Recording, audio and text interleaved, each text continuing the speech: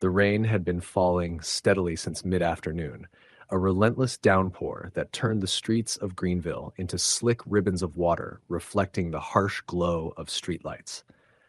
I had stayed late at the office that night, finishing a last-minute project, and now, as I locked up and stepped outside, I realized that the weather had shifted from a heavy drizzle into a full-blown storm. The air smelled like wet asphalt and the faint tang of ozone from the distant thunder. My car was parked a block away, a small black sedan that shivered under the patter of rain. I grabbed my umbrella, but the wind immediately turned it inside out, tossing it like a rag in my hands.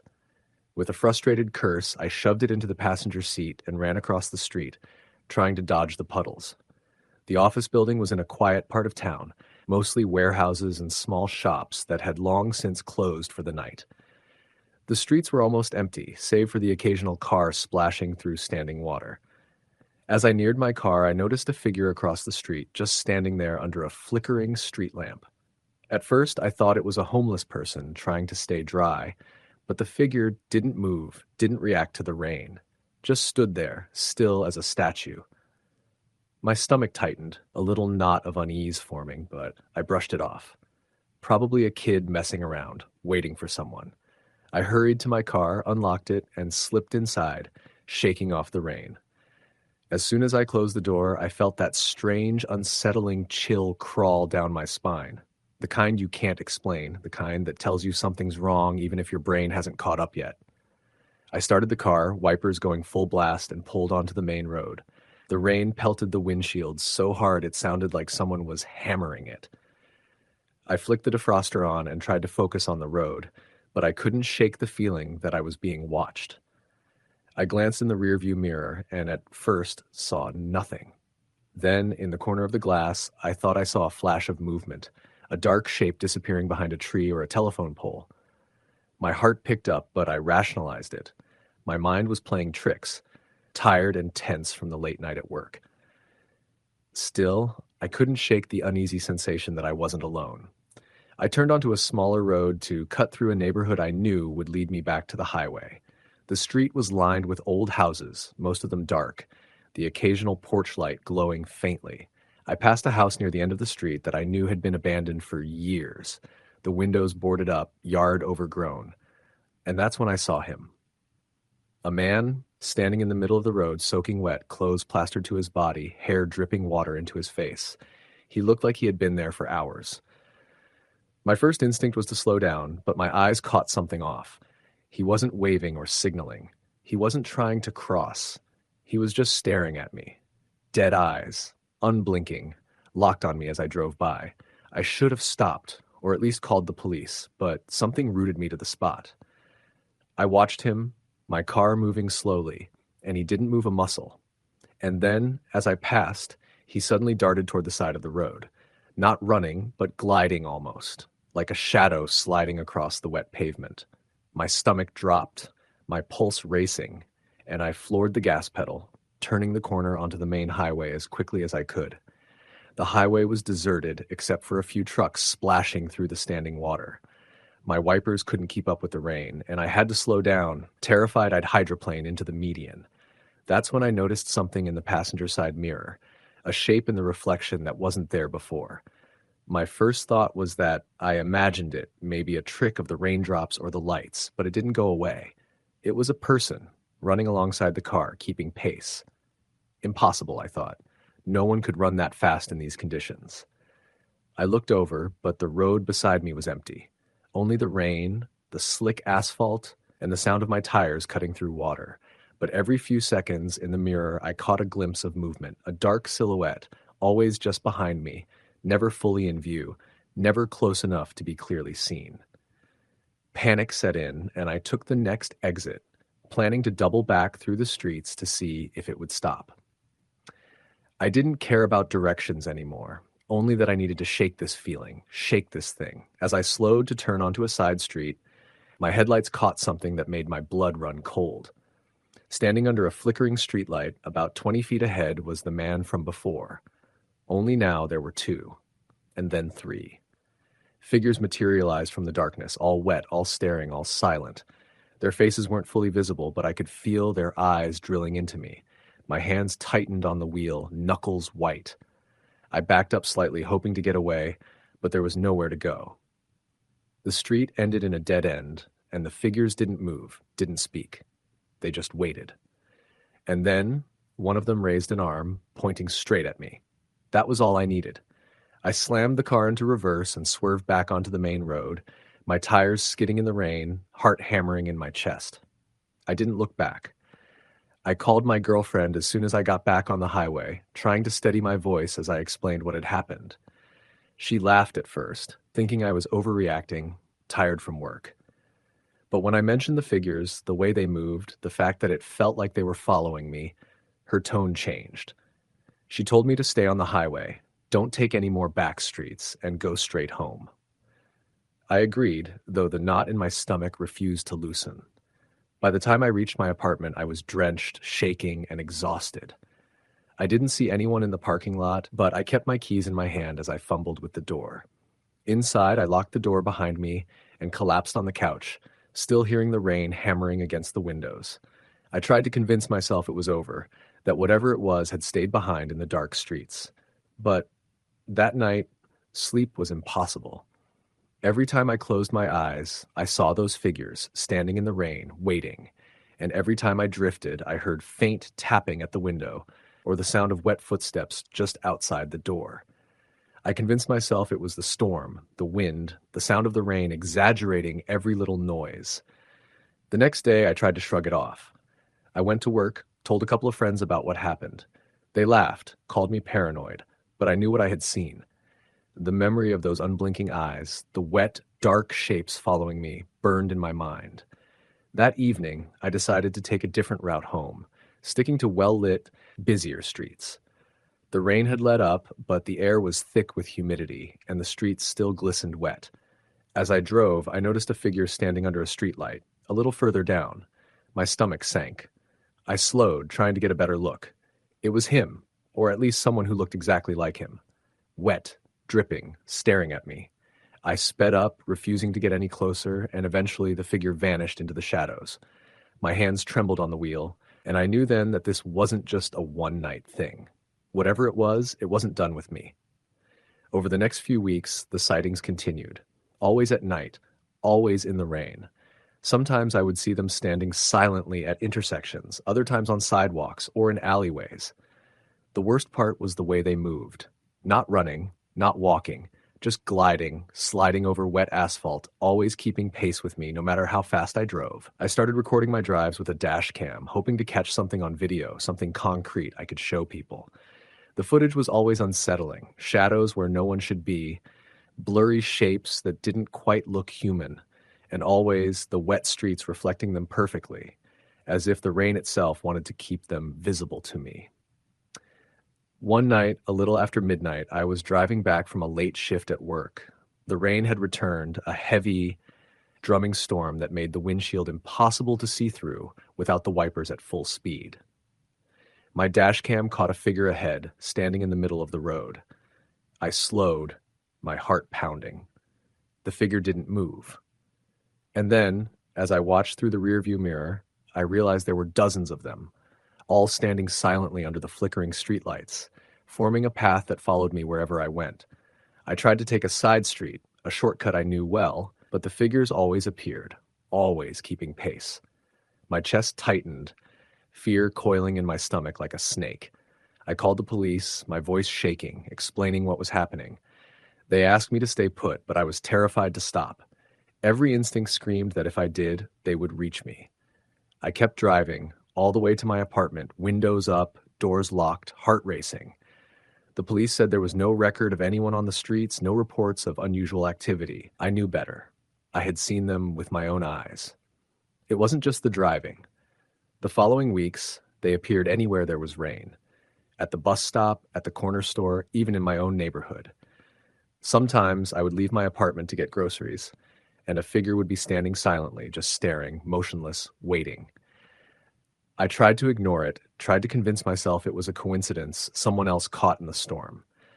But the more I saw them, the more I realized they weren't human. There was something wrong about the way they moved, the way they existed in the rain. No one else seemed to see them. Only me. One night I was lying in bed, listening to the rain tap against the windows. I had all the lights on, trying to push back the shadows. Then I heard a faint scratching at the front door. I froze, listening. The scratching stopped. I held my breath, and then a voice, barely above a whisper, from the other side of the door. My name, just my name, soft, elongated, almost singing. I wanted to run, to call the police, but my body refused to move. I knew if I opened that door, I would never come back. The voice stopped, replaced by silence and the relentless tapping of the rain. I didn't sleep that night. I didn't sleep the next night. And I couldn't leave my apartment when it rained. Weeks turned into months, and I learned to live in this constant fear. Rain became a trigger. I would watch the weather reports obsessively, planning my days to avoid storms. I stopped driving at night whenever possible. I stopped going out after dark entirely. But it didn't stop them. They were always there in the rain, waiting, gliding silently through the streets, always watching, always patient. I never saw them in daylight, never when the sky was clear. Only rain, and only at night. I began to dread the first drop, the first sound of thunder, knowing that with it came their presence. I once tried to record them on my phone while hiding in my apartment. The video came out blurry, almost entirely obscured by the rain, but I could make out the shapes, dark, human-like, unmoving, their faces just shadows. And in the reflection on the wet street outside, I could see myself, staring back, trapped in the rain with them. That night, I realized that the rain wasn't just a cover. It was a gateway, a place where they existed, where they could follow, always. And no matter how fast I drove, no matter how far I ran, the rain would always bring them back. Months later, I moved to another city, hoping to escape. I thought distance would help. For a while, it did. I found a new apartment, far from the streets of Greenville, in a neighborhood with bright lights and busy roads. But then, during the first heavy rain in my new city, I saw a figure at the end of my street, standing under a lamppost. Wet, dark, staring, and I knew. It had followed me. The rain would always bring them. I don't know what they want or why they're following me, but I know they're real. I know that when it rains, I am never alone, no matter where I go.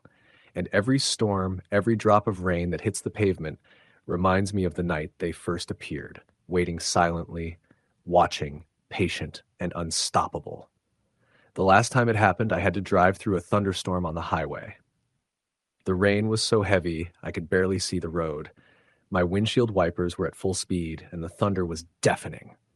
That's when I saw them in the mirror again. Not one, not two, but dozens, all gliding silently in the storm, their faces hidden, their eyes fixed on me. I floored the gas, praying the highway would stretch endlessly before me.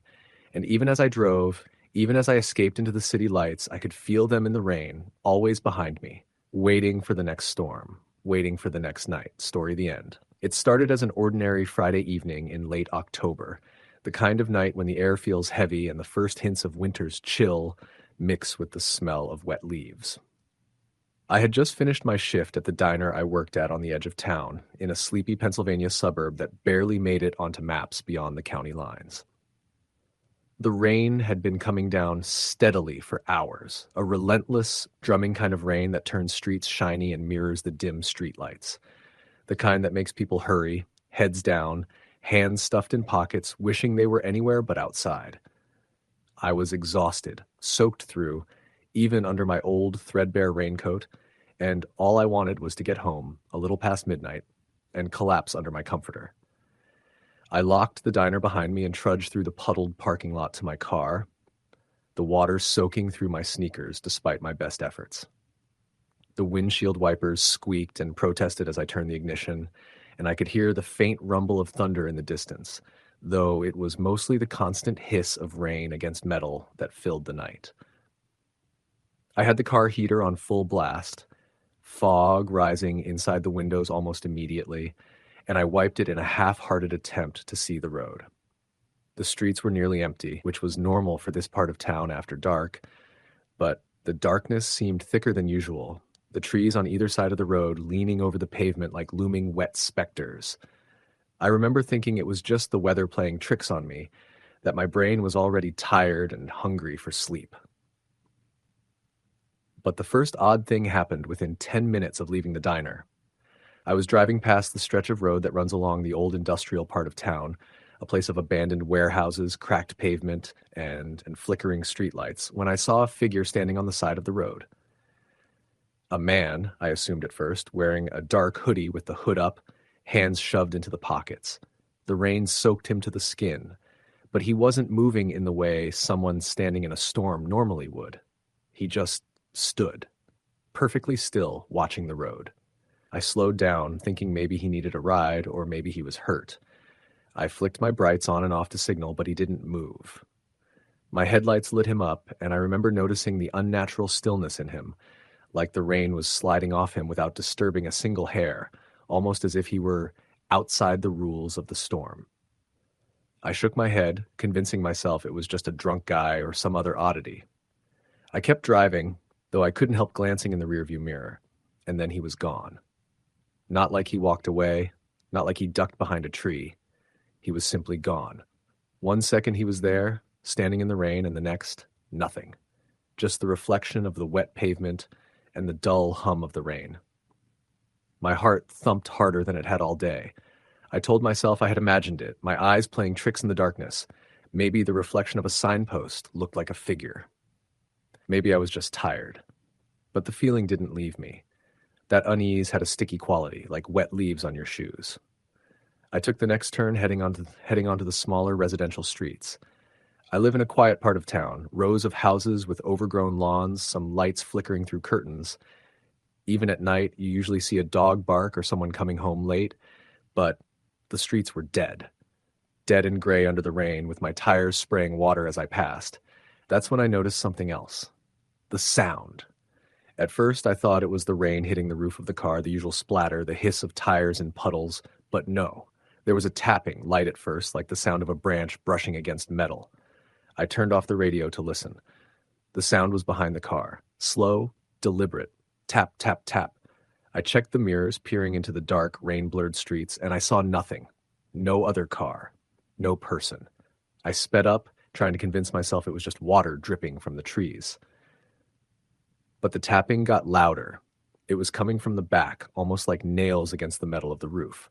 I slammed the wipers to full speed, heart hammering, eyes scanning the road, but the streets remained empty, houses shuttered, silent. I tried to rationalize. Maybe a branch had fallen, maybe a loose panel on the roof of the car, but the rhythmic nature of it, tap, tap, tap, made me freeze. That's when I saw him again. A figure standing in the middle of the street ahead, arms hanging limply at the sides, soaked through, completely still, watching me. My stomach dropped. This time there was no mistaking him. No trick of light. The figure wasn't moving in the way a normal person would. He was wrong.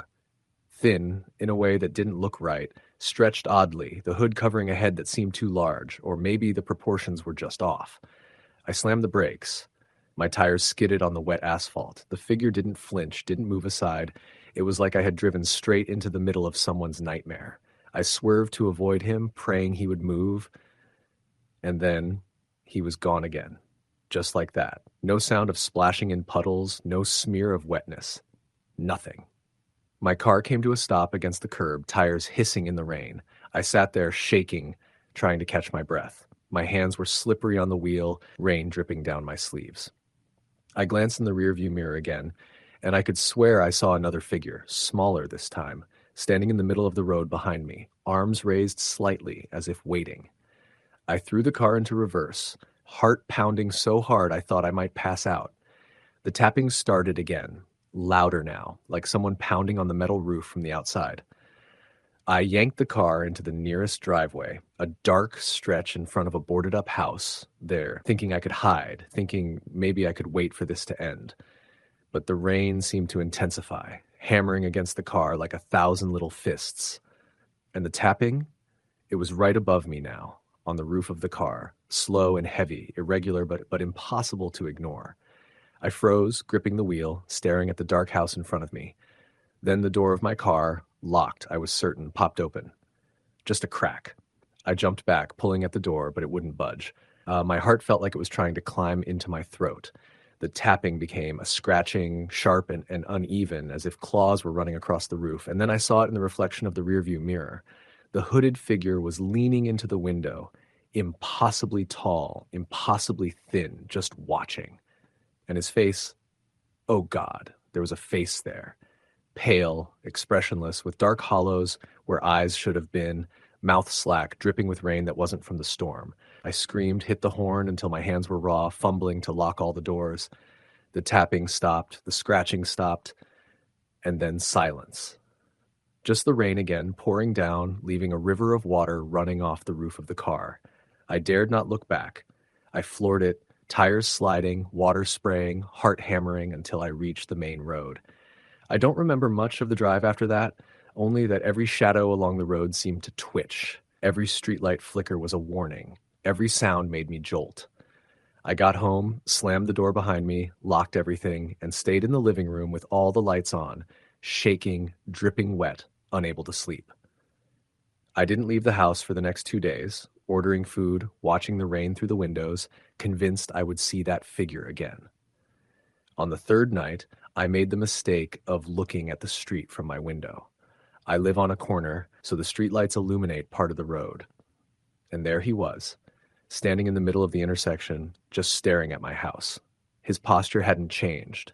His hood was still up, face shadowed, dripping wet, silent. I slammed the curtains and didn't look again.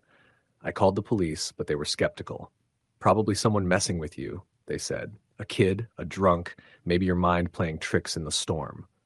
But I knew what I saw. I knew what I felt. I knew the tapping on the roof wasn't imagination. They didn't come out again. They said nothing more.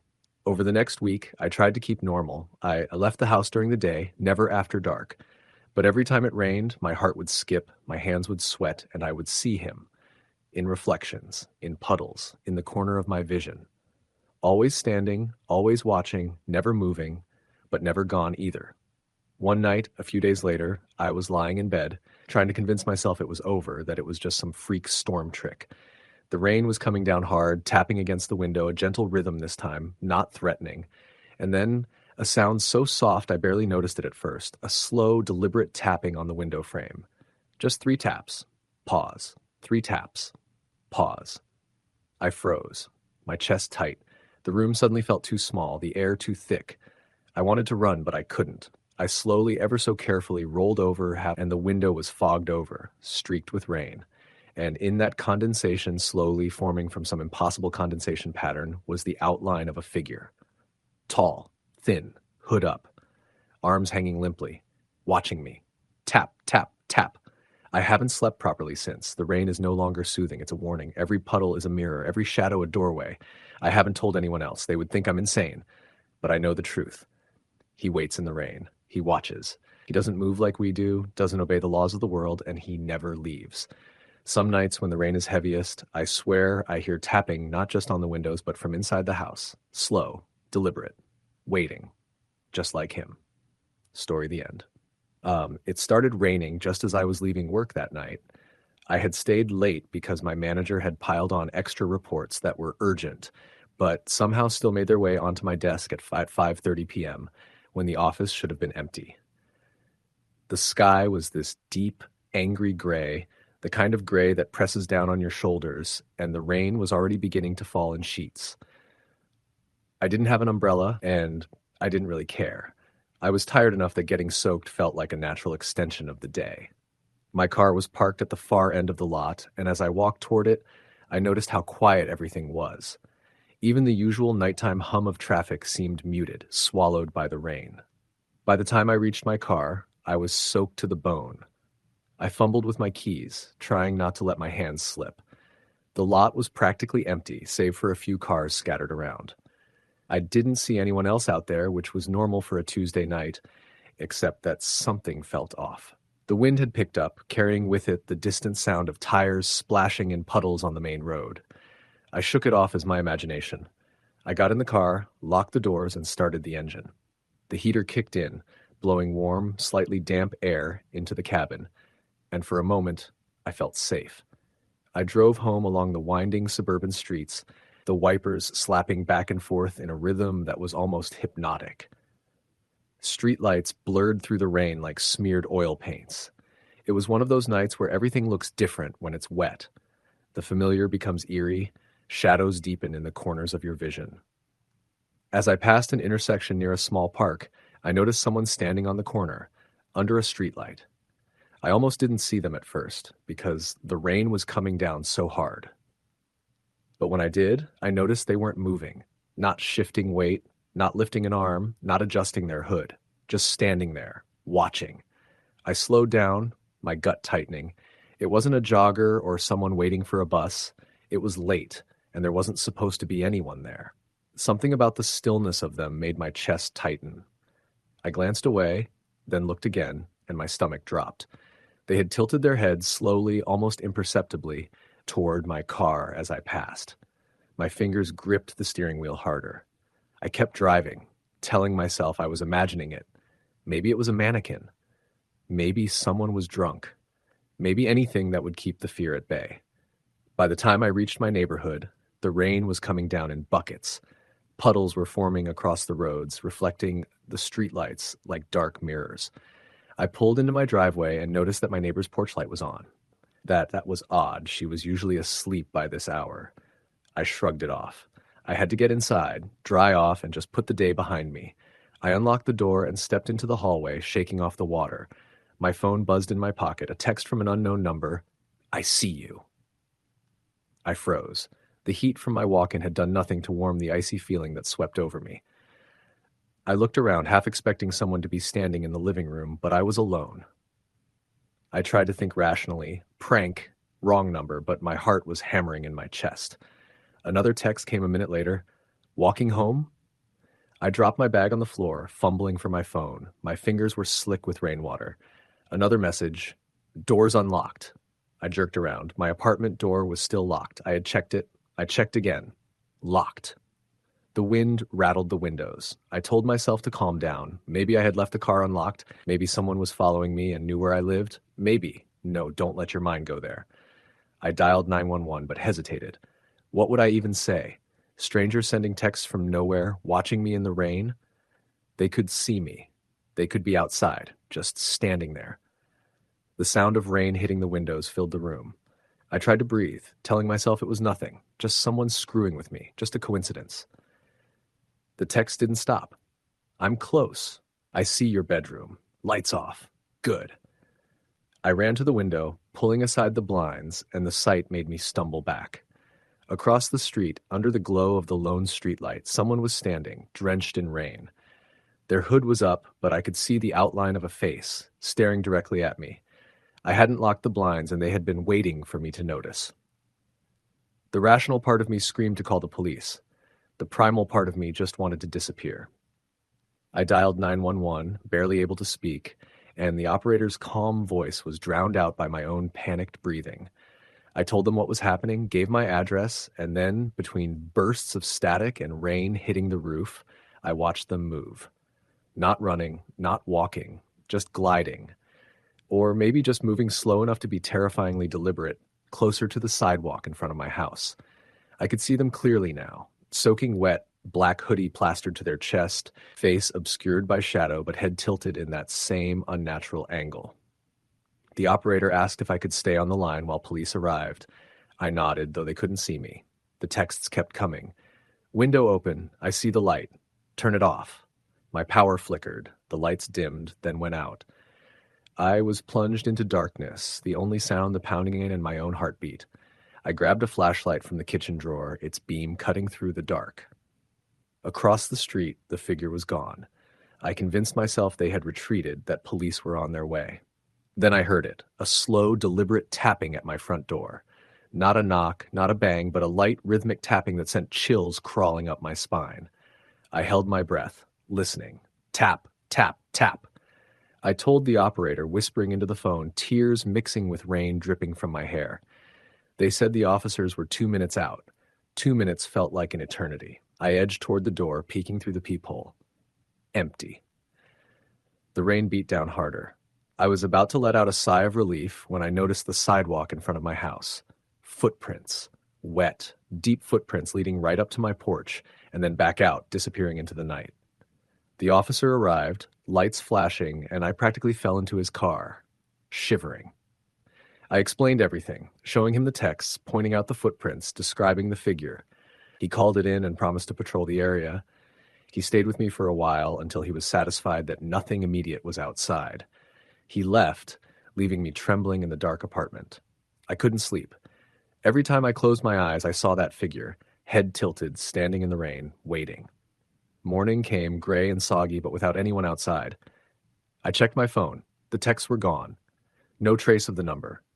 Weeks later, I learned from neighbors that a woman had reported a man lurking near houses in the area, always showing up on rainy nights, staring into windows, sometimes sending messages or leaving notes.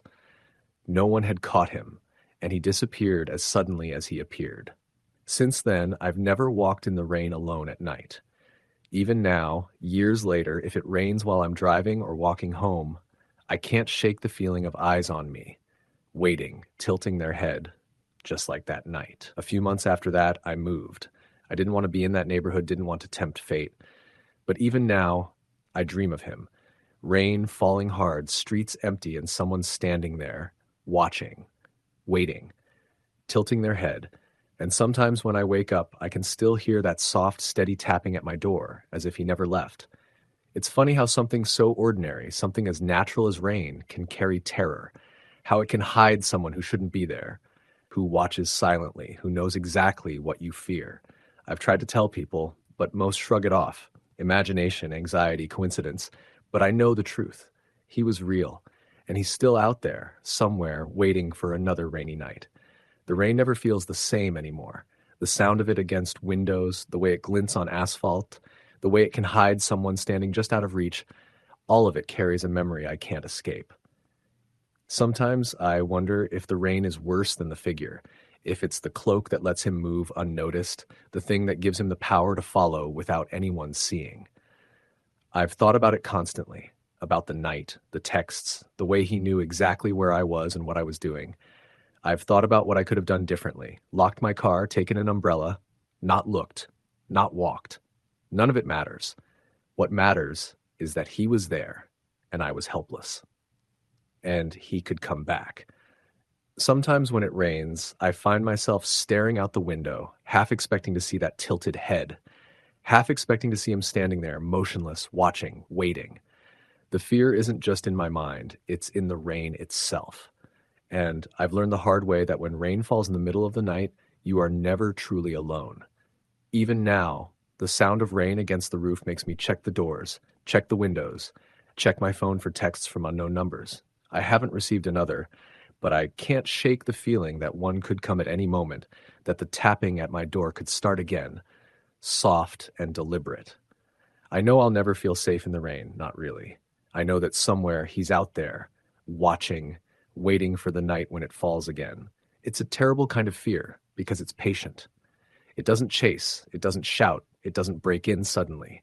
It waits, silent, steady, as inevitable as the rain itself. And you don't see it coming until it's already too late. Story the end. The rain started earlier than the forecast predicted that night. Heavy, cold drops beating against the windshield of my car as I left my friend's place just outside of Harrisburg, Pennsylvania. I remember checking my phone, it was 11:42 p.m., and debating whether to wait out the worst of it or just drive home. I chose to drive. It was only a 30-minute trip to my apartment, mostly back roads, quiet neighborhoods, and a stretch of two-lane highway through the woods. I'd done the drive hundreds of times. But that night, the rain made everything different. As soon as I got on Route 22, visibility dropped to almost nothing.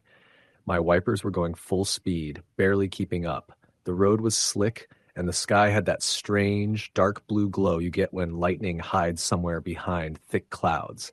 I slowed to about 35, gripping the wheel, squinting through the rain. There were no cars ahead of me, none behind, just the sound of rain and the hum of the tires cutting through standing water. About 10 minutes into the drive, I saw someone on the side of the road.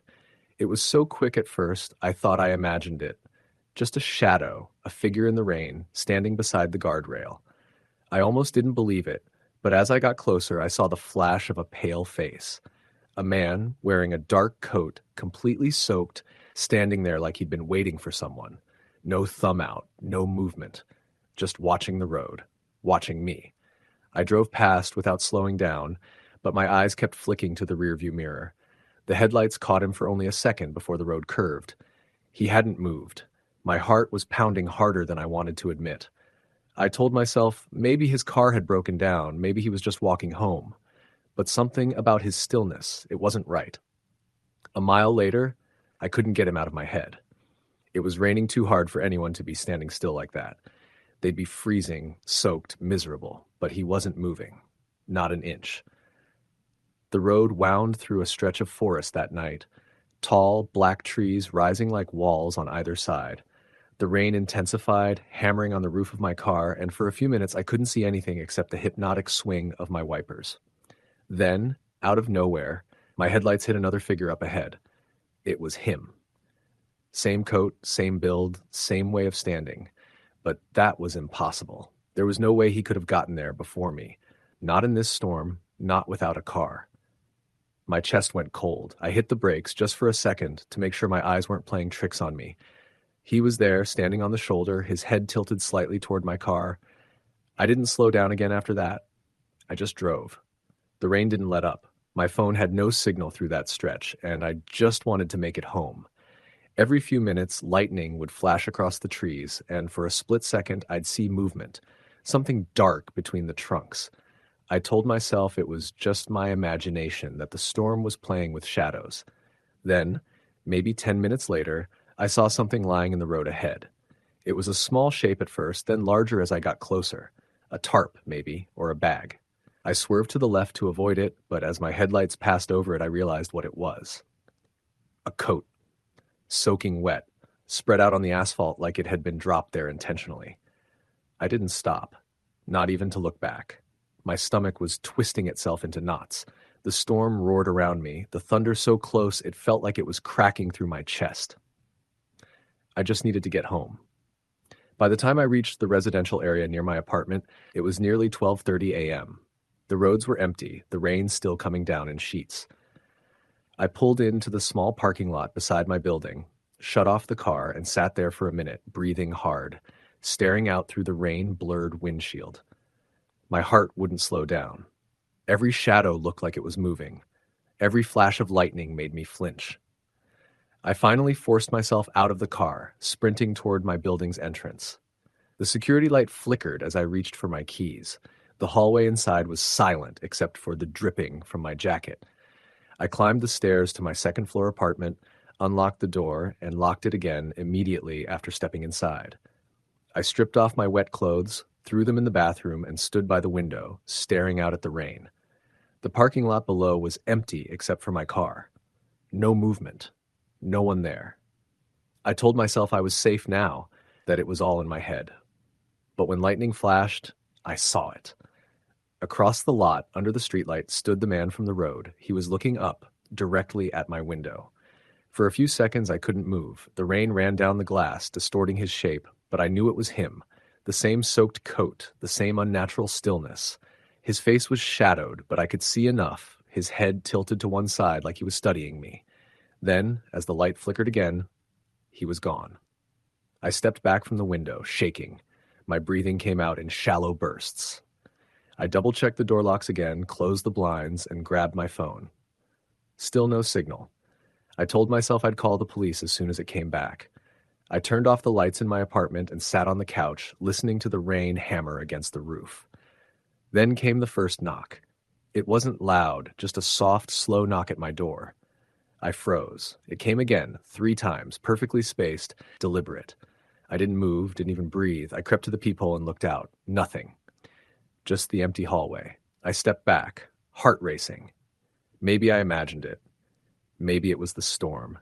Then came another knock, this time at the window. I spun around, the sound coming from the glass beside my couch. I couldn't see anything at first. The rain was too thick, but as the lightning flashed, I saw a shape pressed against the window. A hand. Pale, splayed fingers sliding down the glass. I backed into the hallway, fumbling for my phone again. No service. Another flash, and the window was empty. I waited. The thunder rolled in. I didn't move for several minutes, barely daring to breathe. When I finally worked up the courage to peek outside again, The streetlight across the lot flickered and went out completely. I couldn't see anything except darkness and rain. A few minutes later, my phone buzzed. Relief washed through me. Service was back. I grabbed it, ready to call 911, but the screen showed a new text from an unknown number. Don't turn around. My breath caught. My entire body froze. I didn't move a muscle. The air behind me felt heavier somehow, like someone was standing there. I could hear my pulse pounding in my ears. Slowly, trembling, I turned my head just enough to glance behind me. Nothing. The room was empty. Another buzz. I'm closer. I dropped the phone. It hit the floor with a sharp crack. I didn't care. I bolted into the bedroom, slammed the door, locked it, and crouched behind the bed. My breathing was ragged. Every sound of the storm outside felt amplified. Then I heard footsteps. Wet, dragging footsteps across my living room floor. I clamped my hand over my mouth to keep from screaming. They moved slowly, deliberate, like whoever it was wanted me to hear them. Step, step, step. Then silence. The doorknob to my bedroom rattled. I held my breath. The knob turned slowly, then stopped. Then, in a low, almost whispering voice, I heard someone on the other side of the door say, "You shouldn't have stopped." The room tilted. My whole body went cold. I hadn't stopped on the road. He couldn't have known that. He couldn't have known anything about me, unless he had been following me long before that night. The door creaked slightly, but didn't open. I could see a shadow under the crack, someone standing there, completely still. I wanted to scream, but I couldn't make a sound. Then, as suddenly as it started, the footsteps moved away. The front door opened, then slammed shut. I stayed hidden until the rain finally slowed, until the sound of sirens in the distance made me believe help was coming. When the police arrived, they found muddy footprints leading from my door down the hallway stairs and out into the parking lot, vanishing into the wet asphalt. No signs of forced entry, no broken windows, nothing missing. They said it was probably someone taking advantage of the storm to sneak into buildings, maybe looking for somewhere to hide or steal something. But that didn't explain how he knew I hadn't stopped on the road. It didn't explain the texts. I moved out of that apartment within a week. That was 3 years ago. I live 2 towns over now, in a high-rise with 24-hour security. But when it rains, I still can't sleep. Every time lightning flashes, I check the windows. Every time thunder rolls, I remember his voice through that door. And sometimes when I'm driving at night and the rain starts to fall, I can't help but glance at the side of the road, because part of me is certain one night I'll see him again, standing there, perfectly still, head tilted, waiting for me to stop. Story, the end. The rain started around dusk, a slow drizzle that misted the streetlights and turned the small Ohio town into a blur of wet reflections. By nightfall, it became a downpour, the kind that made you squint through the windshield even with the wipers going full speed. I was driving back from my sister's house about 40 minutes away, and though I had been warned to stay over until the storm passed, I decided to risk it. I hated staying overnight anywhere, and I wanted to sleep in my own bed. The roads were empty. I had the heater on full blast, the smell of rain and damp upholstery filling the car. The radio faded in and out from the storm interference, static mixing with the thunder.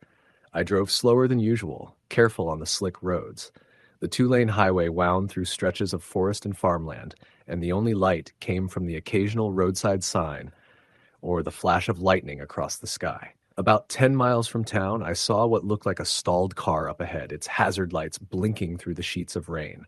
I slowed down, squinting to make it out.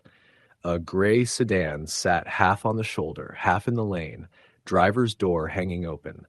I rolled down my window just enough to call out. "Hey, you need help?" No answer. The rain hammered against the roof of my car, drowning out almost everything. I turned on my brights, trying to see inside the vehicle. That's when I noticed the driver's seat was empty. My headlights reflected off the wet road, and I caught movement. A figure standing on the opposite side of the road, facing the woods. They weren't moving, just standing there in the rain, head tilted slightly as if listening to something. I called out again, but my voice felt swallowed by the storm. I waited a few seconds. The figure didn't turn, didn't acknowledge me. It was strange, but the storm was too rough to get out. I put the car in drive and slowly passed the abandoned sedan, eyes on the figure the whole time. The person didn't react. As I drove away, I glanced in the rearview mirror and froze. The figure was gone. I looked back at the road, shaking my head. Just the rain, I muttered to myself. Just tricks from the rain. The next few miles were uneventful until I hit a curve that ran along an old stretch of trees. That's when I saw the same gray sedan parked on the side of the road again. Same hazard lights, same open door. My stomach dropped. It couldn't be. I hadn't passed another car, and there was no side road where it could have turned off. I slowed again, dread creeping up my spine. The driver's seat was empty once more. And on the opposite side of the road, standing at the edge of the woods, was the same person. I didn't stop this time. I hit the gas and flew down the road, trying to ignore the image burned into my brain. The way they stood perfectly still, as if carved from the rain itself. I drove faster than I should have on that slick road, my hands shaking on the steering wheel. When I finally reached the outskirts of town, I glanced in the mirror again and nearly swerved. There was someone sitting in my back seat. I couldn't see their face clearly, just a dark, soaked figure slumped behind me. My heart stopped. I slammed on the brakes, tires skidding, the car jerking sideways until I came to a stop under a streetlight. I whipped around. The back seat was empty. I sat there for a long time, trying to breathe, trying to convince myself it was a reflection, a shadow, something. But when I turned the key to start the car again, I heard something faint over the patter of the rain, a slow, deliberate tapping on the rear passenger window. I froze. The tapping came again, louder this time. 3 steady knocks. I didn't look. I threw the car into gear and sped off toward town, refusing to glance at the windows, refusing to look in the mirrors. When I finally pulled into my driveway, I ran from the car straight into the house, locking the door behind me. I stood there, drenched, trembling, staring through the peephole. There was nothing out there, just the sound of rain hammering the porch. That night, I barely slept.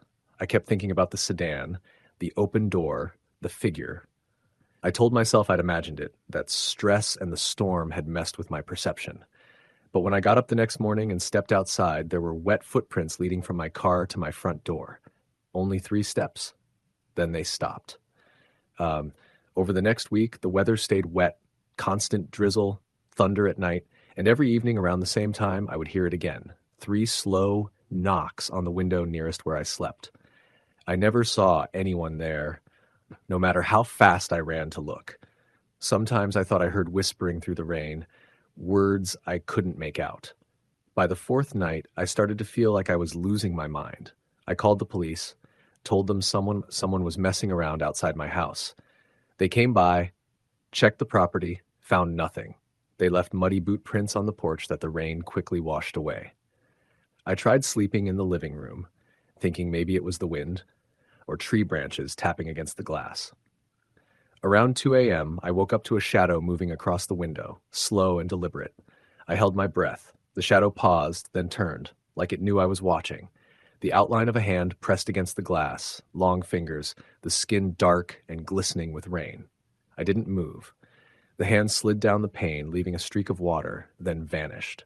I stayed awake until sunrise, clutching the phone to the shaking, every creak of the house making my heart stop.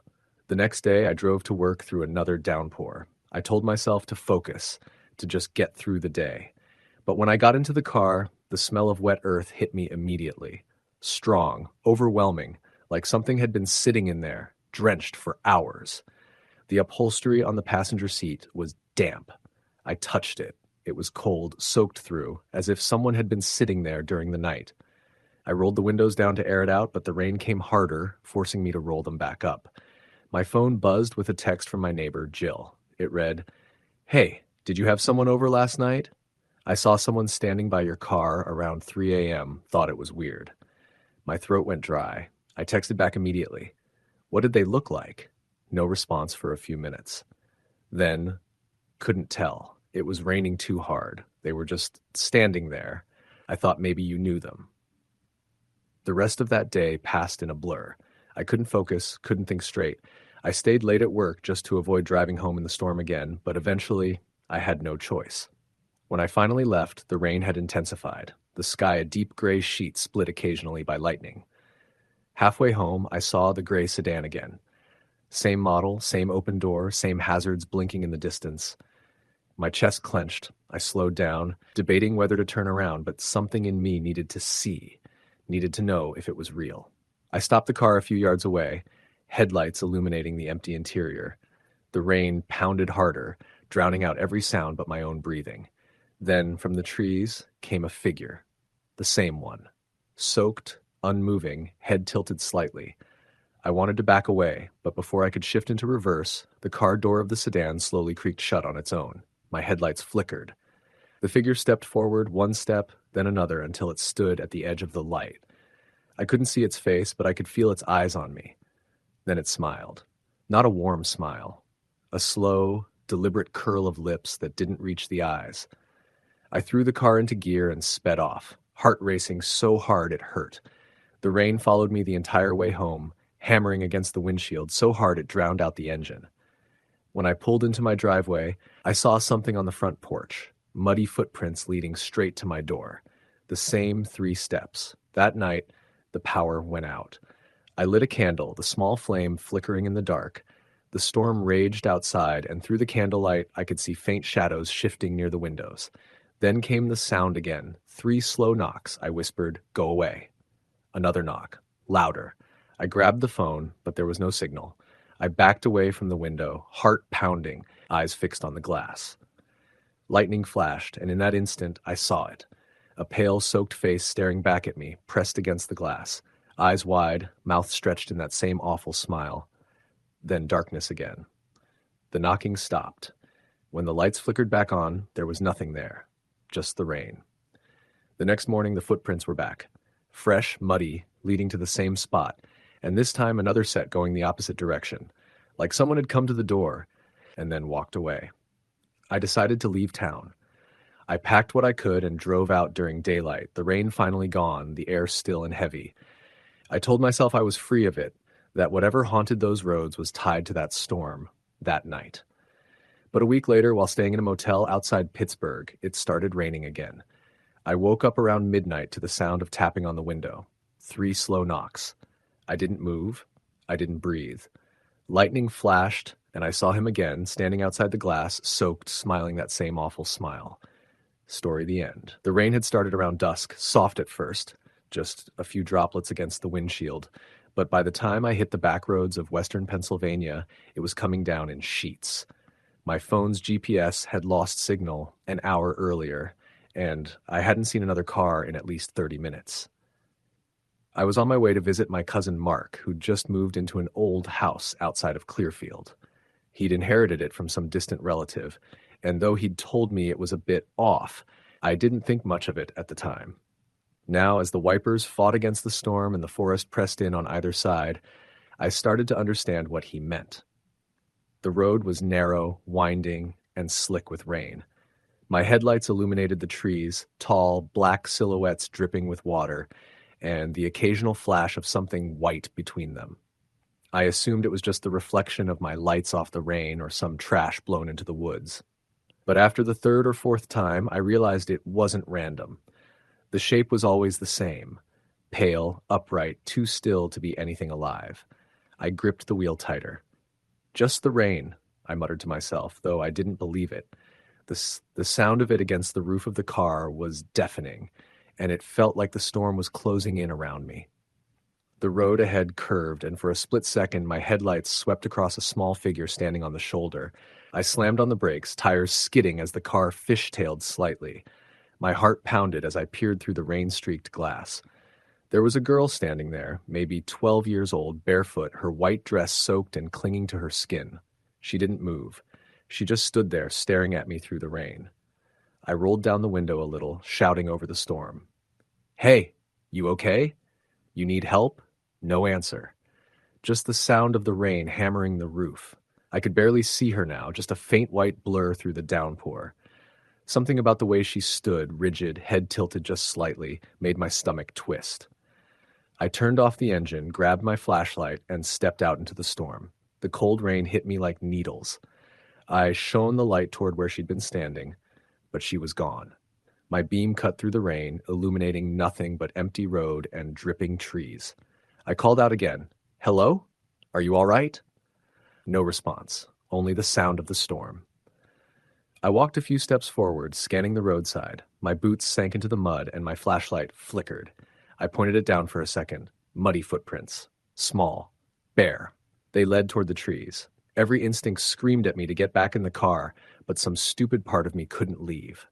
What if she really was lost? I followed the prints, my flashlight struggling to cut through the thick sheets of rain. The woods swallowed me quickly, the sound of the car fading behind me. The prints led to a clearing where the rain seemed to fall harder somehow, like the storm was focused right there. And that's when I saw her again, standing in the center of the clearing, head bowed, long black hair plastered to her face. My breath caught. "Hey," I said, my voice shaking. "You need to come with me. It's not safe out here." She didn't move. Then she lifted her head, slowly, and even through the darkness and rain, I saw her eyes, completely black. I stumbled backward, the flashlight slipping from my hand and landing in the mud. When I bent to grab it, the light blinked out completely. Total darkness. I could hear her breathing now, faint, shallow, and too close. I turned and ran, crashing through branches, slipping on the wet ground, branches clawing at my jacket. I burst back onto the road, gasping, soaked to the bone. My car sat there, engine off, headlights dimming. I jumped inside, slammed the door, and locked it. For a moment, all I could do was breathe. Then I reached for the ignition, but the car didn't respond. The dashboard stayed dark. I turned the key again and again. Nothing. The rain was pounding harder now, and in the beam of my headlights, I saw movement. A shape in front of the car, slowly walking toward me. It was her. She was drenched, her head tilted slightly, and she was barefoot on the wet asphalt. I froze. She stopped a few feet from the hood, staring through the windshield. Her mouth opened slightly, but no sound came out, just the rain. Then she smiled, a slow, wrong kind of smile that didn't reach her eyes, and raised her hand, pointing directly at me. The headlights flickered violently, and for a second I could see something behind her, a figure, taller, broader, shadow-like, its shape barely distinguishable through the storm. It leaned close behind her, and suddenly she wasn't there anymore, just empty road. I don't remember getting the car started, but I must have because I was driving, tires spinning through the water, wipers squealing across the glass. I didn't look back. I didn't stop until I reached the outskirts of town, lights glowing faintly through the rain. When I finally pulled into Mark's driveway, I could barely speak. He came out onto the porch, confused, asking what had happened. I just stood there, drenched, shaking, staring back down the dark road. Later that night, when the storm eased, I told him everything. He went pale. "You saw her," he said quietly. "Who?" I asked. He swallowed hard. "There's a story around here. Been around for decades. They call her the Rain Girl. People say she appears on nights like this, standing on the road, looking for someone to follow her into the woods. They say if you do, you don't come back." "Not really." I stared at him. "Not really?" He nodded slowly. "Some people make it out, but they're never the same. They start hearing her voice when it rains, seeing her reflection in puddles. Sometimes they say she follows them home." I tried to laugh it off, but deep down I felt it. That same cold, heavy dread I'd felt when I first saw her. That night, I couldn't sleep. The storm had passed, but I kept hearing faint tapping sounds, like rain against the window. I told myself it was just water dripping from the gutters. But when I finally forced myself to look, the glass was dry. The tapping was coming from the other side. A pale face stared back at me from the dark outside, eyes black as the night, rainwater streaming down her hair. I stumbled back, heart hammering. When I looked again, she was gone. But the window was wet, like someone had pressed their hand against it. In the days that followed, it kept raining. Always at night. Always when I was alone. I started seeing her reflection in puddles, faint and distant, but always watching. My cousin told me not to go near the woods again, not to acknowledge her, but it didn't matter. Once you've seen her, she doesn't forget you. I left Pennsylvania within a week. I moved 3 states away into an apartment in Ohio where it rarely storms as bad. But even here, when thunder rolls and rain starts to fall, I hear that same faint tapping at the window. And sometimes, if I look long enough, I see her standing across the street, barefoot, head tilted, watching. Story the end. It had been raining since morning, one of those relentless autumn downpours that turned the roads to rivers and made the world smell like wet leaves and diesel fumes. I was on my way home from a long shift at the diner, tired, my uniform clinging to my skin from the humidity.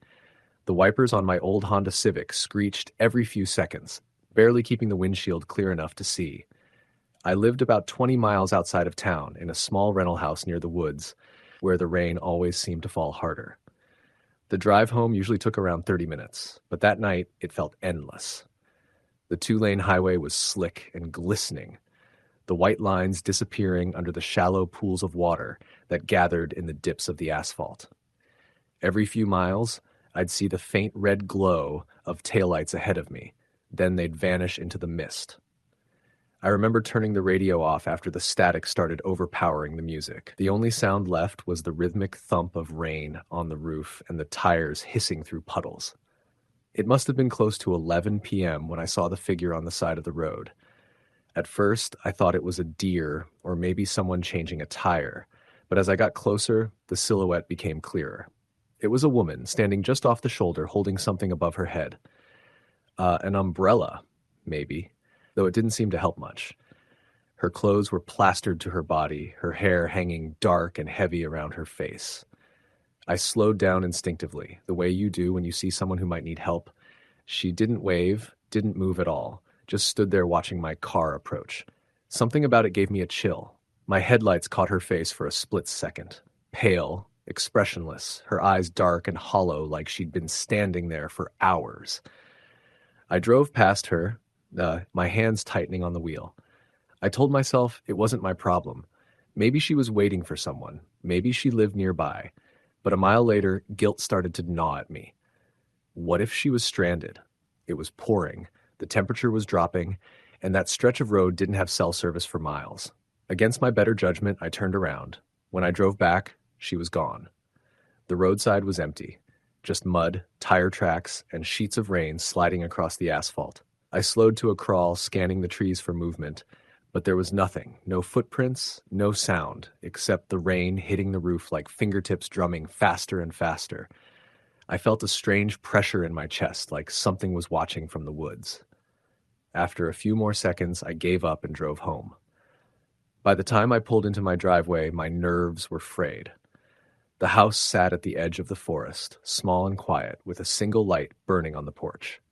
I grabbed my bag and dashed to the door, the rain soaking me in seconds. Inside, it was colder than usual. I kicked off my shoes, changed into dry clothes, and made some tea, trying to shake the feeling that something wasn't right. When I looked out the window, I froze.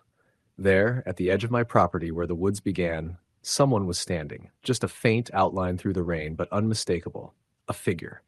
Still as stone. My stomach turned to ice. I blinked, rubbed the glass with my sleeve, and looked again. The yard was empty. I told myself I was just seeing things, the reflection of a tree maybe, but I couldn't shake the unease. The rain made the world shimmer and distort, and for a moment I thought I saw movement between the trees. I locked the doors and pulled the curtains. Later that night, I was in bed, listening to the rain when I heard it. A soft tapping. Not on the roof, not the usual sound of water drippings, but sharp and deliberate. Tap, tap, tap. I sat up, my heart pounding. The noise was coming from the living room. At first, I thought maybe a branch was hitting the window. I grabbed the flashlight from my nightstand and crept down the hallway. The tapping continued, steady, like someone gently knocking on glass. When I reached the living room, I aimed the light at the window and froze. A face was pressed against the glass, pale, drenched, eyes wide open. I stumbled backward, my flashlight slipping from my hand and clattering to the floor. By the time I picked it up again, the face was gone. The rain was pouring harder now, almost drowning out the sound of my heartbeat. I called out, "Who's there?"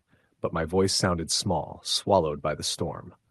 I waited, but no answer came, only the steady hum of rain against the walls.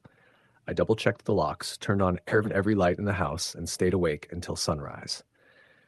When morning came, the rain had finally stopped. The world outside was gray and heavy with fog. I walked to the window, still shaken, and looked out. The glass was covered in handprints. Small, pale, smudged marks that trailed downward, like someone had been pressing their hands against it, trying to look in. I called the police. They came, took a report, looked around. There were footprints in the mud near the window, but the rain had washed most of them away. The officer, a man named Delaney, told me it was probably a transient, maybe someone passing through who got caught in the storm. "You're lucky they didn't try to break in," he said. But something about the prints didn't sit right with me. They were bare, no shoe marks, no tread, just smooth impressions in the mud. That night, it started raining again. I didn't want to stay there, but I couldn't afford to leave. I tried to distract myself with the TV, but every sound from outside made me jump. The wind howled, and I could hear branches scraping the roof. Around midnight, the power flickered once, twice, then went out completely. I lit a few candles and sat on the couch, wrapped in a blanket. The storm outside was furious. Somewhere in the distance, thunder rolled, deep and low like a growl. Then, through the noise of the rain, I heard it again. The tapping. I turned toward the sound slowly, every muscle in my body tense. The tapping came from the kitchen window this time. I stood up, clutching the flashlight, and crept closer. The light flickered across the room, catching the glint of raindrops on the glass. Tap! Tap! Tap! When I reached the window, I hesitated. My breath fogged the glass. I could barely see beyond the reflection of the candlelight, but just then, lightning flashed, and I saw her. The same woman from the road. Standing just outside, her hair matted against her face, her eyes black and empty. She wasn't knocking with her hands. She was pressing her forehead against the glass, her fingers twitching against it like she was trying to remember how to move. I stumbled backward, tripped over the coffee table, and scrambled toward the front door. But when I reached it, I heard the sound of water dripping from above. Slow, rhythmic. I looked up. A trail of wet footprints led from the front door toward the kitchen. My heart nearly stopped. Someone, or something, had already been inside. I grabbed my phone and called 911, my hands shaking so hard I almost dropped it. "There's someone in my house," I whispered. The dispatcher told me to stay where I was, that officers were on their way. I could hear the rain pounding outside, wind rattling the windows, and beneath it all, the faint creak of the floorboards. Someone was moving down the hall. I ducked behind the couch, trying not to breathe. The creaking stopped, replaced by the soft sound of dripping water, closer now. The smell of damp earth filled the room, and then I saw her. She stepped into the flickering candlelight, her soaked dress clinging to her skin. Her eyes were unfocused, her lips moving soundlessly. Water pooled beneath her feet, spreading across the hardwood like a stain. I couldn't move, couldn't speak. She tilted her head slowly, as if listening to something far away. Then, without warning, she turned and walked toward the back door. When she reached it, she simply faded, her outline dissolving into mist as if she'd never been there at all. The police arrived minutes later. They searched the house top to bottom, but found nothing. No sign of forced entry, no footprints this time, nothing wet except the floor near the kitchen window. Officer Delaney looked at me with a mix of pity and disbelief. "You've been under a lot of stress," he said gently. "Sometimes people see things in storms like this." But I knew what I saw. That night, I left the lights on and slept in the car. The rain didn't stop for 2 more days. When it finally did, I packed what I could and moved out. I later found out that years ago, a woman had died on that same stretch of highway I'd driven past, drowned when her car slid off the road into the creek during a storm. Her body wasn't found for 3 days. The night she died, people in the area reported seeing a woman walking along the road in the rain, trying to flag down cars. Now, whenever it rains like that, hard and cold, the kind that soaks through everything, I still think of her. And sometimes when the thunder rolls, I swear I can hear that faint, steady tapping at the window again. Story, the end. It had been raining for nearly 2 days straight by the time I left work that night. The kind of cold, endless downpour that soaks into everything, no matter how tight your jacket is zipped or how far you pull your hood forward. The parking lot behind the diner was slick with oil and rainwater, reflecting the amber glow of the streetlights like a thin layer of glass. I worked the late shift at a small diner just outside a town called Dawson, Kentucky, population maybe 3,000 tops.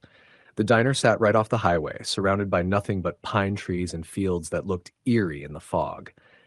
That night, as I stepped out into the rain after closing up, I knew something felt off. I can't explain it in a logical way. It wasn't the storm. I'd walked home in worse. It was something about the silence under the rain, the way the world seemed to be holding its breath. Even the cicadas and frogs that usually sang after a good rain were dead quiet. The only sound was the constant rush of water on the pavement and the distant creak of the diner's old sign swinging in the wind. I was 23 at the time, living alone in a one-bedroom apartment about a mile away. Normally I'd drive, but my old Chevy was at the shop that week getting its brakes replaced. So I decided to walk. I liked the solitude most nights. It gave me time to think. But that evening, the rain felt heavier than usual, as if the world had grown smaller and closer around me. The walk home was straight down Route 7, a narrow two-lane road with no sidewalk and deep drainage ditches on either side. The nearest house was half a mile off, a white farmhouse that always had a single porch light glowing. I'd see it sometimes through the rain, and it gave me this strange comfort, like knowing someone else was awake out there. But that night, when I looked toward it, the light wasn't on. I remember tugging my hood tighter and muttering to myself that the storm must have knocked out the power. But still, it felt odd. That light had been on every single night since I'd moved to Dawson.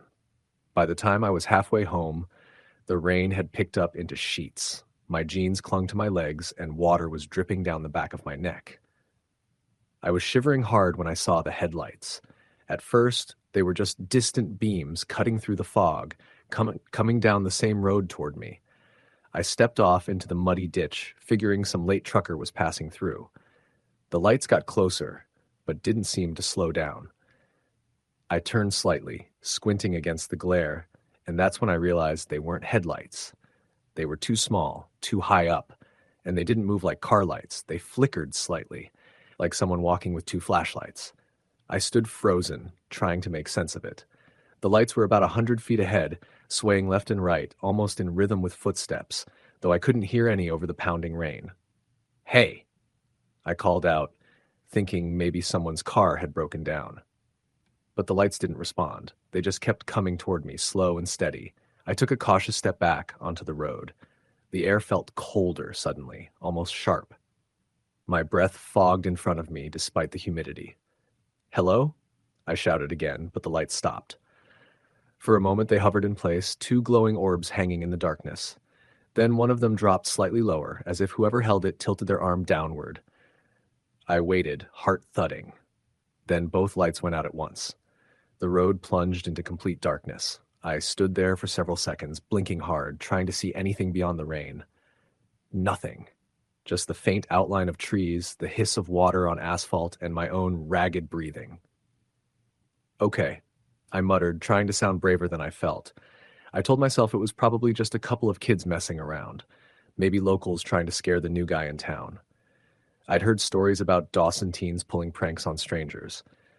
But as I started walking again, I couldn't shake the feeling that someone was behind me. It started subtle. The sound of water splashing, just far enough away to make me question it. I'd stop, and the sound would stop, too. Walk again, and there it was, a faint squelch of footsteps against the soaked pavement. I kept telling myself it was the rain playing tricks on my ears, but deep down I knew what I heard. Someone was walking behind me, matching my pace exactly. When I reached the small wooden bridge that crossed over Miller Creek, I stopped under the weak light of a street lamp. My pulse was pounding so loud I could hear it over the rain. Slowly, I turned around. There was no one there. Just empty road, stretching back toward the diner. The water in the ditch beside me bubbled and gurgled, and a gust of wind blew a spray of rain into my face. I was about to turn back when I noticed something odd in the mud. Footprints. At first, I thought they were mine, but when I crouched down, I saw they were larger, deeper, too. Bare footprints. Whoever had made them wasn't wearing shoes. I felt a chill crawl up my spine that had nothing to do with the rain. The footprints came from the same direction as the lights I'd seen earlier. They led right up to the edge of the bridge, and then stopped, as if whoever it was had disappeared into thin air. I backed away slowly, eyes darting across the empty road. Nothing moved, not even the trees. The rain just fell harder, relentless and cold. I don't remember running, but somehow I ended up sprinting the rest of the way home. My apartment was on the second floor of a small complex near the edge of town. By the time I reached it, I was drenched, shaking so hard I could barely get my key into the lock. Inside, I stripped off my wet clothes and stood in front of the heater for what felt like forever. My hands were trembling so bad I dropped my phone twice trying to text my coworker, Dan. I asked if he'd seen anyone around the diner after I left. He replied a few minutes later, "Nope. You okay?" I told him about the lights and the footprints, half laughing as I typed because it sounded insane even to me. He sent back a shrug emoji and said, "Probably some weirdo camping out by the creek." I wanted to believe that. God, I did. But when I tried to fall asleep, I kept hearing those footsteps in my head, the soft slap of bare feet on wet pavement. Around 3 a.m., I woke up to the sound of dripping. At first, I thought it was just the rain outside, but it was louder, closer. I turned on my bedside lamp. There was a puddle forming on the carpet near my window. The glass was fogged, but I could see the shape of a handprint on the outside clear as day. 5 fingers, pressed flat against the pane. I froze. The handprint wasn't mine. It was too large, too wide. I pulled the curtains shut and sat there for hours. Every sound amplified by fear. The creak of the building, the wind rattling the gutters, the steady tap of rain. Eventually, exhaustion won, and I must have dozed off. When I woke up, it was late morning. The rain had stopped, and sunlight was breaking through the clouds. I forced myself to go check the window. The handprint was gone. Maybe it had been condensation. That's what I told myself. I went to work like normal that day, though my eyes kept flicking to the front windows every time a car passed. Around lunch, a state trooper came in for coffee. He was a regular, a quiet man in his 50s with tired eyes. When I handed him his cup, I joked nervously, "You guys hear about any weird stuff happening on Route 7 lately?" He gave me a long look. Weird how?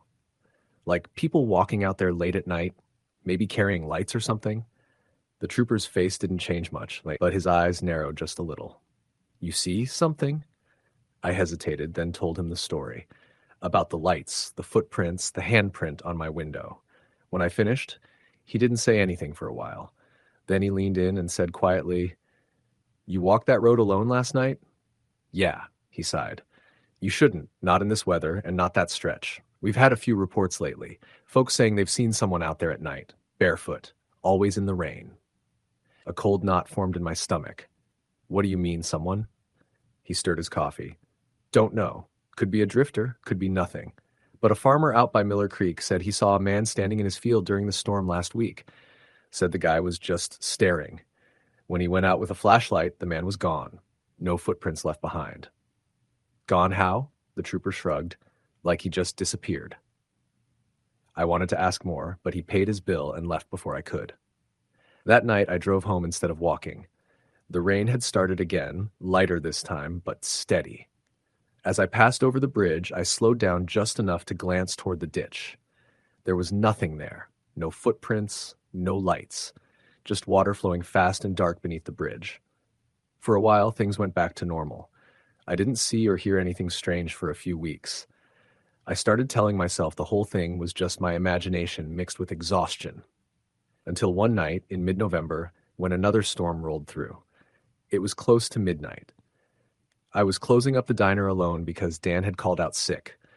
The rain outside was pounding hard enough to make the windows tremble. I turned off the neon signs, locked the front door, and grabbed my bag. When I flicked off the kitchen lights, I caught something in the reflection of the stainless steel fridge. A shape.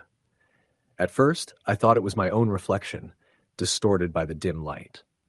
But then it moved, slowly, deliberately, across the window near the back door. I turned toward it, heart hammering. There was someone standing outside in the rain. They were facing the door directly, though I couldn't see their face clearly. Just a tall, lean figure. Their clothes looked dark, maybe soaked through. But what made my stomach twist was their bare feet. I could see them clearly under the security light, muddy, pale, and motionless. I didn't move for several seconds, too afraid to even breathe. The figure didn't either. They just stood there, rain pouring down their body, head tilted slightly as if listening. Finally, I took a shaky step backward.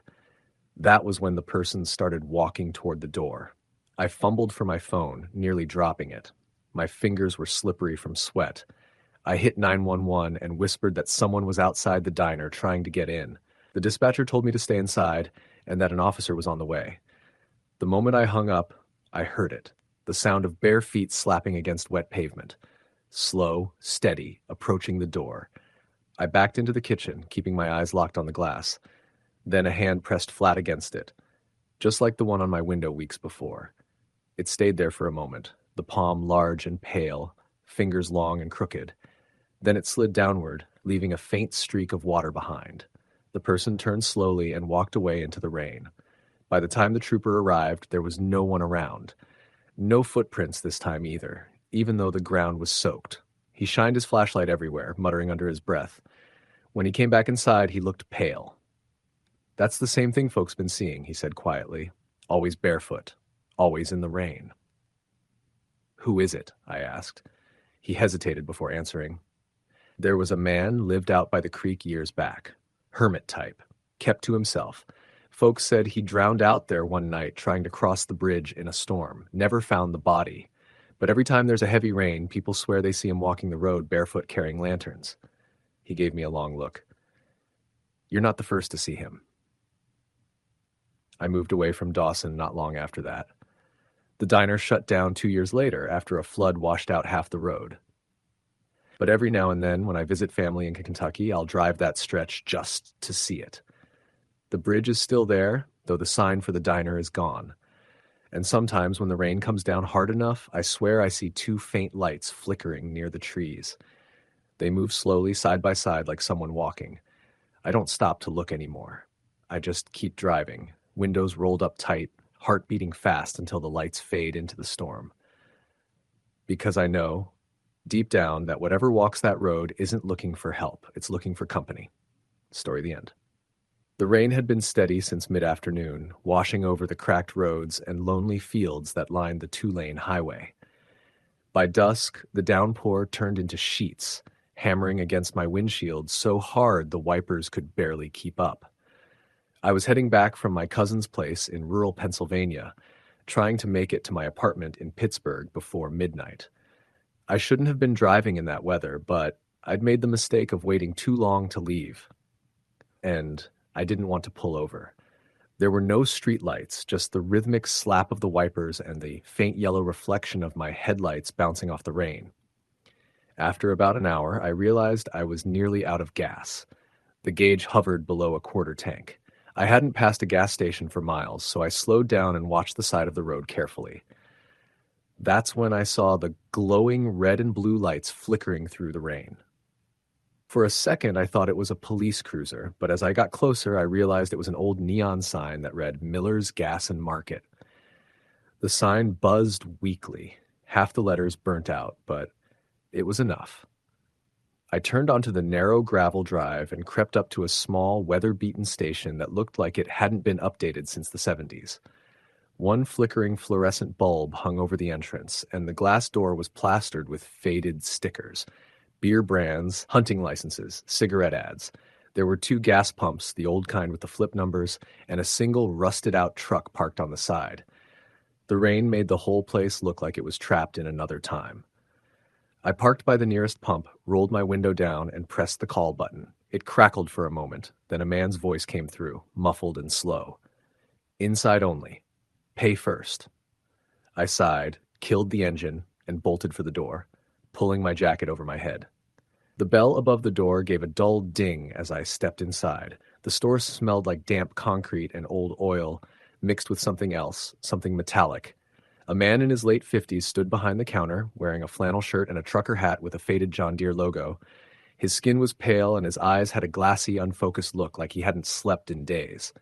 "Evening," I said, shaking rain from my hair. "Pump 2. He just nodded. "How much?" "Fill it up," I said, pulling out my card. He hesitated before taking it, like he was debating whether to even bother. When he finally ran it, the machine gave a long, high-pitched beep before approving the payment. He pushed the receipt across the counter without a word. I turned to leave, but paused. There was a small table near the front with coffee pots and a few packaged snacks. "You got any hot coffee?" He didn't answer, just motioned lazily toward the pots. I poured myself some, the liquid dark and bitter, and took a sip. It was awful, but it was warm. When I turned back, he was staring out the front window, the reflection of the rain flashing across his face. "You out here by yourself?" I asked, trying to make conversation. He didn't look away from the window. Shouldn't be driving tonight. Roads flood easy past the bridge. Didn't realize there was a bridge. He finally looked at me, eyes a bit clearer now. You'll see it. Don't stop if you do. That was all he said. I gave a polite nod, set the cup down, and went back outside. My clothes were soaked instantly, the rain so heavy it sounded like static in my ears. As I filled the tank, I glanced at the station's windows. The man was still there, standing perfectly still, watching me. When I finished, I waved, got in my car, and drove off. About 10 minutes later, I came to the bridge he'd mentioned, a narrow span of steel over a swollen creek. The rain had made the water churn and foam, spilling over the edge. My headlights barely cut through the downpour, but I could see something dark halfway across the bridge. At first, I thought it was debris, maybe a branch or a tire. But when I got closer, I realized it was a car. It was stopped dead center on the bridge, hazard lights blinking weakly. I slowed down, debating whether to help. The rain made everything blur, but I thought I saw movement inside. I pulled to the side and honked. No reaction. Then I saw the driver's door was open. "Hello?" I called out, stepping into the rain again. My boots splashed into cold water pooling on the pavement. "You okay?" No answer. The car was an older model sedan, gray with a dented rear bumper. The driver's seat was empty, but the headlights were still on, cutting through the mist. I leaned into the open door. The keys were in the ignition, the engine running quietly. The interior smelled like wet fabric and something else. Coppery, like old blood. That's when I saw the handprint on the inside of the windshield. It was smeared downward, like someone had pressed hard against it before slipping away. The print was faintly red, almost brown, blending with the condensation. I stepped back, heart hammering, and looked around. The rain was so loud it was impossible to hear anything else. The creek below roared like a monster. I shouted again, "Is anyone here?" Then I saw movement on the far side of the bridge, a shadow darting between the trees. I caught only a glimpse before it disappeared. I ran back to my car, climbed inside, and locked the doors. The heater blasted humid air, fogging the windows instantly. I wiped the glass with my sleeve and looked back at the bridge. The other car's lights flickered, then went dark. Just off. For a moment, I sat there frozen, unsure what to do. Then I noticed something new. A figure was standing where the car had been. It was hard to make out through the rain, but it was tall and thin, wearing dark clothing. The way it stood, still and deliberate, made every instinct in my body scream. I turned my headlights toward it. It didn't move. I shifted into reverse, intending to back up, but the figure suddenly tilted its head like it was studying me. That small movement broke me. I threw the car into drive and sped forward across the bridge, eyes locked on the road ahead. When I glanced in the rearview mirror, the figure was gone. The rain grew heavier as I drove. My hands were shaking on the wheel. I told myself I must have imagined it. Someone's abandoned car. A trick of the light, but deep down, I didn't believe that. Not when I started noticing the footprints. They appeared along the road's edge, illuminated in quick flashes by my headlights. Bare footprints, deep enough to show toes and heels, filling with rainwater. And they weren't old, they were fresh, following the direction I was heading. At that point, I wanted nothing more than to reach the next town, but there was no signal on my phone, no signs, nothing but endless forest and the sound of rain. Then my headlights hit something again. Another car, this one pulled halfway into a ditch. Its driver's door hung open too. I didn't stop. Not long after, the engine began to sputter. My stomach dropped. I just filled up. There was no reason it should be out of gas. The dashboard lights flickered, then the radio crackled to life even though it had been off. Static at first, then faint breathing. "Hello?" I said aloud before realizing how stupid that was. The static deepened, a voice whispering beneath it, so low I couldn't make out words. I reached for the volume knob, but before I could touch it, the voice became clear. "Don't stop." That was all it said. The car jerked forward again, lights dimming, and I pressed the accelerator. The road twisted sharply downhill, and that's when I saw the same gas station again. I swore aloud. It couldn't be the same one. It had to be another place with a similar layout, but everything was identical. The broken neon sign, the old truck, even the same flickering bulb above the door. I slowed to a crawl, staring through the rain. The lights inside were on this time. Someone was standing in the doorway. It was the man from before, but something about him looked wrong. His clothes were soaked through, plastered to his body, and his skin looked grayish under the fluorescent light. He was motionless, just staring at my car. Then slowly, he raised his hand and pointed behind me. I whipped my head around, but there was nothing, just darkness and rain. When I looked back toward the station, the man was gone. The door was still open, swinging slightly in the wind. Against every instinct, I pulled in again, more out of disbelief than curiosity. Maybe he needed help. Maybe something had happened in the storm. But when I stepped inside, the air was freezing. The lights flickered overhead. The counter was empty. Coffee pots shattered on the floor. There were footprints, wet, bare, leading toward the back. "Hello?" I called, voice trembling. A sound came from the rear room. Slow, dragging steps. I took one step back, hand reaching for the doorknob behind me. Then I heard a voice, low and guttural. Shouldn't have stopped. The door to the back slammed shut. The lights cut out. I bolted outside, slipped in the mud, scrambled into my car, and floored it out of there. The radio hissed again, the same static and breathing filling the air, but I ignored it. My headlights illuminated only the rain, endless and cold. When I finally reached the highway again, I didn't stop driving until I hit the next major town. I pulled into a brightly lit gas station, modern, busy, safe. My hands were still shaking as I got out. The clerk inside looked up as I stumbled in. "You okay, man? You look like you've seen a ghost." I tried to laugh, but my throat was too tight. "There's a station about 30 miles back, Miller's. You know it?" His expression changed instantly. He frowned. "Miller's? No, man. That place burned down years ago. Lightning strike took it out. Nobody's run that station since 98 maybe." I stared at him. No, I was just there. I talked to the guy. He shook his head. "You didn't. Not tonight you didn't." I didn't sleep that night. I sat in my car in the motel parking lot, staring at the rain until morning. I went back the next day when the sun had come out and the storm was gone. The road was empty. No bridge. No broken cars. Just a patch of gravel where the gas station had supposedly stood, overgrown with weeds. There was no sign it had ever existed. I walked around the lot, searching for anything. A sign, a piece of metal, something. All I found was a cracked gas pump, half buried in dirt, rusted and eaten by time. But there were footprints in the mud, bare footprints, leading toward the woods, ending at the creek bed. I don't drive at night anymore, especially not when it rains. And sometimes, when the weather turns and thunder rolls through the hills, I swear I still hear that voice on the radio, quiet, broken, and low. Don't stop. Story the end. It had been raining for hours when I realized I was in trouble. I had been driving back from a friend's place in upstate New York, somewhere near the Catskills, and the rain was relentless, so heavy it turned the road into a slippery ribbon of black, reflecting the dim glow of my headlights. I was exhausted, soaked through, and the only sound in the car, aside from the relentless rain, was the wipers slicing back and forth. At first, I tried to convince myself it was nothing, just a heavy storm, a normal long drive at night. But then I saw the first sign that something was off. It started with the headlights of another car, far ahead, almost too far, blinking in and out through the sheets of rain. I assumed it was someone else caught in the storm, lost like me. I slowed down, keeping a careful distance, but the car seemed to match my speed. No matter how fast I went, it was always just behind me. I rationalized it. Maybe they were just heading the same way. But there was something in the way it moved. Unnatural.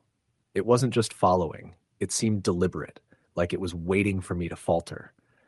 The highway narrowed as I drove further into the Catskills, the trees pressing in on either side, dark, dripping with rain.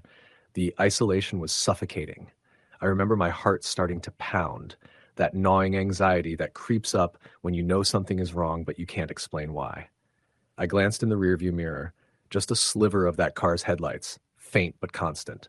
I tried changing lanes, taking the next exit, anything to shake it off, but every time I slowed, every time I turned, it was there. The sense of being hunted crept in. I finally found a small roadside diner, one of those places that looks almost abandoned even in the daytime. Neon letters flickered, buzzing under the weight of the rain. Open 24 hours. I pulled in, tires splashing through puddles, and the car that had been behind me disappeared as if it never existed. Inside, the diner was dimly lit, smells of fried food and strong coffee hanging thick in the air. A man behind the counter barely looked up as I walked in, dripping wet. I took a seat by the window, my mind racing. I couldn't explain it. The feeling of being watched didn't leave me, even here. I sipped my coffee, trying to calm down, but I kept looking at the dark windows, half expecting to see those headlights reappear. An hour passed, maybe more, and I finally convinced myself it was over. I left a few dollars on the counter and headed back out, the rain still hammering down, relentless and cold. As I got back on the road, I felt the headlights immediately, like a punch in the chest. They were back. I checked the mirrors, still nothing, until a shape formed. A car shadow cutting through the rain, moving with that same unnatural precision. Panic surged. I tried to keep calm, but my hands were shaking on the wheel. The speed limit signs blurred past as I floored it, hoping the highway would open up, hoping for something, anything, to break this cycle. The road curved sharply, a bend that had always made me nervous, and in that moment I saw movement at the side. A figure standing at the edge of the road, drenched, indistinct through the rain. It was motionless, but I felt it staring at me as I passed, and I knew without understanding how that this was tied to the car behind me. I took the next exit, a side road that led into the forest, and it was narrow, almost overgrown. My car skidded as I turned onto it, mud splashing up the sides. The headlights were still there, glinting through the rain, relentless, following every move. My phone was dead, battery drained, no service. I realized for the first time in my life that I was utterly alone, completely exposed and being tracked. I don't know what I expected, maybe a cop car, a friendly vehicle, but this was something else, something that didn't belong. The road ended at a small, dilapidated gas station. The pumps were rusted, the roof sagging, and the lights flickered weakly. I parked, slammed the car in park, and sat there listening. The rain fell hard, but there was another sound, footsteps, crunching on wet gravel. I forced myself to look through the windshield. Nothing. And then the shadow appeared, slow and deliberate, moving from the edge of the tree line toward the gas station. I could see the headlights of a car following that shadow, staying perfectly aligned with it like it was tethered. I don't know why I left the car, why I walked toward the building, but I did. The door creaked as I pushed it open, the smell of mildew and old gasoline hitting me. The interior was empty, shelves overturned, the register open and empty. And yet, I felt it, the awareness that I was not alone. Something heavy moved in the corners, the shadows curling unnaturally, almost alive. My breathing was loud in the stillness. Then I heard it, a whisper, low, rasping, almost drowned by the rain outside, but unmistakable. "You can't hide." I spun around, heart hammering. Nothing. The rain battered the metal roof, masking any other sounds. I tried to tell myself it was my imagination, the storm, the adrenaline, but the sense of being hunted didn't leave, and then the lights in the gas station flickered violently before going out completely. I was in pitch black, drenched, shaking, completely exposed. Then I felt it, a presence right behind me, heavy, almost pressing down on my shoulders. I didn't turn. I couldn't. I just ran, stumbled into the rain, the wet ground slipping beneath me as I made a desperate dash back to my car. I drove without looking back. The headlights never reappeared on the road, but the memory of that presence haunted me. When I finally reached a town with lights and people, my hands were numb, shaking, and I pulled over to process what had happened. My phone finally had a signal. I called a friend, voice trembling, trying to explain, and I remember her asking if I'd been drinking or if it was a nightmare. I knew what I had seen. I knew the presence had been real. The rain had hidden it, made it possible, and yet I had no proof, only my own terror and memory. Days passed, and I couldn't stop thinking about it. I went back to the area in daylight, tried to rationalize it. Maybe someone had been stalking me, a stranger in a car, a coincidence. But the forest, the gas station, the road, everything was empty and quiet. Too quiet. The sense of wrongness remained, like a scar across the landscape. I asked around town. No one had heard of anything unusual, nothing like what I described. The storm had passed, the roads were safe again, and yet, for weeks afterward, I kept seeing headlights in the rain, fleeting almost at the corner of my eye.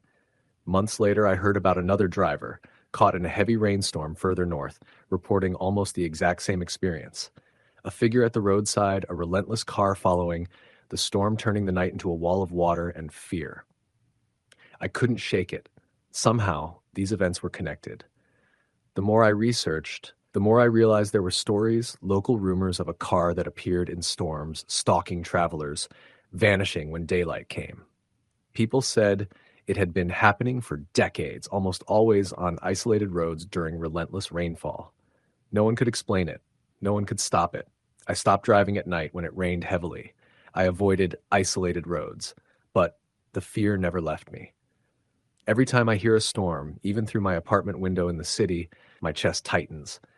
The headlights appear in my mind, bright and deliberate. The whisper follows, "You can't hide." I know it's still out there, somewhere, waiting for the next night, the next storm, the next unlucky driver caught on a road too narrow, too isolated, too drenched by rain to escape. I still drive through storms reluctantly, but I never forget that night, that presence, the figure at the roadside, the headlights that moved like a predator. I've tried telling myself it was coincidence, imagination, fear amplified by the storm.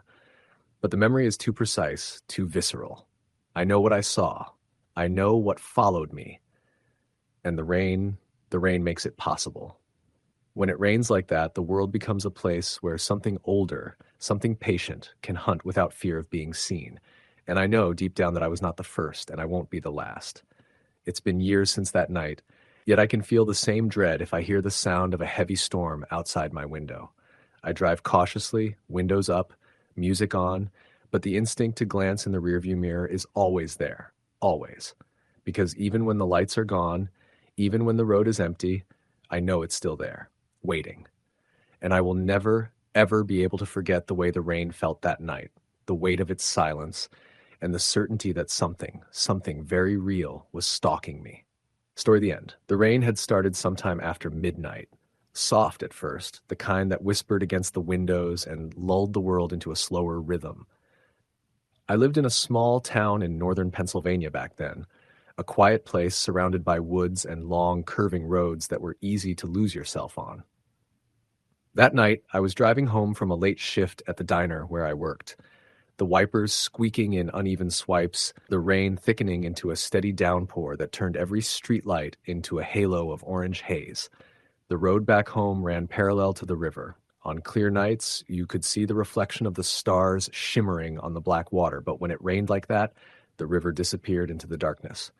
The only sound was the engine humming and the hiss of water. I was tired. Bone tired. The kind of tired where your thoughts blur into the hum of the road. But the moment I turned onto River Road, something in my body tightened. It wasn't a thought or a warning, just a feeling. That prickling instinct that crawls up your neck before you even understand why. I kept driving, telling myself it was just the storm getting to me. The rain came down harder now, blurring everything beyond the reach of my headlights. The river to my right had risen high, the current swollen and fast. Then out of nowhere, my headlights picked up movement, someone walking along the shoulder of the road. It was pouring so hard I could barely make them out at first. A woman, barefoot, her hair plastered to her face, wearing what looked like a nightgown that clung to her in heavy folds. She wasn't carrying anything, no umbrella, no bag, just walking. Her arms hung limply at her sides, and her head was bowed low as the rain beat down on her. I slowed, instinctively. No one should have been out there in that weather. My first thought was that she might have been in an accident or needed help. I rolled down my window halfway, rain blowing in as I called out, "Hey, are you okay?" She didn't respond, didn't even turn her head, just kept walking, slow and steady, her bare feet splashing through puddles, leaving faint tracks on the wet asphalt. I felt a chill crawl down my spine. I tried again, louder this time. "Do you need help?" That's when she stopped. Not slowly, not like a person turning around to acknowledge someone, but abruptly, as if her body froze mid-step. The rain kept falling around her, drenching her hair and soaking her clothes, but she didn't move. My heartbeat drummed in my ears. I leaned forward, squinting through the windshield, trying to see her face. That's when she turned, jerkily, like a puppet on strings. Her face was pale, so pale it almost glowed in the dark. Her eyes, God, her eyes were wide and unfocused, milky, like she'd been underwater too long. Her lips were slightly parted, trembling, but no sound came out. And then I noticed something else. Water dripping from her fingers, more than the rain could have caused. It poured off her hands in steady rivulets, splashing onto the road, pooling by her feet. I froze, torn between terror and the stupid human instinct to help. "Are you hurt?" I managed to ask, my voice catching. Her lips moved, but no sound came. And then, so quietly I almost didn't hear it over the storm, she said, "He's in the water." I blinked, leaning closer. "What?" Her voice was barely a whisper. "He's in the water." I looked toward the river. The current was wild, brown, and churning. There was no one there, at least not that I could see. I turned back to her, but she was gone. Not walking away, not running, just gone. I panicked. My headlights illuminated only empty road. The rain kept hammering down, and the space where she had been standing was empty, except for a small puddle that looked darker than the rest, like the asphalt had soaked up something more than rain. I shifted into park, craning my neck, trying to catch any sign of her. Footsteps, a shape, movement. But there was nothing. And then, through the noise of the rain, I heard it. A faint splash. From the river. I grabbed my flashlight from the glove compartment, pulled on my jacket, and stepped out into the downpour. The cold hit me like a slap, soaking me through instantly. I walked to the guardrail, shining my light over the edge. The beam trembled with my shaking hands, cutting through sheets of rain. For a moment, I saw nothing but the current swirling below. Then something floated to the surface. Something pale, something that looked like an arm. I stumbled back, heart racing. I could have sworn it was her. The same pale skin, the same long hair. But as I blinked through the rain, the shape vanished beneath the water. I ran back to my car, fumbling with my phone to call 911. My hands were shaking so badly I could barely hit the buttons. When the dispatcher answered, I stammered through what I'd seen, trying to explain, my words tumbling over each other. They said they'd send a patrol car and a rescue crew. I stayed there, headlights cutting through the rain, staring at the spot where I'd last seen her. It took them 15 minutes to arrive. When the officers got there, I tried to explain what had happened, but the looks on their faces told me they didn't believe a word of it. Still, they searched the area. The rain had softened into a mist by then, and the night felt too quiet, too still. After an hour, one of the officers came over. He said, "We found something." My stomach dropped. They'd pulled a car from the river, a rusted blue sedan half buried in mud and silt. Inside, they found a man and a woman. The woman matched my description almost perfectly. Long, dark hair, pale skin, white nightgown. They'd been dead for over 20 years. I remember standing there, soaked and shaking, staring at the car as they pulled it out. The woman's body was slumped against the window, her hair floating in the water. The man's hand rested on the steering wheel. One of the officers told me later they'd probably crashed during a storm back in the early 2000s. The car had gone off the road, straight into the river. The current was strong enough to carry them downstream and bury the vehicle deep in the mud. No one ever found them. I tried to tell them I'd seen her walking on the road before they found the car. They dismissed it as shock. But I know what I saw. For weeks after that night, I couldn't sleep when it rained. Every drop against the roof felt like a memory, like her voice whispering those words again, "He's in the water." Sometimes I'd wake in the middle of the night to that sound, the faint rhythm of wet footsteps outside, squelching softly against the pavement. Once, I thought I saw her again, standing at the edge of my driveway, her nightgown clinging to her in the rain. I blinked and she was gone. But the next morning, there were wet footprints leading from the street to my porch. I told myself it was my imagination, that my mind was playing tricks on me after everything that happened. But a month later, during another storm, my neighbor knocked on my door. She asked if I'd been outside. I told her no, and she said she'd seen a woman walking in the rain near the river again, barefoot, wearing white. That was when I knew she wasn't gone. Maybe she never would be. Sometimes, when the rain falls just right, when the thunder rolls low across the hills, I swear I can still hear her voice, barely audible over the storm, soft and broken, whispering the same words she said that night. "He's in the water." I moved away from that town eventually, thinking distance would help. But rain follows you.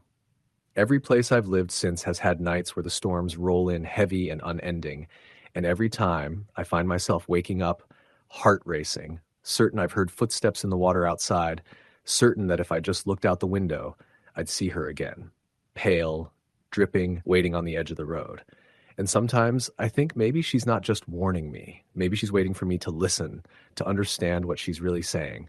Because lately when it rains, I've started to hear something new in her whisper. Not he's in the water, not anymore. Now she says, you're next. Story the end. The rain started before sunset, thick gray sheets sweeping through the streets and turning everything into a blur of headlights and reflections. I had been working late at the hardware store just outside of Erie, Pennsylvania. It was the kind of place that stayed open too long and paid too little, but I needed the extra hours. When I finally clocked out, the store was nearly empty. Just me, the manager, and the sound of the rain hammering the metal roof. The parking lot was deserted except for my old Chevy and a delivery truck parked crooked near the dumpsters. I ran through the rain, clutching my jacket over my head, but it was useless. By the time I got into my car, I was soaked.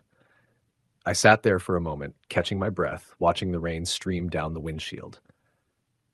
My headlights caught the empty stretch of road leading out of town, and for a second I thought I saw someone standing under the streetlight.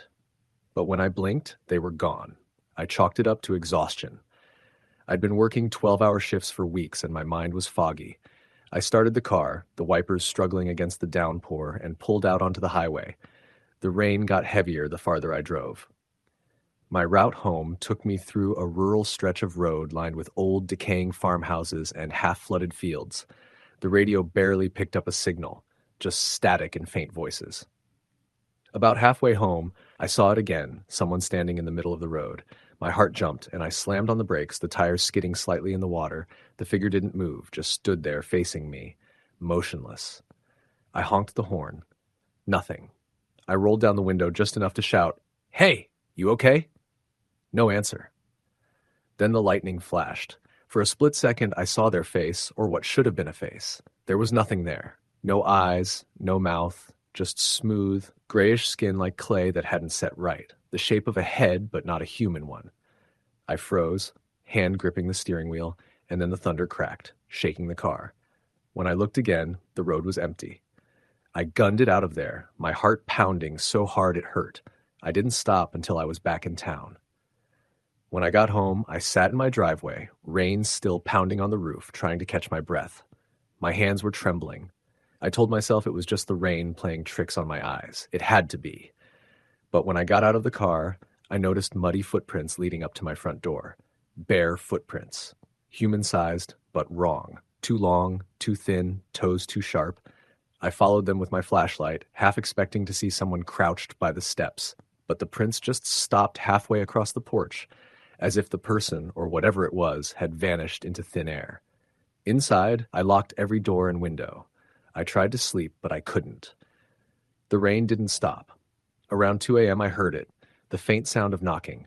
Slow, deliberate, rhythmic. Knock, knock, knock. I froze. The sound was coming from the window near the couch. My heart was hammering in my chest. I grabbed a flashlight and crept toward it. When I shined the beam through the glass, I saw a shape outside, a tall figure in a drenched hoodie standing just a few feet from the window. I could see water dripping from its sleeves, the hood pulled low, face hidden. I shouted, "Get the hell off my property!" But it didn't move. It didn't even flinch. I grabbed the phone and called the police. By the time they arrived, there was no one there. No footprints this time. The officer took my statement, gave me a weary look, and said, "Probably some kid messing with you." But I knew what I saw. The next day I told a coworker about it. He looked uneasy when I described the figure. "You've been driving that old highway, right?" he asked. "You know they say someone died out there years ago.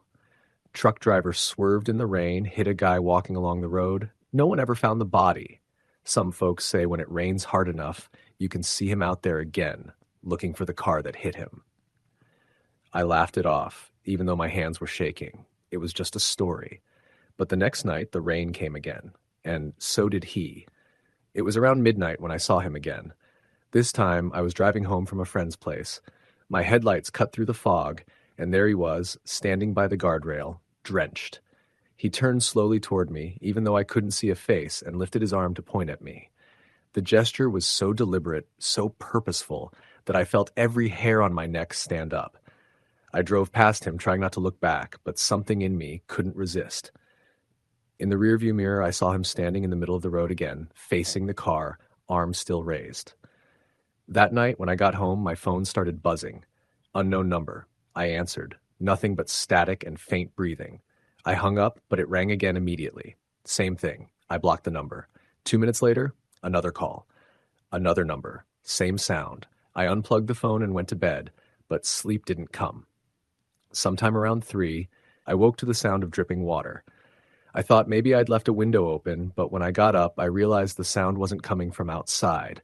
It was coming from the hallway. I turned on the light, and there were wet footprints leading from the front door to my bedroom door. My hands went numb. I picked up the baseball bat I kept near the closet and followed the prints. They stopped right outside my room. I swung the door open and flicked on the light. Nothing. Empty. Except the window was open. The curtains fluttered in the rain-soaked air. I slammed it shut, locked it, and didn't sleep again that night. Over the next week, every time it rained, strange things happened. My power would flicker, the phone would ring with static, and sometimes I'd hear footsteps on the porch. Once, I found another note under my wiper blade. You didn't stop. I quit my job, convinced the night shifts and exhaustion were making me hallucinate. But it wasn't in my head. The following Friday, the heaviest storm of the month rolled through. I stayed home, windows locked, lights on, determined to ride it out. The rain was relentless, drumming on the roof like hundreds of fists. Then the phone rang again. No caller ID. Against my better judgment, I picked it up. A voice this time. Wet, gurgling, distorted. It said, "You didn't stop." The line went dead. I dropped the phone and ran to the window. Through the rain, I saw him again, standing in the middle of the street outside my house, soaked to the bone, pointing at me. I could see his hoodie clinging to his body, his head tilted unnaturally to the side. I closed the blinds and backed away. The lights flickered and went out. For what felt like hours, I sat there in the dark, clutching the bat, listening to the sound of rain and faint scratching at the windows. Then the front door creaked open. I swear I had locked it. I held my breath. Slow, heavy footsteps moved through the hallway, wet soles slapping the hardwood. I hid behind the couch, trying not to make a sound. The steps got closer. I could see water pooling on the floor. My phone buzzed. The vibration was loud in the silence. I looked down. A text from an unknown number. "I see you." I covered my mouth to keep from screaming. Then, just as suddenly, the footsteps stopped. The sound of rain faded. When I finally dared to look, the floor was dry. No footprints. No water. The door was shut. I thought maybe I'd blacked out or dreamed it, but when I turned on the lights, the note was there on the coffee table. The same smudged handwriting. You didn't stop. I couldn't stay there anymore. I packed what I could and left that night. I moved 2 towns over into an apartment complex. For a while, things were quiet, but the first night it rained, I heard it again. That slow, deliberate knocking at the window. When I pulled the curtain back, the glass was wet from the outside, but it hadn't rained all week. A single handprint was pressed against the pane. Long fingers, thin palm, water dripping down in trails that looked almost like tears. Since then, it's been the same every time the rain comes. No matter where I move, no matter how far I go, when the storm starts, I see him somewhere outside. Sometimes under a streetlight, sometimes at the end of a hallway, sometimes just beyond the glass. Always pointing. Always silent, always drenched. I tried telling myself it's guilt, that maybe I hit something once and didn't remember. But I've never had an accident. I've checked every police report, every old news article. There's nothing. And yet, I know what I see. It's raining again tonight. The lights flicker sometimes, and my phone has already rung twice. I haven't picked up, but I don't need to. I already know what the voice will say. It will say, "You didn't stop." Story the end. The rain had started as a gentle drizzle, the kind that made the air smell fresh and metallic. But by the time I turned off the highway toward the rural back roads leading to my aunt's house, it had turned into a full-on downpour. My wipers struggled to keep up, smearing water across the windshield faster than they could clear it. The road was dark. No streetlights for miles, just the brief flash of my headlights illuminating the soaked asphalt ahead. I remember thinking it was the kind of night where bad things happen, an accident maybe, or someone breaking down in the middle of nowhere. I hadn't seen another car for almost 30 minutes when I finally spotted movement on the side of the road. A person. A figure stood near a narrow ditch, their shape barely visible through the rain. At first, I thought it was a trick of the light or a shadow, but as I slowed down, my headlights revealed a woman standing there, soaked to the bone, holding her arms tight around herself. Her hair was plastered against her pale face, and she looked directly at me. I hesitated. Every instinct told me not to stop, but the way she looked, terrified, shivering, alone, it didn't feel right to just drive by. I rolled down my window a little, the rain blowing in cold against my cheek. "Hey, you okay?" I called out. She didn't answer. She just stared for a moment, then stepped forward into the light. Her dress clung to her body, white and thin, almost old-fashioned. She pointed up the road with a trembling hand. "Car! Accident!" she said in a low, shaky voice. "Please. My husband's hurt." Her words hit me hard. Without thinking, I pulled over, threw the car in park, and grabbed my flashlight from the glove box. She didn't move as I got out, just turned and started walking in the direction she'd pointed, her steps slow, deliberate. "Wait, where exactly?" I called after her. She didn't answer, just kept walking. I jogged to catch up, the rain soaking through my jacket in seconds. My flashlight beam shook in my hand as I followed her down a small embankment. That's when I saw it. The faint outline of a car at the bottom of the ditch, nose down, its taillights faintly glowing red through the water streaming over it. I climbed down after her, slipping in the mud. The car was smashed against a tree, the front end crumpled like a can. Steam hissed from the hood, mixing with the rain. The driver's side window was shattered and the door hung slightly open. "Hello?" I yelled over the roar of the rain. "Anyone in there?" Nothing. The woman didn't respond either. She stood just a few feet away, still pointing at the car, her hand shaking. When I turned my flashlight on her, she looked wrong. Her lips were trembling, her eyes wide, but there was something about her skin. It looked gray under the beam, almost translucent. "Ma'am, are you hurt?" I asked. She looked at me again, then said in that same soft, shaking voice, "He's in the car." I turned back toward the wreck and crouched down to look inside. The beam cut through the rain and illuminated the driver's seat. It was empty, so was the passenger side. The airbag had deployed, blood staining it dark red, but no one was there. "There's no one here," I said, turning back to her. But she was gone. The beam from my flashlight swept the ditch, the rain blurring everything into moving shadows. "Hello?" I shouted. No answer. The only sound was the water rushing around my boots and the pounding of the rain. I scrambled up the embankment, heart pounding. My car was still idling on the road, lights cutting through the curtain of rain. I stood there for a moment, scanning the darkness. The woman had vanished. I got back in the car, dripping and shaking. My hands were trembling as I reached for my phone, but of course there was no signal. I sat there for a few minutes, trying to make sense of it. I'd seen her. I'd heard her. There was blood in that car. Finally, I decided to drive up the road until I got service and call the police. I drove slowly, eyes darting to every ditch and driveway I passed, but there was nothing else. No houses, no lights, nothing but rain. After about 10 minutes, I found a small clearing where the signal finally returned. I called 911 and told them what I saw. The operator said they'd send someone out, and she asked me to wait at a nearby gas station. I gave her the location I thought was closest and turned around. When I passed that stretch of road again, the rain had eased a little, enough to see more clearly. But there was no car in the ditch. The mud was disturbed, tire tracks visible where I'd pulled over, but the wreck was gone. I slowed down, staring at the spot where it should have been. Maybe I was on the wrong stretch of road, I thought. The rain could have distorted everything. But deep down, I knew I wasn't wrong. By the time I reached the gas station, 2 sheriff's deputies were already waiting for me. They listened as I told them everything, the woman, the car, the blood. They looked skeptical but polite. "You said it was down by mile marker 47? One of them asked. I nodded. "Right before the bend. You can't miss it." The car was still warm. They exchanged a glance. "Mind if we show you something?" The other deputy said. He pulled out his phone and scrolled for a moment before turning it around. There was a photo, a wrecked car, nose down in the same ditch I'd just been at, the same tree, the same curve.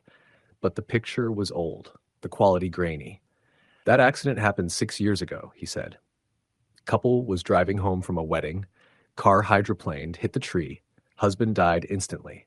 Wife tried to flag down help, but she didn't make it either. Drowned before anyone came. I stared at him, unable to speak. They say people see her sometimes when it rains hard, the first deputy added quietly. Always asking for help, always pointing to that same spot. I didn't say another word. I just stood there, soaked and silent, as thunder rolled in the distance. That night, I stayed at my aunt's house but barely slept. The image of her face, pale, wet, desperate, kept replaying in my head. The way she pointed, the way her eyes met mine before she vanished. I couldn't shake the feeling that she'd chosen me for some reason, that maybe, for a few minutes, she was real again. Weeks later, I drove back down that same road in daylight. The ditch was empty. The tree still bore scars from the crash, its bark stripped and dark. Someone had left flowers there, wilted from the rain. As I turned to leave, I thought I heard something faint over the sound of the wind, like a woman's voice whispering for help. I looked around, the sky already clouding again, the air heavy with the promise of rain. And then I realized there was a wet footprint next to mine in the mud, fresh and bare. Story the end. The rain had been coming down in sheets all evening, hammering the roof of my car as I made my way along an old 2-lane road in northern Pennsylvania. I wasn't supposed to be there that night. The GPS had rerouted me after an accident closed part of the interstate, and the detour had taken me through a stretch of forest that felt forgotten. Dark trees lining both sides like walls, their branches reaching out into the mist. It was late, maybe close to midnight, and the rain was so heavy I could barely see 10 feet ahead of me. I had the wipers on full speed, but they struggled to keep up. Every few seconds, the headlights would catch the outline of something, a tree trunk, a mailbox, sometimes nothing at all, and vanish again into the blur of rain. I remember feeling tense, my hands gripping the wheel tighter than necessary. It wasn't just the weather. There was something unsettling about how empty the road was. No other cars. No lights from houses, just the sound of rain and the low hum of my engine. After another 20 minutes, I spotted a small diner sign glowing faintly through the storm. It was one of those old-fashioned neon signs that flickered, the kind you only see in towns that haven't changed since the 1960s. Miller's Rest Stop, open 24 hours. Relief washed over me. I was hungry, tired, and just wanted to wait out the worst of the storm somewhere dry. I pulled into the gravel lot, my tires crunching over the wet stones. The diner sat back a bit from the road, surrounded by trees. Only one other car was parked there, a beat-up blue pickup with mud caked along the sides. The sign buzzed faintly overhead, throwing weak light onto the puddles that had formed across the lot. When I stepped out, the rain immediately soaked through my jacket. It was that cold, needling kind of rain that seeps into everything. I jogged toward the door and pushed it open, a small bell jingling overhead. Inside, the place smelled like coffee and old grease. The linoleum floor had that worn checkerboard pattern, and a single waitress stood behind the counter wiping it down. She looked up at me and smiled politely, though her eyes seemed tired. "Hell of a night to be out," she said. "Yeah," I replied, shaking the rain from my sleeves. "Roads are awful. Thought I'd wait it out a bit." "Coffee? Please." I took a seat in one of the booths near the window. The glass was fogged, but through the condensation I could still make out the forest outside, dark shapes moving slightly as the wind pushed through the trees. The rain seemed louder now, like it was pounding directly on the building. The waitress brought over a mug and filled it with coffee. "Not many folks come through here anymore," she said absently. "Especially not on nights like this." I smiled politely. "I can see why." She gave a small laugh, then went back behind the counter, humming quietly to herself. I sat there for a while, sipping my coffee, listening to the storm. A few minutes later, the bell over the door jingled again. A man came in, tall, maybe mid-40s, wearing an old green raincoat. He was drenched, water dripping from the brim of his hat. He didn't say anything to the waitress, just gave her a nod and took a seat 2 booths away from me. I noticed how muddy his boots were, like he'd been walking through the woods instead of on the road. Something about him made me uneasy. Maybe it was the way he kept glancing at the window, like he was waiting for something. Or someone. The waitress brought him coffee without being asked, which struck me as odd. When she returned to the counter, I tried to make conversation again. "Does he come in often?" I asked quietly, nodding toward the man. She looked at me for a moment, then shook her head slowly. "Not really. Used to see him around years ago. Thought he'd moved away." She didn't say anything else, just went back to wiping the counter. The man sat still for a long time, his back straight, hands wrapped around his mug. The lights above flickered once, briefly, and in that instant, I thought I saw something strange. His reflection in the window, it didn't quite match his movements. When he lifted the cup to his lips, the reflection seemed a beat behind. I blinked hard, chalking it up to the poor lighting and the rain streaking down the glass. About half an hour passed like that. The man didn't order food, didn't speak, didn't even take off his coat. I finished my coffee and was thinking about leaving when the lights flickered again, longer this time. The diner fell into momentary darkness, and I heard the sound of the front door creaking open. When the lights came back, the man's booth was empty. His coffee was still steaming. The waitress looked around, confused. "Did he leave?" she asked. "I didn't hear the door," I said. "But, yeah, I guess." She frowned and walked over to the booth. The seat was wet, not just from his coat, but soaked, as if he'd been sitting in a puddle. The smell of damp earth filled the air. She reached down and picked something off the seat, a small clump of dark mud mixed with pine needles. "Must have tracked it in," she muttered, tossing it aside, but her face had gone pale. "Everything okay?" I asked. She nodded slowly. "Yeah, just strange. He used to live out near the woods. Folks around here said he got lost during a storm about 10 years ago. Never found him." I laughed nervously. "You're kidding." She didn't smile. "I'm not." The rain slammed harder against the windows, and for a moment all we could hear was the sound of it. Then, faintly, from outside came the squeal of tires on wet gravel. We both turned to look. The blue pickup that had been parked out front, it was gone. "That his truck?" I asked quietly. Her eyes widened. "No, that belonged to Dale. He was one of the state workers. He's been missing for 3 days."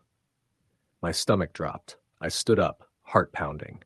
The window fog had thickened, but I could see fresh tire tracks cutting through the lot, leading back toward the road.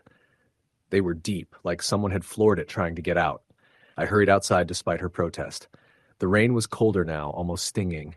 I followed the tracks with my flashlight. They veered sharply at the edge of the lot, as though the driver had swerved and then stopped abruptly at the tree line. Beyond that, nothing but dark forest. No taillights, no sound of an engine. Just rain. I turned back toward the diner, and that's when I saw it. A man standing between the trees. He wasn't moving. His outline was barely visible through the sheets of rain, but I could make out the shape of the raincoat, the same one the stranger had been wearing. "Hey!" I called out, but the words felt swallowed by the storm. He didn't answer. He just lifted one hand and pointed back toward the diner. Slowly. Deliberately. I felt a chill crawl down my spine.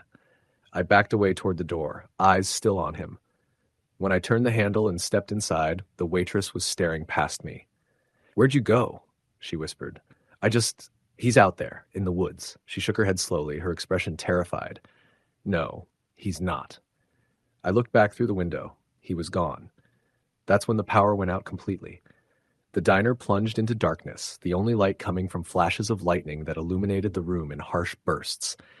In one of those flashes, I swear I saw a figure standing by the counter, wet, dripping, his face obscured by shadow.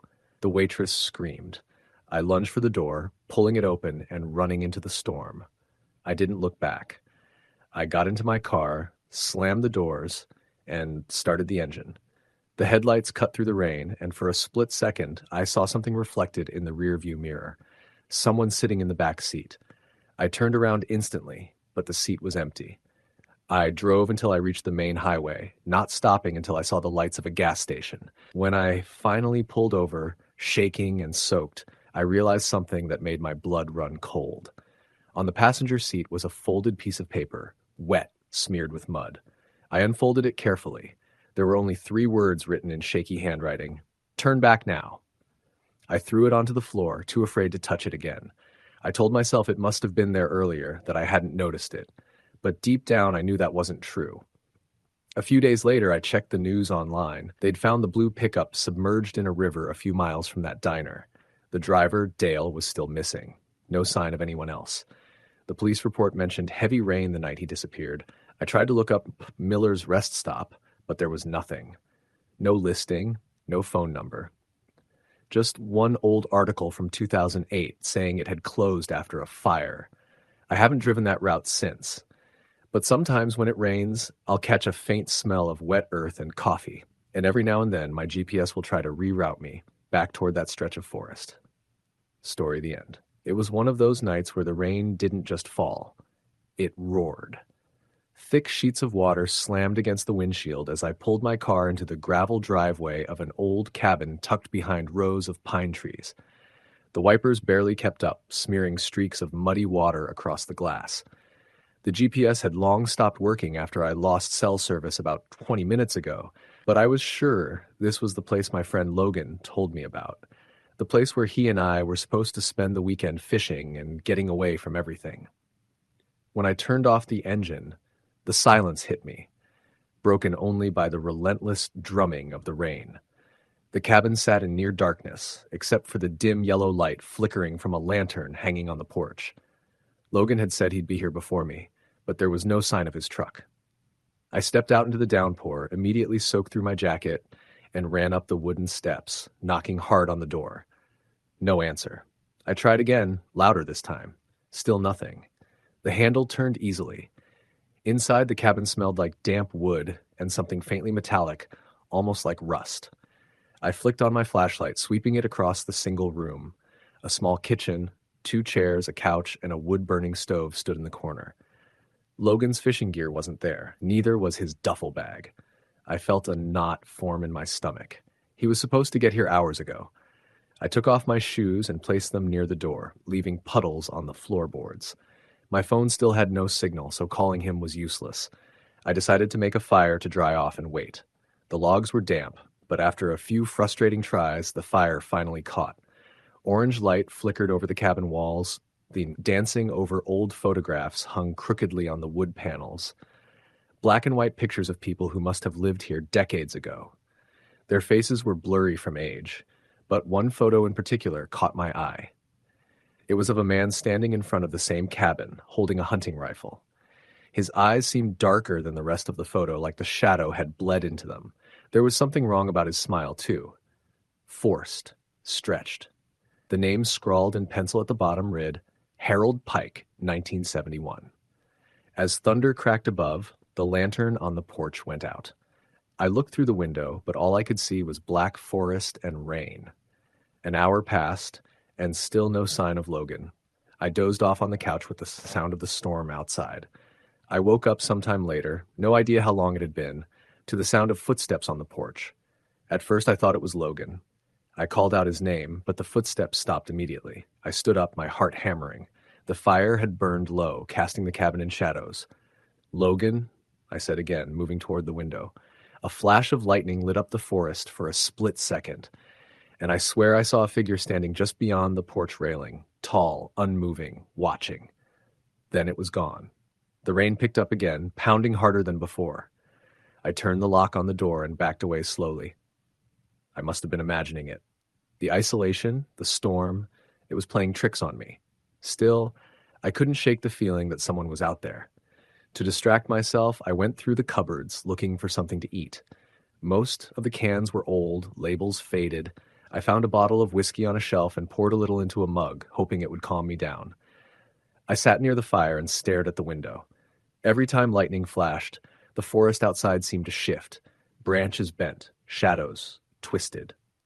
I must have fallen asleep again, because the next thing I remember was the door creaking. Slowly, painfully, like someone was pushing it open an inch at a time. I froze. The fire had almost died, just embers glowing red. My heart slammed in my chest. I whispered, "Logan?" But no answer came. Only the door, moving wider until the rain sprayed inside. Then a voice, hoarse, low, and just barely audible over the storm, said, "You're not supposed to be here." I jumped to my feet, shining my flashlight toward the door. Nothing. No one was there. The words still echoed in my ears. I ran to the door, slamming it shut and locking it again. I didn't sleep after that. I just sat by the fire until dawn, staring at that door, listening to the rain slow to a drizzle. When morning came, I went outside. Mud puddles covered the yard, but what made me stop cold were the footprints, bare feet, leading away from the porch into the woods. They were deep, larger than mine, and they ended at the tree line, as if whoever or whatever it was had vanished into thin air. I got in my car and drove down the dirt road until I hit the main highway. The rain started again as I drove, but this time it felt lighter. I stopped at a diner about 20 miles out of town and asked the waitress if she knew anything about a cabin near Maple Ridge. She froze when I described it. "You stayed out there?" she asked. I nodded. "Yeah, why?" Her eyes darted toward the older man behind the counter. He came over, wiping his hands on a towel.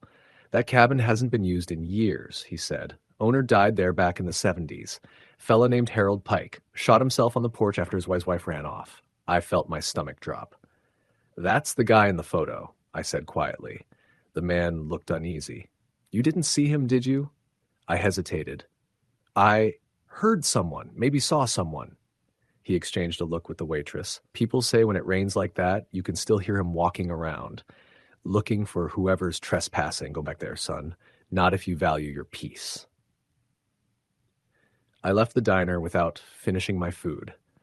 I drove all the way back to town, half expecting Logan to call and laugh, tell me it was all a prank, but he didn't. When I finally got signal, I checked my phone. No texts, no missed calls. I called him. It rang once, then went to voicemail. Later that night, as I sat in my apartment, I got a message from Logan. It said, "Sorry, man, couldn't make it. Roads were flooded. Did you end up going alone?" I stared at the screen for a long time. My hands were shaking when I typed back, "Yeah, I did." He didn't reply. I couldn't sleep that night. The rain started again around midnight, tapping on my window like soft fingers. I told myself it was nothing, just the weather. But as I started drifting off, I heard it. Faint, distant, but unmistakable. A man's voice, whispering, "You're not supposed to be here." It came from right outside the window. I bolted upright, heart pounding, staring into the darkness beyond the glass. Rain slid down in uneven streams, reflecting the faint light from the street lamp. For a split second, I thought I saw a face there, pressed against the window, pale and wet, eyes as dark as the photos. Then it vanished, leaving nothing but the rain. The next morning, I packed a bag and went to stay at my brother's place across town. For weeks after, the sound of rain made me anxious. I'd catch myself glancing out windows, expecting to see that face again. Months later, I got curious. I drove back to that diner and asked the waitress if anyone else had gone out to the cabin recently. She said no one had, not in years. Then she told me something that made my blood run cold.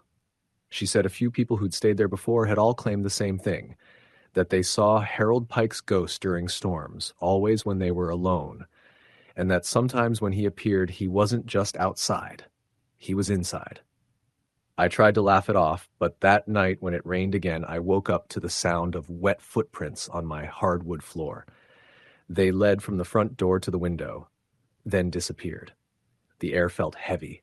The sound of dripping water echoed in the hall. When I checked the door, it was unlocked. I know I locked it. I remember turning the bolt, but it was open, just a crack, and the floor was slick with rainwater. The smell of rust filled the air again. I shut the door tight, shoved a chair under the handle, and sat awake until sunrise, listening. Every creak, every drop of water made my heart jolt. I never saw the figure again that night, but I knew he'd been there. He'd followed me home. After that, I couldn't stay in that apartment anymore. I moved to a new city, miles away, and made sure my windows faced the sun. I haven't gone camping since, but sometimes when the rain comes down hard, that same feeling returns. The static in the air, the smell of wet wood and rust, it all comes back. I'll hear faint footsteps on the porch or the window tapping just a little too rhythmically. And every time, without fail, I hear that same whisper through the rain, "You're not supposed to be here." Story the end. The rain had been falling for hours by the time I turned off Highway 19 onto the back road that led to my aunt's house. It was one of those narrow country roads in rural Pennsylvania. No streetlights, no markings, just blacktop surrounded by endless trees. The wipers struggled to keep up with the downpour, and my headlights cut through the sheets of rain like two tired yellow eyes. I was exhausted from the drive. I'd left Philadelphia late in the afternoon, expecting to make it to her place before dark, but traffic and the weather had other plans. Now it was close to midnight, and the storm was only getting worse. My aunt lived alone, tucked deep in the woods. Her husband had passed away a few years ago, and though she was tough, she'd mentioned recently on the phone that the house had been feeling strange lately. I didn't know what that meant exactly, but she'd sounded uneasy. I offered to visit for the weekends, help with a few repairs, maybe keep her company for a few days. I hadn't expected the drive to feel so off. The GPS had lost its signal miles ago, and the rain distorted everything outside the windshield. Every now and then, lightning flashed far off in the forest, illuminating rows of slick trees bending in the wind. The air felt heavier with every passing minute. My cell phone had no service. The last bit of civilization I'd seen was a gas station almost 40 miles back. When I finally reached the dirt road leading to her house, I slowed down. The tires slid in the mud, and I could barely make out the mailbox with her name, E. Harmon, painted on it in fading white letters. I turned, creeping down the long driveway that wound through the trees. My headlights swept across the thick forest, revealing nothing but black trunks and moving shadows. Then, just before the house came into view, I thought I saw someone standing beside the driveway. A dark shape, tall, still, completely motionless in the rain. My heart jumped and I instinctively slowed down, squinting through the wipers. When the lightning flashed again, the figure was gone. Maybe it was a tree or some trick of the light, but something about it made me feel cold inside. I pulled up to my aunt's house, a small 2-story home with peeling paint and an old wraparound porch. The porch light was on, flickering weakly, and her front door was slightly ajar. I frowned. She'd told me she'd be waiting up. I parked and ran to the porch, drenched in seconds. "Aunt Elaine?" I called, pushing the door open. No answer. The house was quiet except for the faint ticking of a clock and the rain hammering the windows. I wiped the water from my face and stepped inside, dripping onto the old wooden floor. "It's me, Adam," I called again, shutting the door behind me. The living room looked the same as I remembered, cluttered but cozy, full of books, old furniture, and framed photographs of family. But there was something unsettling about the stillness. Usually she'd have the TV on or be fussing around in the kitchen. That's when I heard it, a faint sound from upstairs, like footsteps. "Elaine?" The footsteps stopped. I stood there, heart pounding. The air felt thick, heavy with that strange pressure that comes before thunder.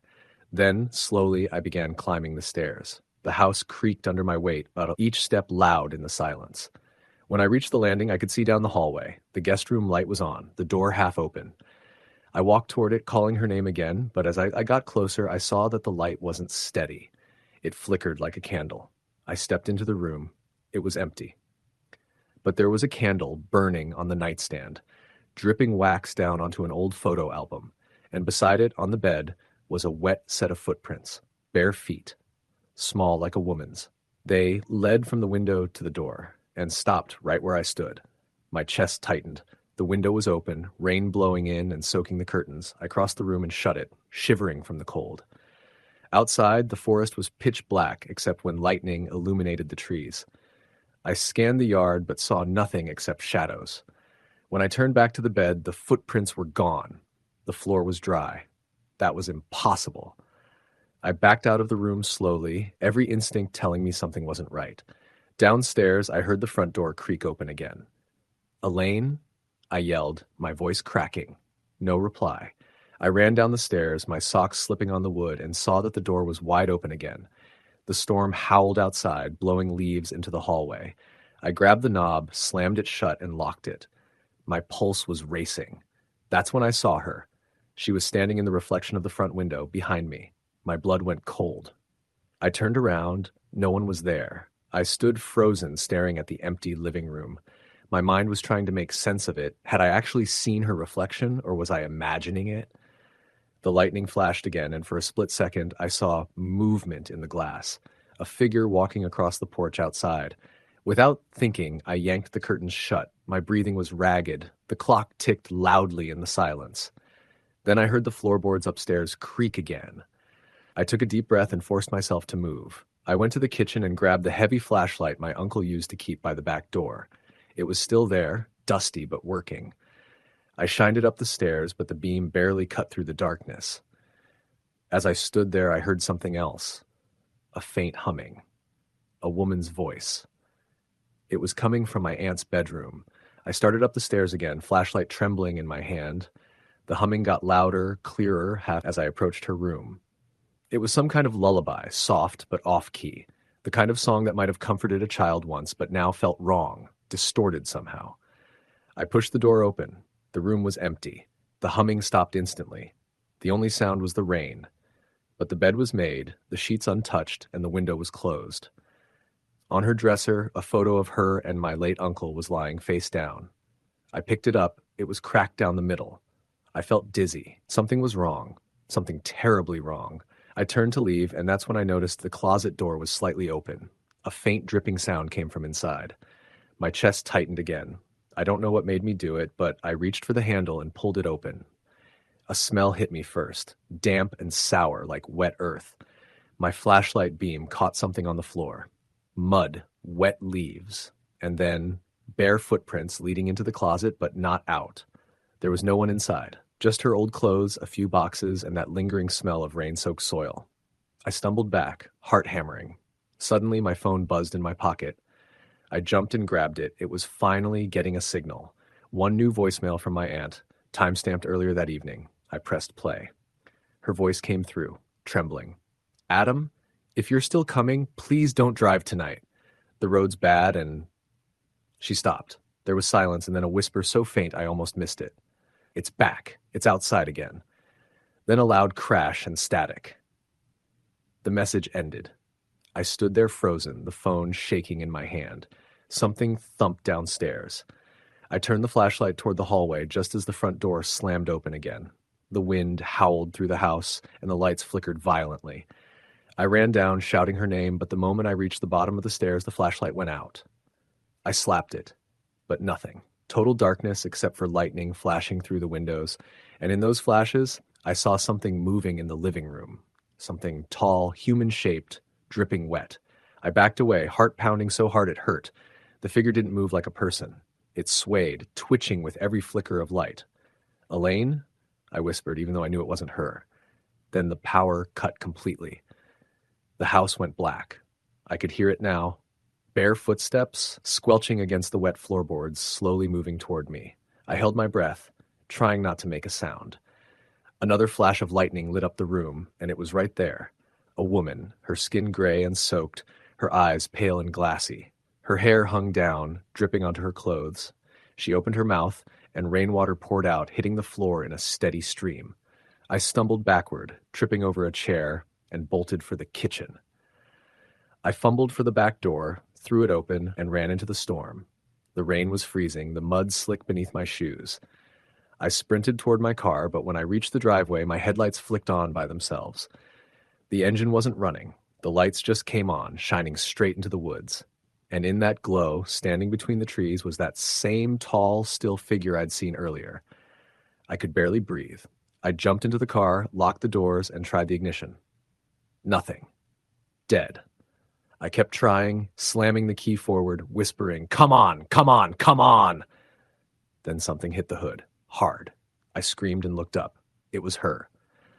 Crawling across the windshield, her hands leaving streaks of muddy water, her mouth pressed against the glass, and I swear she whispered something, but the rain drowned it out.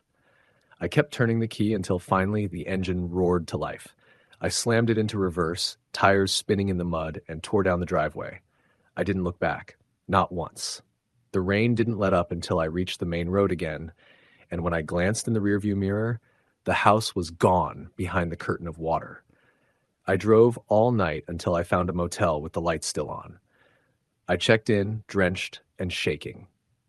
The clerk looked at me strangely when I asked about the nearest police station, but I didn't care. The next morning, I called the local sheriff's office. They sent someone out to the property later that day. When they called me back, they told me something I still can't process.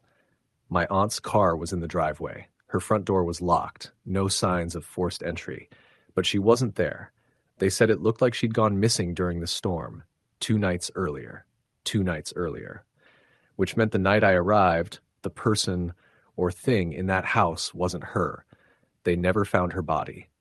The sheriff said the woods had flooded badly and the river nearby had risen several feet. They searched for a week before calling it off. Sometimes, when it rains at night, I still hear that humming in my head, the same off-key lullaby from her room. And every time lightning flashes, I half expect to see her face reflected in the window, gray, dripping, eyes staring right into mine. Story the end. The rain had started just before dusk, a heavy, cold downpour that turned the small town of Ridgefield, Oregon, into a maze of glistening streets and fogged-up windows. By nightfall, the rain was falling in sheets, drumming on rooftops and pooling in gutters. The storm wasn't supposed to be this bad, but the weather out here was unpredictable. One of those fall nights when the air felt too heavy, like the clouds were pressing down on the earth. I was working the closing shift at a diner off Highway 30, a lonely stretch of road that saw more truckers than locals after dark.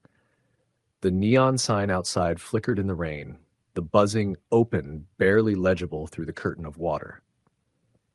It was nearly midnight, and I was just about to lock up when I noticed the headlights through the window. An old pickup truck pulled into the lot, stopping crookedly across 2 spaces. The engine idled for a long moment before shutting off. I sighed. The last thing I wanted was a straggler this late. A man got out, pulling the hood of his jacket up against the rain. He looked to be in his late 40s, tall but thin, with an unshaven face and clothes that had seen better days. He came in quickly, bringing a burst of cold air and the smell of wet earth with him. "Kitchen's closing in 10 minutes, I called out as he took a seat at the counter. He nodded, pulling his hood down. His hair was wet and slicked back, eyes bloodshot but alert. "Just coffee," he said. His voice was hoarse, like he hadn't used it in a while. I poured him a cup and slid it across the counter. "Rough night?" I asked. He let out a humorless laugh. "You could say that." He sipped his coffee, staring out the window. The rain outside had picked up again, hitting the glass so hard it sounded like static. After a minute, he spoke again. "You ever seen something you couldn't explain?" The question caught me off guard. "Can't say I have," I said carefully. "Why do you ask?" He turned toward me then, and his eyes, pale gray, almost colorless, looked haunted. "I think I just saw a man die, and then I think I saw him get back up." I blinked, unsure if I'd heard him right. "What?" He took another sip of coffee, hands shaking slightly. "There's a stretch of road out past the logging yard. Floods every time it rains like this." I was driving through and I saw this guy standing in the middle of the road. No lights, no car.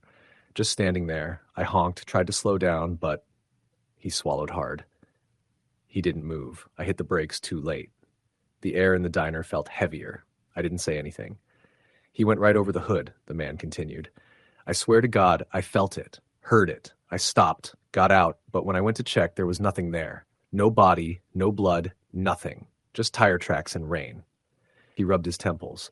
"But then I looked up and I saw him again, standing by the trees this time, just watching me. Same guy, same clothes, only his head was..."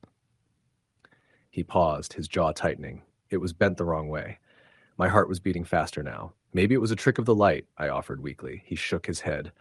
"No." He started walking toward me, slow, dragging one foot behind him. I ran back to my truck and drove here as fast as I could. He looked out the window again. "But I don't think he stayed back there." I followed his gaze. The parking lot was empty except for his truck, the rain hammering down so hard it blurred everything beyond a few feet. The fluorescent lights reflected off the puddles, casting shifting shapes across the wet asphalt. "I'm sure it's fine," I said, forcing a smile I didn't feel. "You've been through a scare. Maybe get some rest before heading back out." He didn't respond right away. Then he said quietly, "Do you believe me?" I hesitated. "I believe you saw something." That seemed to be enough for him. He nodded slowly, drained his coffee, and pushed the cup toward me. His hand brushed mine for just a second, and it was ice cold, like he'd been standing outside for hours. I rang him up, but when I turned back with his change, he was gone. The front door hadn't opened, the bell hadn't jingled, but the stool where he'd been sitting was empty. His coffee cup was still half full, steam rising from it. "Hello?" I called out, stepping around the counter. I checked the booths, the bathroom, even the hallway near the back exit. Nothing. When I went outside, the rain had slowed a little. The pickup truck was still there, engine off, headlights dark. I walked closer, cupping my hands to peer through the window. The driver's seat was empty. But there was something strange about the inside of the windshield. It was fogged up from the inside, a single word written in shaky letters. Run. I stumbled back, scanning the lot. The highway stretched out into darkness, the only sound the steady patter of rain and the distant croak of frogs. I was about to head back in when I heard it, the crunch of gravel behind me. I turned, but no one was there. Then the diner's neon sign flickered and went dark. For a moment, everything was pitch black except for the faint orange glow of the exit light above the door. My pulse hammered in my ears. I hurried back inside, locking the door behind me. The rain grew louder, pounding on the roof like fists. I grabbed my phone, but the signal was dead. No bars, no Wi-Fi, just static. And then I saw the footprints. They started at the door, muddy, wet, and led straight to the counter stool where the man had been sitting. Only now there was water dripping from it, puddling on the floor beneath. I followed the prints, my throat tightening. They continued past the counter, down the short hallway toward the restroom. The light under the door flickered. I hesitated, then reached out and pushed it open. The room was empty, but the mirror above the sink was fogged over completely, and as I stood there, letters began forming on it from the inside out, as if an unseen finger were writing through the steam. He's here. The light flickered again, and I caught a reflection behind me, a figure standing in the doorway. I spun around, heart in my throat. The doorway was empty. I ran back to the main room, breathing hard. The rain had turned into a roar again, wind shaking the windows. I could barely see the truck outside now, just faint outlines through the torrent. But then, lightning flashed, and there, standing beside the truck, was the man. He was staring right at me through the glass, his head tilted at a strange, impossible angle. I screamed and ducked behind the counter, hands shaking. When I dared to look again, he was gone. I stayed crouched there for what felt like hours, the storm raging outside. At some point, I must have dozed off, because the next thing I knew, sunlight was seeping through the windows. The storm had passed. I got up slowly, checking the lot. The truck was gone. The footprints were gone. Everything looked normal again. I told my boss about it when he came in. He frowned, said no one had been on the cameras after 11:45. The lot had been empty all night. A few days later, I drove out to the road near the logging yard just to see it for myself. There were skid marks on the pavement, half covered by mud, and by the trees, a small wooden cross stood crooked in the earth, flowers long dead at its base. The name on the weathered plaque read Daniel Harper, 1971 to 2016. When I got back in my car, I noticed something scrawled on the fogged glass of the passenger window. I wiped it away, thinking it was nothing, but as the moisture cleared, I saw the faint outline of a word scratched into the glass itself. Shallow, but unmistakable. Run. Story the end. It was raining so hard that night that the sound drowned out everything else. The wind, the distant highway, even my own thoughts. I'd been driving for over 2 hours, returning from a late visit with my cousin in a small town outside of Portland, and the rain hadn't let up once. The wipers on my old Ford were moving as fast as they could, but the downpour was relentless. My headlights barely cut through it. I remember gripping the steering wheel so tight my knuckles hurt, just focusing on the yellow lines flashing under me. There was a sense of isolation that came with that stretch of road, Route 26, leading through the mountains before it opened up again near the city. The trees on both sides leaned in like dark walls, their branches whipping in the storm. Occasionally, lightning flashed far off, lighting up the forest in stark white for a heartbeat, then plunging everything back into blackness. I hadn't seen another car for miles. My gas gauge was low, and I was starting to regret not filling up before leaving town. I was sure there was a rest stop about 15 miles ahead, but I couldn't see any signs through the rain. I rolled down the window a crack at one point just to keep myself alert. The smell of wet pine and mud came through immediately, cold and earthy. Somewhere in the woods, I heard the faint sound of something cracking like a branch breaking, but it was impossible to tell where it came from. About 30 minutes later, I saw the faint orange glow of a gas station sign up ahead. It looked like a relic from the 70s, flickering on and off in the rain. The station sat just off the main road, a single pump under a rusted metal awning and a small office with a light on inside. I pulled in with a huge sense of relief. The place was surrounded by forest, and aside from the hum of the sign and the rain hitting the pavement, it was dead silent. When I stepped out of the truck, the rain immediately drenched me. I hurried under the awning and started filling the tank. The pump looked old but functional. I remember glancing at the window of the office. It was fogged up from the inside, but I could make out a figure behind the counter. Someone was there. That made me feel a little better. As I waited, the rain came down harder.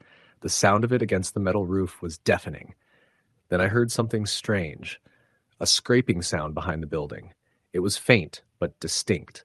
It didn't sound like wind or branches. It was slow, deliberate, almost like someone dragging something heavy across gravel. I froze, listening. The scraping continued for several seconds, then stopped. I looked toward the woods behind the gas station, but it was pitch black. My heart started to beat faster. When I looked back at the office window, I noticed the figure was no longer behind the counter. The shape I'd seen before was gone. I told myself maybe they'd just gone to the back room or to check something, but that scraping sound had unsettled me more than I wanted to admit. The pump clicked as it finished filling, and I quickly replaced the nozzle. I was about to get back into the truck when I heard a knock behind me. 2 short, sharp taps. I turned around fast. There was no one there. The rain came down in sheets, blurring everything. The office light flickered once, dimmed, then went out completely. I stood there, soaked, staring at the dark building. The neon sign buzzed weakly, still flashing open, but everything else was black. I called out, "Hello?" But my voice was swallowed by the storm. No answer. Something about the place suddenly felt wrong. I couldn't explain it, but every instinct told me to get back in the truck and leave. I opened the door, climbed in, and locked it immediately. I started the engine, turned the headlights on, and the beams illuminated the front of the office. For a second, I thought I saw movement inside, something low shifting past the window. The rational part of me said it was probably just a shadow, a trick of the rain. But the longer I stared, the more I realized it wasn't shaped like a person. It was lower to the ground, moving slowly, almost crawling. I threw the truck into reverse and backed out fast, my tires splashing through puddles. As I turned onto the road, I caught one last glimpse of the gas station in the rearview mirror. The office light had come back on, but now the door was wide open, swinging back and forth in the wind. I kept driving, trying to shake off the feeling that something was wrong. About a mile later, my headlights caught movement on the shoulder of the road. I instinctively slowed down. It was a man walking in the rain. He was wearing dark clothes soaked through, and his hair was plastered to his head. He didn't look up as I approached, just walked steadily along the edge of the road. I considered stopping to see if he needed help, but then he turned slightly, just enough for me to see his face. It was pale, almost gray. His eyes looked strange, too wide, like he was in shock. But what really made my stomach drop was that he was barefoot. The mud and gravel didn't seem to bother him. He just kept walking. I passed him slowly, then looked in the rearview mirror again. He was gone. There was no shoulder wide enough for him to have stepped off into the woods that quickly. I slammed the brakes and reversed, shining my lights along the stretch of road. Nothing. No one. Just rain and forest. I sat there for a while, engine idling, trying to convince myself I hadn't imagined him. Maybe I was just tired. Maybe the light had hit something weird. But the image of his wet, expressionless face wouldn't leave my mind. When I finally pulled forward again, my heart was still hammering. About 10 minutes later, I saw headlights approaching from the opposite direction. As the car passed, I caught a quick flash of the driver's face. An older man, eyes wide, looking terrified. The car was moving fast, way too fast for the rain. A few seconds later, I saw his taillights swerve wildly before disappearing into the trees. I slowed down and came to a stop. I debated for a minute whether to go check, but something deep inside told me not to. Then, faintly through the sound of the storm, I heard it again, the scraping noise. It was coming from the woods on my right this time, closer than before. I couldn't see anything, but it was moving toward me. I floored the gas pedal and didn't look back. By the time I got near the edge of town, the rain had lightened to a drizzle. I pulled into a diner parking lot, still shaking, and went inside just to be around people. There were 2 truckers at the counter, a waitress pouring coffee, and the smell of fried food and wet asphalt. It was almost comforting. I sat down and ordered coffee. When the waitress brought it, she asked if I'd been up on Route 26. I nodded. She frowned and said, "You shouldn't be out there this late. That stretch has been bad lately. Couple accidents. Some guy went missing a few nights ago near that old gas station." I felt the hair rise on the back of my neck. "Missing?" I asked. She nodded. "Yeah, he stopped for gas during a storm just like this. They found his car still there, door open, pump hanging. No sign of him. The place is abandoned now, been shut down for years." I stared at her, trying to process what she'd said. "No, it's not abandoned," I said. "The lights were on. Someone was there." She looked at me for a long time, then shook her head slowly. "Honey, there's no power out there. That station's been closed since 1998. I couldn't speak. My coffee sat untouched, going cold in front of me. When I finally got home that night, I left my wet clothes in the laundry room and went straight to bed. But I didn't sleep. The sound of the rain outside just kept taking me back to that place. The light flickering on and off, the open door, the scraping sound behind the building. The next morning, I checked online. There really had been a man who disappeared there. A mechanic named Joel Parsons. He'd stopped during a storm to refuel on his way back to Portland and was never seen again. They searched the area for days but found nothing. I tried to tell myself I'd just been tired, that maybe my mind had played tricks on me. But about a week later, I found something wedged under the back bumper of my truck. A muddy, wet shoe. It wasn't mine. Story the end. It had been raining for 3 days straight in the small town of Elkhorn, Oregon, the kind of relentless downpour that made the streets shine black and the air feel heavy. By the 3rd night, the storm had turned the whole valley into a blur of wind and water. Power lines sagged, ditches overflowed, and the forest that surrounded the town groaned with the sound of bending trees. Most people had hunkered down indoors, but for some reason, that was the night Aaron decided to take the back road home. He worked the late shift at a distribution warehouse just outside town, a graveyard schedule that meant he often clocked out around midnight. His usual route took him down Highway 21, well lit and lined with gas stations, but that night the main road was closed due to flooding. A detour sign blinked red at the intersection, pointing toward an old logging road that hadn't seen regular traffic in years. Aaron had grown up in the area. He knew the road, the woods, and the weather. He figured he could make it. It was only 12 miles through. The rain came harder as he turned onto the narrow stretch. The wipers beat a frantic rhythm against the windshield, barely keeping up. The road twisted through thick fir trees, their wet branches drooping low over the asphalt.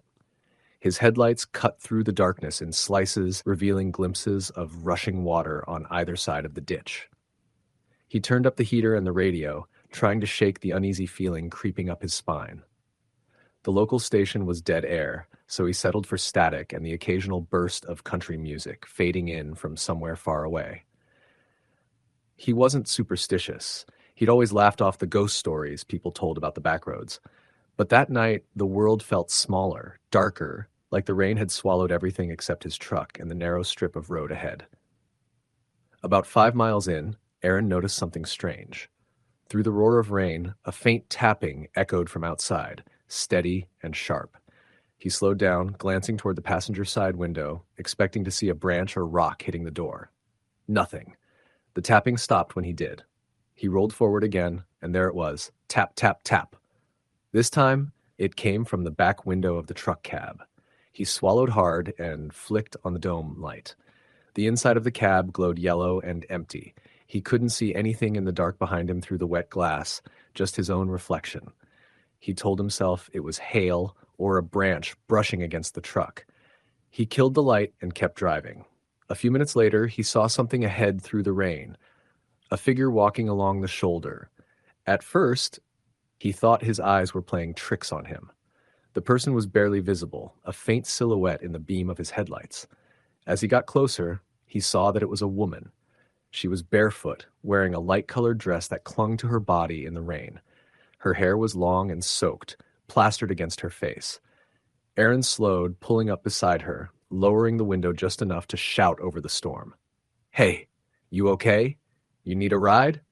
The woman turned her head slowly. Her face was pale and expressionless, eyes dark as the road behind her. She didn't answer. "Ma'am?" He called again. "You out here alone?" She blinked, then took a few steps toward the truck. Something about her movements was off, stiff, deliberate, like she was forcing her body to move. Aaron felt an instinctive unease in his gut. She stopped right outside the passenger window and just stared at him. He tried to smile, but it came out nervous. "It's freezing out there. You should get in. I'll take you into town." The woman hesitated, then nodded slightly. He leaned over and unlocked the door. The moment she opened it, a blast of rain and cold air hit him. She slid in without a word, her wet dress leaving a dark stain on the seat. She didn't look at him. Aaron rolled the window back up and tried to make light conversation. "Rough night to be walking, huh? You live around here?" No answer. He glanced over. She was staring straight ahead, furs, hands resting in her lap. Her skin looked unnaturally pale, almost gray in the light of the dashboard. "What's your name?" he asked gently. She turned to look at him then, and something about her expression made his stomach twist. Her lips parted like she wanted to speak, but instead a soft, hoarse sound came out, a whisper lost beneath the rain. "I can't find it." Aaron frowned. "Find what?" Her eyes flicked toward the dark road ahead. "The river." He looked at her, confused. "The river? There's one a few miles up. The Elkhorn Creek. You mean that?" But she didn't respond. She just turned back to face forward again, her expression blank, her breathing shallow. The truck was filled with the sound of rain hammering the roof. A few miles later, the forest opened into a wide stretch of road where the creek ran parallel, overflowing with muddy water. The headlights glared off the swollen current. Aaron slowed down again. "This the river you were talking about?" The woman didn't move. Then she said, almost too softly to hear, "It's where I went in." He blinked, unsure he'd heard her right. "What?" Before he could ask again, she opened the door and stepped out into the rain. "Hey!" Aaron shouted, pulling the truck over. He scrambled out, his boots splashing into the puddles. "You can't just—" But when he rounded the front of the truck, she was gone. The rain fell harder, cold and blinding. The only sound was the rush of the creek beside him. He shouted again, "Hello, ma'am?" Nothing. Just water and darkness. Aaron stood there for a long moment, breathing hard. His heart was pounding. There was no way she could have vanished that fast. The road was empty for half a mile in both directions. He ran to the edge of the ditch, shining his phone flashlight into the creek. The current was strong, swollen with debris. He couldn't see much, just dark water and rain, but he thought he saw movement, something pale rolling beneath the surface. He called 911. It took the sheriff's deputy nearly 40 minutes to reach him. By then, Aaron was shivering, soaked to the bone, standing by his truck with the hazard lights flashing. Deputy McRae was a broad-shouldered man in his 50s who'd been in Elkhorn his whole life. "You said you picked up a woman out here?" McRae asked, shining his flashlight around. Aaron nodded. "She was walking barefoot, said she was looking for the river, then she just got out and disappeared." McRae frowned. "Disappeared how?" "I don't know. I was out of the truck for 10 seconds, maybe less. She was gone." The deputy studied him for a moment, then walked toward the creek. His lights scanned the water. "You said she went this way?" "I think so." McRae sighed. "You been out here before?" "Yeah, I know this road. Why?" The deputy turned, his expression serious. "You ever hear about what happened here back in '89? Aaron shook his head. "There was a wreck out here. Storm not too different from this one. Young couple went off the road right down into that creek. He made it out. She didn't. They didn't find her body for 2 weeks." Aaron felt a chill crawl up his spine. "You're saying—" "I'm saying this road's got a history," McRae said. "You wouldn't be the first person to see something they can't explain out here." They searched for nearly an hour, but found nothing. No footprints, no sign of the woman. Eventually, McRae told him to head home and file a statement in the morning. Aaron didn't argue. He just wanted to get off that road. When he finally pulled into his driveway, it was almost 3 a.m. The storm had eased, the rain falling softer now. He climbed out of the truck, exhausted But as he walked to the front door, he froze. There were wet footprints on the porch. Bare footprints, small, like a woman's. They led from the edge of the steps straight to his door and stopped there. He looked around the yard, heart hammering. "Hello?" he called out. No answer. He unlocked the door quickly and stepped inside, locking it behind him. Inside, the house was dark and still. He peeled off his wet jacket and boots, trying to calm down. Maybe the footprints had been his imagination. Maybe the rain made patterns that just looked like prints. But when he went to hang his jacket by the door, he saw something else. Muddy smears on the floor, leading from the entryway toward the hallway. He froze. He could feel the water still dripping from his clothes, the silence pressing in around him. Slowly he followed the trail. It went down the hall, faint but distinct, toward his bedroom. The air felt colder there, the smell of wet earth stronger. He pushed open the door.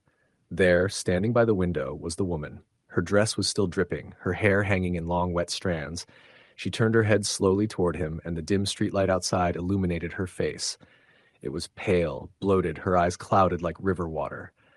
Aaron stumbled back, hitting the wall. "What the hell?" Her voice came out as a whisper. "You left me there." He shook his head. "No, I tried to help." She took a step toward him.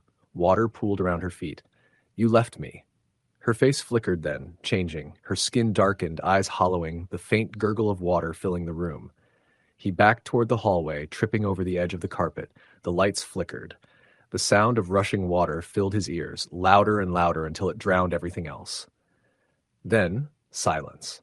He opened his eyes. The room was empty. The floor was dry. The window was shut.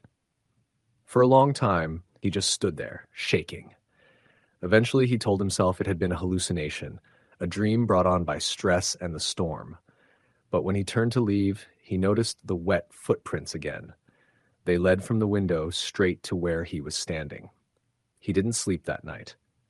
The next morning, the rain had stopped, and the town looked washed clean.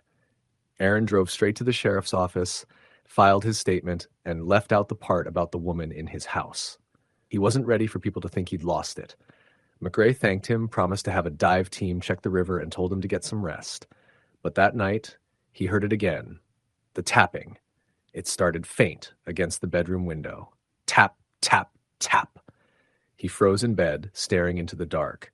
Then came another sound, the faint, wet squelch of bare feet moving across the hardwood floor. By the time he turned on the light, the footprints were already there. The next few days blurred together. Aaron stopped going to work. He couldn't focus. Every night, he heard her. Sometimes the tapping, sometimes whispers in the dark. Once, he woke to find the front door wide open and rain blowing in, even though he'd locked it. He called the deputy again, told him he was hearing things. McRae came by, checked the locks, found nothing unusual. But as he was leaving, he said quietly, "That creek took a lot of people over the years.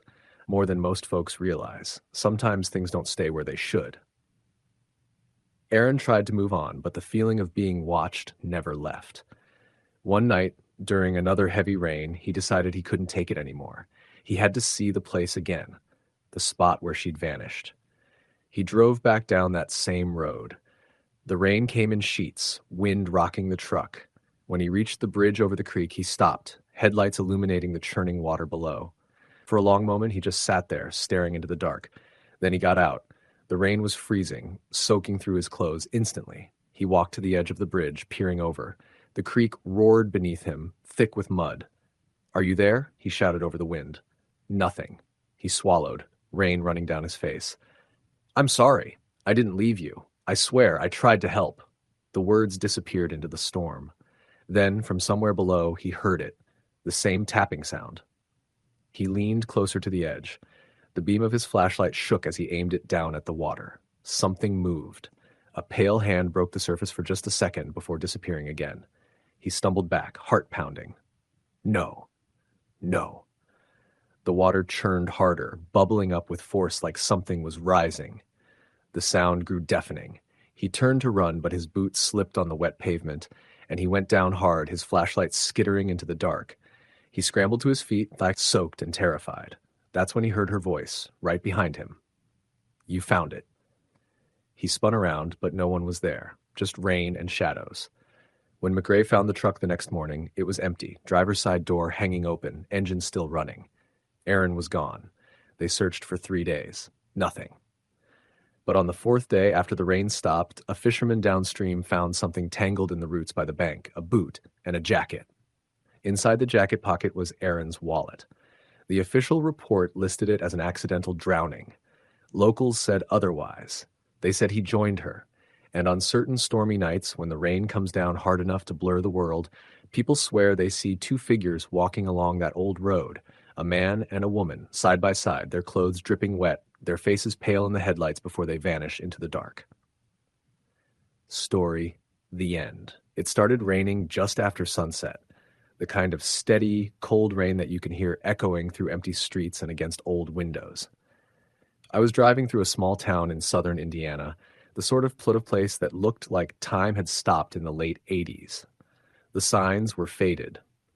The gas station had a single flickering fluorescent bulb, and the only other car I'd seen in the past hour was an old rusted sedan that passed me near the bridge on County Road 12. I had no plans to stop. I was just trying to get home to Louisville after visiting a friend in Illinois. But I was tired, bone tired, and the rain was making it worse. I remember the sound first. Not thunder, not the rain itself, but that dull drumming of water on metal, like someone knocking faintly on the truck's roof. It was rhythmic, almost intentional. I turned down the radio, thinking maybe I was hearing something mechanical, but it stopped the second I did. The cab went dead silent, except for the wipers dragging across the glass. I was about 15 miles outside of a place called Chesterfield, just trees and dark fields on either side. No lights, no houses, no reason anyone would be walking out there in that kind of storm. That's why, when I saw the shape in the road ahead, my stomach dropped. It was a person, at least I thought it was. The headlights caught just enough to make out the silhouette, hunched over, moving slowly right down the middle of the road. They didn't seem to be walking normally.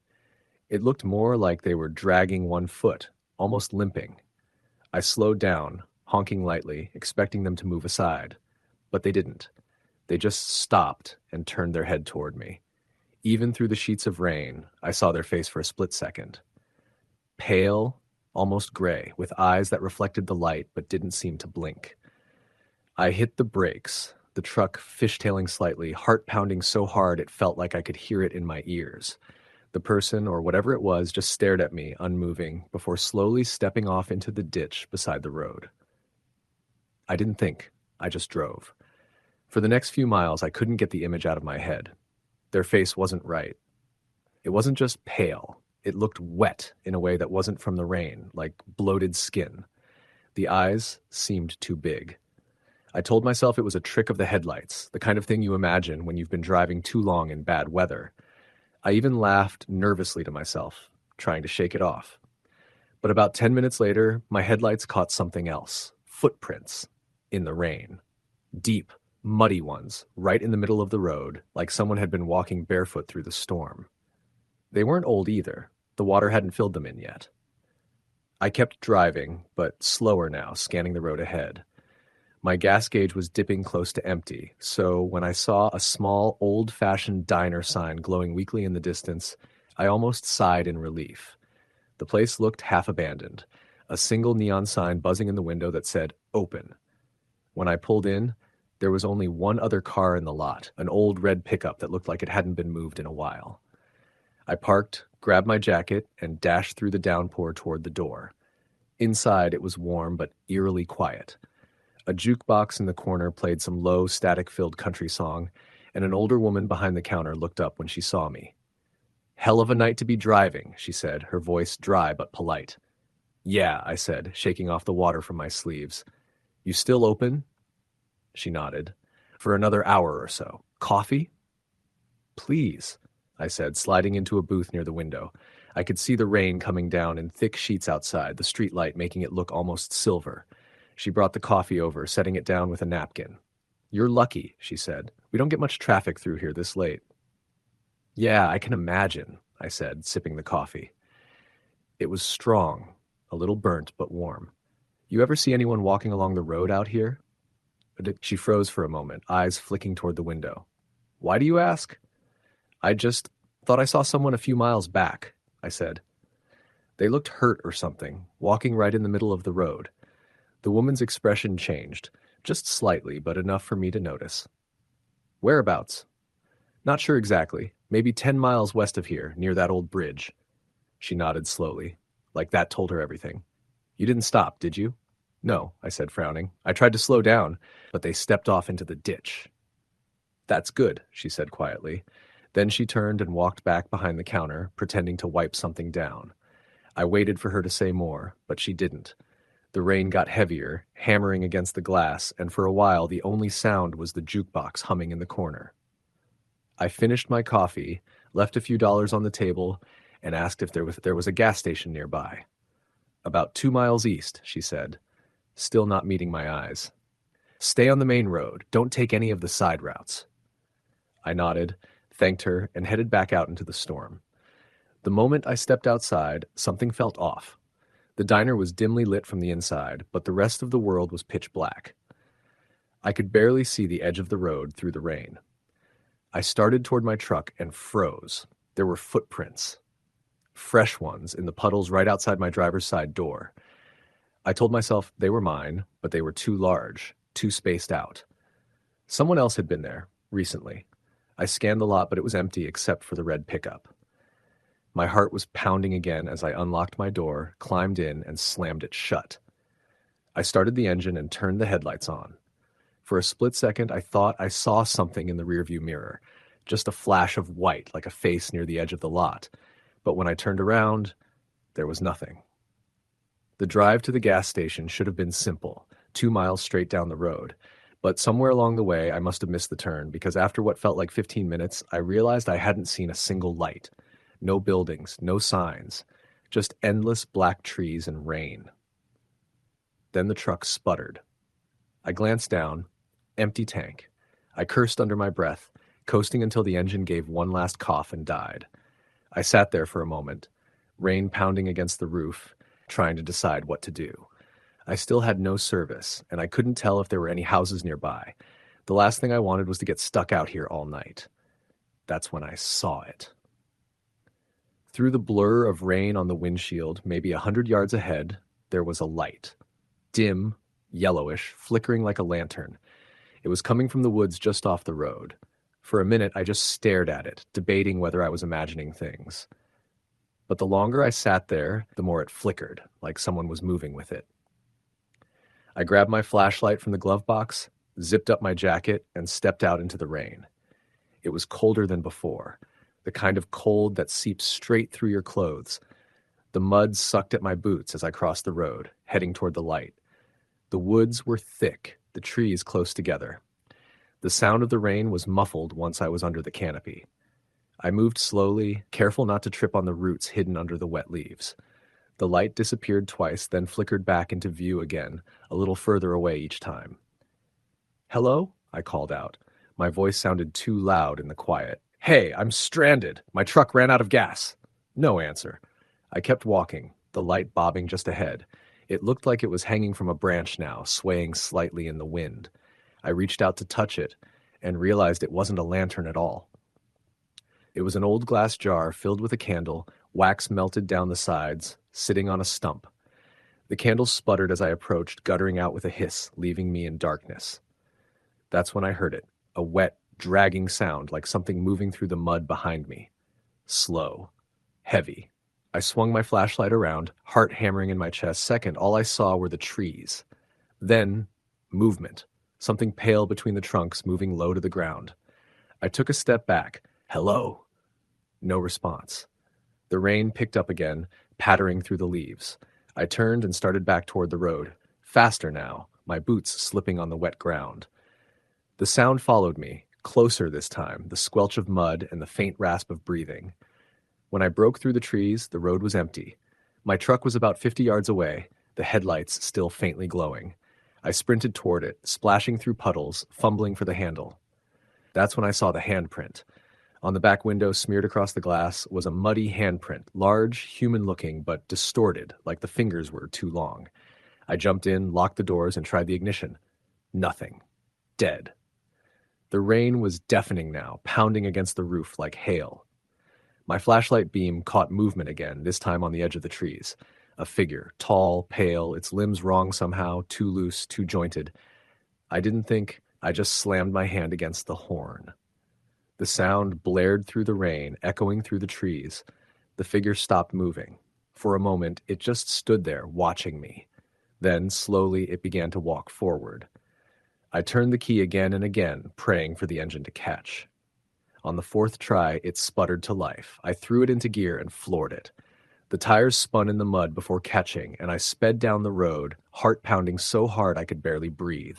In the rearview mirror, I saw it still standing there in the middle of the road, the rain streaming down its face. It didn't chase me. It just turned its head to follow as I drove away. By the time I made it back to Chesterfield, it was close to midnight. I pulled into the same diner's lot, breathing hard, shaking. The place was still lit, and the same woman was inside, wiping down the counter. She looked up as I came in, soaked and pale. "What happened?" she asked immediately. I told her everything, about the footprints, the candle, the thing in the woods. She didn't interrupt. She just listened, her face unreadable. When I finished, she set her rag down and walked to the door. "You need to leave," she said quietly. "What?" "Get back in your truck and keep driving east until you hit the interstate. Don't stop for anything. Don't pull over. Don't look back." "What is that thing?" I asked, my voice shaking. She hesitated, glancing out at the rain. "People around here call it the drowned man," she said finally. "They say he was a farmer who got caught in a flood back in the 60s. Tried to save his daughter, but neither of them made it. Ever since then, folks say they see him walking that stretch of road when it rains." I stared at her, not sure if she was serious.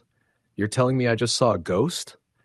"I'm telling you to keep driving," she said. "If it followed you once, it might do it again." I left without another word. The rain didn't let up for the rest of the night. Every few miles, I thought I saw something in the mirrors. A shadow that didn't belong, a pale blur by the roadside. But I didn't slow down. I drove until the sun finally started to rise, until I was sure I'd put enough miles between me and Chesterfield. When I finally stopped at a gas station near Bloomington, I climbed out and stretched my legs. That's when I noticed the mud. Thick streaks of it across the back of my truck, and another faint handprint on the tailgate.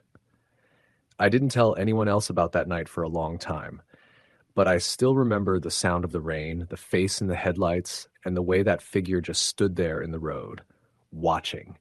And to this day, whenever it rains like that, I still check the mirrors a little more often than I should. Story, the end. It had been raining since early afternoon, the kind of cold, heavy rain that feels like it will never stop. By the time the sun went down, every street in town was slick with runoff, the gutters gurgling, the air thick with that smell of wet leaves and asphalt.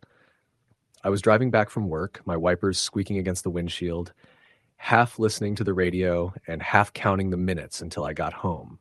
I had stayed late to close up the small hardware store where I worked, and now the roads were nearly empty. Just the occasional pair of headlights passing on the other side, flashing across my face before vanishing back into the night. The rain was so loud on the roof of my old truck that it was hard to think. Water trickled down the inside of the door panel from some long-forgotten leak, soaking the cuff of my sleeve. The heater barely worked anymore, blowing lukewarm air that smelled faintly of dust. I remember how quiet everything felt in that strange way rain can make the world feel muffled and isolated, as if the rest of the world had gone to sleep. The road out of town winds through a patch of forest before cutting toward the small neighborhood where I lived. At night, that stretch always looked darker than it should. Tall pines pressing close on either side, their branches heavy and dripping.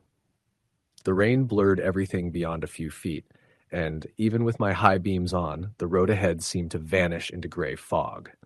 I was tired, my eyes burning from staring through the downpour. So when I saw someone on the shoulder ahead of me, it took a moment for my brain to process what I was seeing. There was a man walking along the side of the road. No umbrella, no flashlight, just a dark shape hunched against the rain. I slowed down instinctively, my headlights catching the glint of water running off a black coat. He looked like he was soaked straight through. His head was down, his steps slow and uneven. I eased the truck closer and rolled the window down an inch, letting in a cold spray of rain.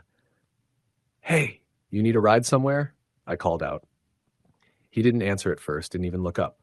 I started to pull ahead, thinking maybe he hadn't heard me over the rain when suddenly he turned his head sharply toward me. His face was pale, his hair plastered to his forehead. He just stared, blinking through the rain, and for a few seconds neither of us said anything. There was something about his eyes, like he wasn't quite focused on me, like he was looking past me or through me. Finally, he stepped toward the truck, his hand lifting slightly. "Yeah," he said, his voice rough. "Yeah, please." I unlocked the passenger door and leaned over to push it open. He climbed in slowly, Haskus moving like every muscle in his body ached. The smell of wet fabric and earth filled the cab immediately. He shut the door, shivering hard, water dripping onto the seat. "Thanks," he muttered, wiping his face with his sleeve. "No problem," I said. "Where you headed?" He hesitated. "Up near Miller Creek," he said after a moment. "Off Route 7. I frowned a little. That road ran parallel to the forest and ended at a cluster of old, run-down houses that had been there since before I was born. It wasn't the kind of place you'd expect anyone to be walking from on a night like this. Still, I nodded. "That's a bit out there," I said, trying to sound casual. "You live around there?" He didn't answer right away. He just stared out the windshield at the rain, his hands clasped tight in his lap.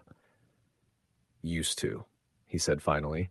I didn't know what to say to that, so I focused on the road instead. The wipers thumped back and forth, the truck rattling with every pothole. The man sat silently beside me, breathing shallowly, the occasional tremor running through his shoulders. His clothes looked old, like they hadn't been washed in a long time, and his boots were caked with mud that looked more like dried clay than anything fresh. After a few minutes, I tried again. "You get caught out in this?" He nodded slowly. "Car broke down," he said. "Had to walk." "That sucks," I said, glancing at him. "There's a gas station a few miles back. You could have waited there for someone." "I did," he said softly. "For a while." Something about the way he said it made me uneasy. The tone wasn't annoyed or bitter, it was just flat, like the words didn't mean much to him anymore. The rain kept pounding on the roof, louder somehow than before. I could feel the water pooling beneath the tires, the steering wheel jerking slightly every so often. I slowed down, squinting through the downpour. The man shifted in his seat, his hands gripping the edge of the dash. "Be careful here," he murmured suddenly. I looked over. "What?" "This stretch," he said, eyes still forward. "It's bad when it rains." I thought he meant the slick road, so I nodded. "Yeah, hydroplaning city." He didn't respond. He just sat back again, mumbling something I couldn't quite hear over the rain. When we turned off toward Miller Creek, the trees closed in tighter around the road. The asphalt turned to cracked gravel, the headlights bouncing over puddles. I could barely see the mailboxes as we passed, most of them leaning or rusted out. "Which house is yours?" I asked. He pointed vaguely up ahead. "Keep going." The further we went, the worse the road got. Eventually, it turned into little more than a mud track. My tires squelched through thick puddles, and the sound of the rain on the roof became deafening. The man leaned forward, staring out the windshield like he was looking for something specific. "Right there," he said suddenly, pointing to a faint driveway on the left. I turned in carefully. The truck's headlights swept across a small, single-story house at the edge of the trees. The paint was peeling, the windows dark. There was no light on inside, no sign of life at all. "This it?" I asked. He nodded slowly. "Yeah, thanks for the ride." I put the truck in park and looked at the house again.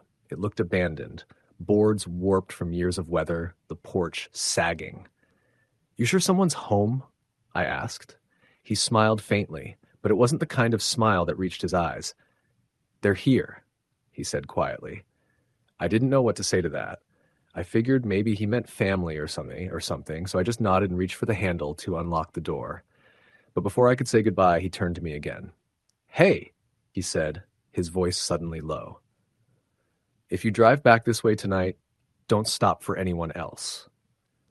The way he said it, steady, serious, sent a chill through me. Before I could ask what he meant, he opened the door and stepped out into the rain. He didn't run for the porch or try to shield himself. He just walked toward the dark house, his figure disappearing into the sheets of rain. I sat there for a few seconds, trying to see if any lights came on inside, but the house stayed dark. Finally, I put the truck in reverse and backed out, my tires spinning in the mud. The drive home felt even longer. The rain hadn't let up, and the night seemed darker than before. I couldn't get that man's voice out of my head. Don't stop for anyone else.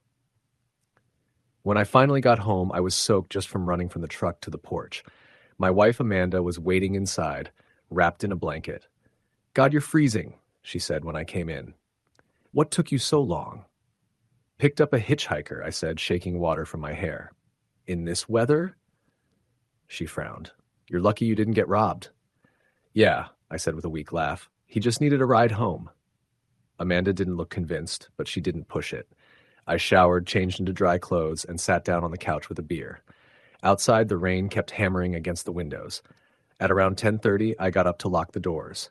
When I glanced out through the front window, I thought I saw someone standing across the street. Just a shadow, really. Tall still.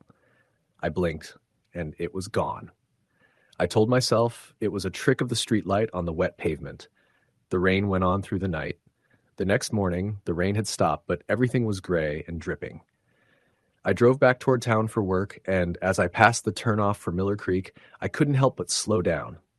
Curiosity got the better of me, and I turned onto the muddy road. The drive back to that house felt shorter this time, though it still gave me that uneasy feeling. When I pulled up, I saw it clearly in daylight, and it looked even worse than I remembered. The windows were broken, vines creeping up the walls. The front door hung crooked on its hinges. It was obvious no one had lived there in years. I got out and walked up the path, my boots squelching in the mud. The porch creaked under my weight. I called out, just in case. "Hello?" Nothing. The inside of the house was empty, dusty floors, broken furniture, the faint smell of mildew. A few old newspapers were scattered around, the dates faded, but definitely more than a decade old. There was no sign of anyone having been there recently. When I got back to work, I told my coworker Dale about it. He's lived in town longer than I have, so I figured maybe he'd know something. "Miller Creek?" he said, frowning. "You mean that old road near the woods?" "Yeah," I said. "Picked up some guy walking in the rain last night. Said he lived there." Dale leaned back in his chair, whistling softly. "You sure about that?" "Pretty sure," I said. "He told me to drop him off at that old house." He stared at me for a moment, then shook his head. "Man, that place burned down years ago. Family died in it. Nobody's lived there since." I felt my stomach drop. "What do you mean? Burned down?" "About 15 years ago," he said. "Middle of the night during a thunderstorm. House went up like a matchbox. Husband, wife, and their kid didn't make it out. They said the fire started from bad wiring or something." I sat there trying to process what he was saying. "No," I said quietly. "The house is still there." He frowned. "No, it's not. It was torn down after. The foundation's probably still there, but that's it." I wanted to argue to tell him I'd seen it with my own eyes, but the words caught in my throat. That night, it rained again. Harder this time. The thunder rattled the windows, the lightning flashing white across the sky. Around midnight, I woke up suddenly. I didn't know why at first. The house was quiet except for the storm outside. Then I heard it, a soft tapping sound. It wasn't thunder. It wasn't rain. It was coming from the front door. Amanda stirred beside me. "What's that?" she murmured. I grabbed my phone and checked the time, 12:03 a.m. The tapping came again, louder this time. 3 knocks. "Stay here," I whispered. I got up and crept down the hallway. The living room was dimly lit by the occasional flash of lightning. When I reached the door, I hesitated. The knocking had stopped. I peered through the peephole. There was no one there. But the porch light flickered, and for just a second, one split-second flash of lightning, I saw a figure at the end of the driveway, standing perfectly still facing the house. I froze. My heart was pounding so loud I could hear it in my ears. Another flash, and he was gone. The next morning, I barely spoke over breakfast. Amanda could tell something was wrong, but I didn't want to sound crazy. I left early for work, hoping the daylight would shake the feeling. Around noon, a sheriff's cruiser pulled into the parking lot of the store. The deputy came in, shook the rain off his hat, and asked to speak to me. "You picked up someone last night?" he said. "Yeah," I said cautiously. "Why?" He nodded slowly. "Got a call early this morning. Some folks hiking near Miller Creek found a car off the side of the road. Looked like it'd been there a long time. Old license plate, rusted out. We ran the numbers. It belonged to a man named Edward Garrison. Lived in town back in the 90s. Went missing during a storm about 15 years ago. I felt the air go out of my chest. What did he look like? I asked quietly. The deputy looked at me. From what they found in the car, about 6 feet tall, dark hair, wore an old black coat. I couldn't breathe. Why do you ask? He said. I didn't know what to tell him. That I had given that man a ride home? That I'd watched him walk up to a house that apparently hadn't existed in years? I just shook my head. No reason.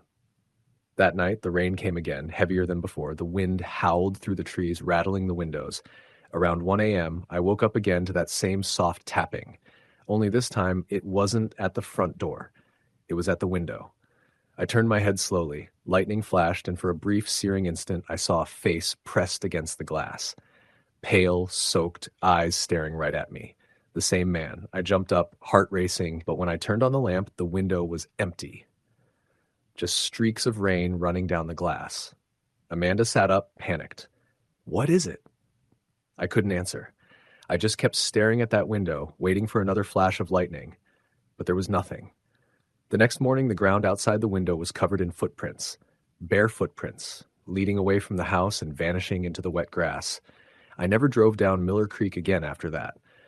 But sometimes, when it rains hard enough, I swear I see someone walking along the shoulder of the road when I drive home from work. Always in a black coat. Always with his head down. And I remember what he told me. Don't stop for anyone else. Story, the end. It was one of those nights when the rain doesn't just fall, it pounds, slashing sideways through the dark like it has a grudge against the earth. I remember that night because the sound of it never left me. It was the kind of rain that muffled everything, even your own heartbeat.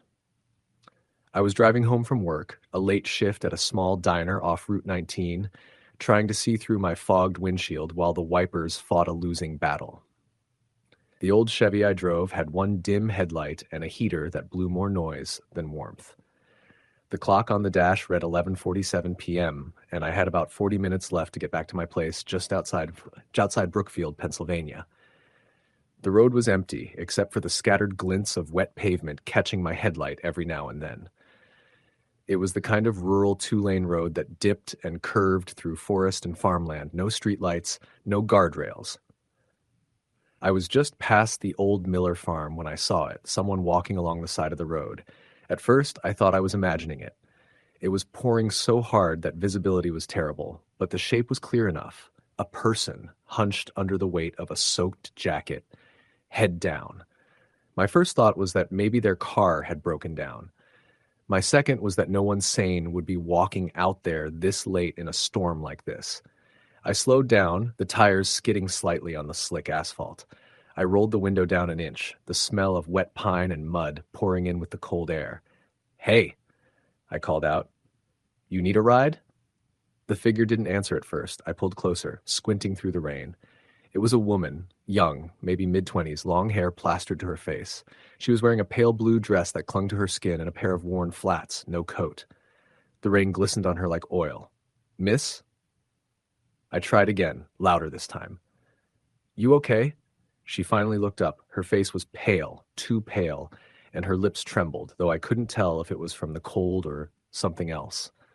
"My car broke down," she said softly, her voice barely audible over the rain. "I just need to get to town." "Hop in," I said, reaching over to unlock the passenger door. She hesitated for a moment, then climbed in, dripping water all over the seat. She didn't smell like rain, though. That's what hit me first. She smelled like something metallic, almost like iron or rust. "Where were you headed?" I asked as I pulled back onto the road. "Just into Brookfield," she murmured, "near the church." That wasn't far from where I lived. I nodded, turning the heater up. The radio crackled with static, and I switched it off. For a while, neither of us said anything. The rain drummed hard on the roof, and every flash of lightning lit her up for an instant, pale and still in the seat beside me. "You must have been out here for a while," I said finally, trying to break the silence. She nodded, not looking at me. "A long while." I glanced at her again. Her hair was dark brown, almost black when wet, and I could see the faint shimmer of something around her neck, a small silver locket. "Where's your car?" I asked. She pointed behind us. "Back there." near the bridge. That made me pause. The only bridge on Route 19 was the one over Hollow Creek, a narrow, old concrete bridge that most people avoided after dark. Locals said the place was cursed. I never paid much attention to that kind of talk, but still, it sent a small chill through me. "You sure it broke down?" I asked. She didn't answer right away. Then she whispered, "It went into the water." I frowned. "You mean your car crashed into the creek?" Another nod. "Jesus," I muttered, glancing in the rearview mirror. "Did you get hurt? Should I call someone?" She shook her head quickly. "No, I just need to get home." Something about the way she said it made my stomach tighten. The road curved sharply ahead and I slowed down. The headlights illuminated sheets of rain and the blurred shapes of trees bending in the wind. "You're lucky I came by," I said after a while. "Not many cars out tonight." She didn't respond. I glanced at her again and saw that she was staring out the window, her reflection ghostly in the glass. "Did anyone else crash with you?" I asked. Her head turned slightly and she whispered, "No, just me." Her tone sent a shiver through me. I cleared my throat, trying to shake it off. "You from around here?" Another pause. Then, "I used to be." Lightning flickered again, and for an instant her eyes caught the light. They were gray, not blue or brown, but a washed-out gray that almost looked colorless. She didn't blink. Something about the air in the car changed then. It grew colder, heavy, like all the warmth had been sucked out. I reached to adjust the heat, but the blower had stopped working. My breath came out in faint mist. We drove in silence for a few miles before she spoke again. "You shouldn't have stopped." Her voice was calm, but the words were sharp enough to make my heart jolt. I forced a nervous laugh. "What do you mean?" She didn't answer. "Hey," I said, glancing at her again. "You okay?" When I looked, the seat beside me was empty. I slammed the brakes, the tires skidding on the slick road. The truck fishtailed before coming to a stop. The passenger door was still closed. No sign it had opened. I stared at it, my pulse pounding in my throat. "Hello?" I called out, though I had no idea why. The rain hammered down, filling the silence that followed. I got out, stepping into ankle-deep water at the edge of the road. The cold hit like a punch. My flashlight was in the glove box, but I didn't bother with it. I just scanned the road, the trees, the ditch. Nothing. She was gone. Just like that. I stood there for what felt like a long time, listening to the rain and the wind howling through the trees. My shirt clung to my skin, and I could barely see more than a few feet ahead. Eventually, I got back in the truck, soaked and shaking. The heater had kicked back on. I drove the rest of the way home in silence, half expecting her to reappear in the seat beside me, but she never did. The next morning, I couldn't stop thinking about it. I called the sheriff's office, told them I might have picked up a stranded driver near Hollow Creek. They said they'd send someone to check it out. Later that day, a deputy came by the diner while I was on shift. He was an older guy, gray mustache, named Holloway. "You said she told you her car went into the water?" he asked, flipping through his notepad. "Yeah," I said. "By the bridge." He nodded slowly. "Well, you were right about that part. We found a car there this morning, blue Honda Civic, halfway submerged." "Was she okay?" I asked quickly. He looked at me for a long moment before answering. "No one was in it." I frowned. "You mean she got out?" Holloway's expression didn't change. "Car's been there a while. Plates came back to a woman named Rebecca Harlan. Died in that spot 7 years ago." The world seemed to tilt slightly. "That's not possible," I said. "I saw her. I talked to her." Holloway sighed like he'd had this conversation before. "You wouldn't be the first to say that. Every few years someone comes through during a storm and claims they picked up a girl near that bridge. Always the same description. Pale, dark hair, blue dress." He closed his notebook. "Guess you met Rebecca." I laughed nervously, but it came out hollow. That's insane. I gave her a ride. She sat in my car." He nodded once. "You're not the first to say that either." For a few weeks, I tried to forget about it. I even convinced myself that I must have imagined the whole thing. Maybe it was exhaustion, or the weather, or just my brain playing tricks in the dark. But about a month later, during another storm, something happened that made me certain I hadn't imagined it. It was late again, close to midnight. I was home, half asleep on the couch, the rain tapping against the window. I got up to grab a drink, and that's when I saw it. Footprints. Wet footprints, leading from the front door into the living room. I froze. The door was locked. I was sure of it. The prints were small, bare feet, trailing droplets of muddy water across the carpet. "Hello?" I said, my voice shaking. No answer. I followed them, slowly, my heart pounding. They led to the hallway, then stopped in front of my bedroom door. The carpet there was darker, soaked. I reached for the doorknob. It was freezing cold. I pushed the door open. The room was dark except for the faint glow from the streetlight outside. On the bed, I could see the shape of someone sitting there. It was her. The same soaked blue dress, the same pale skin. Her hair hung limp over her shoulders, dripping onto the blanket. "You shouldn't have stopped," she whispered again, her voice breaking into a sob.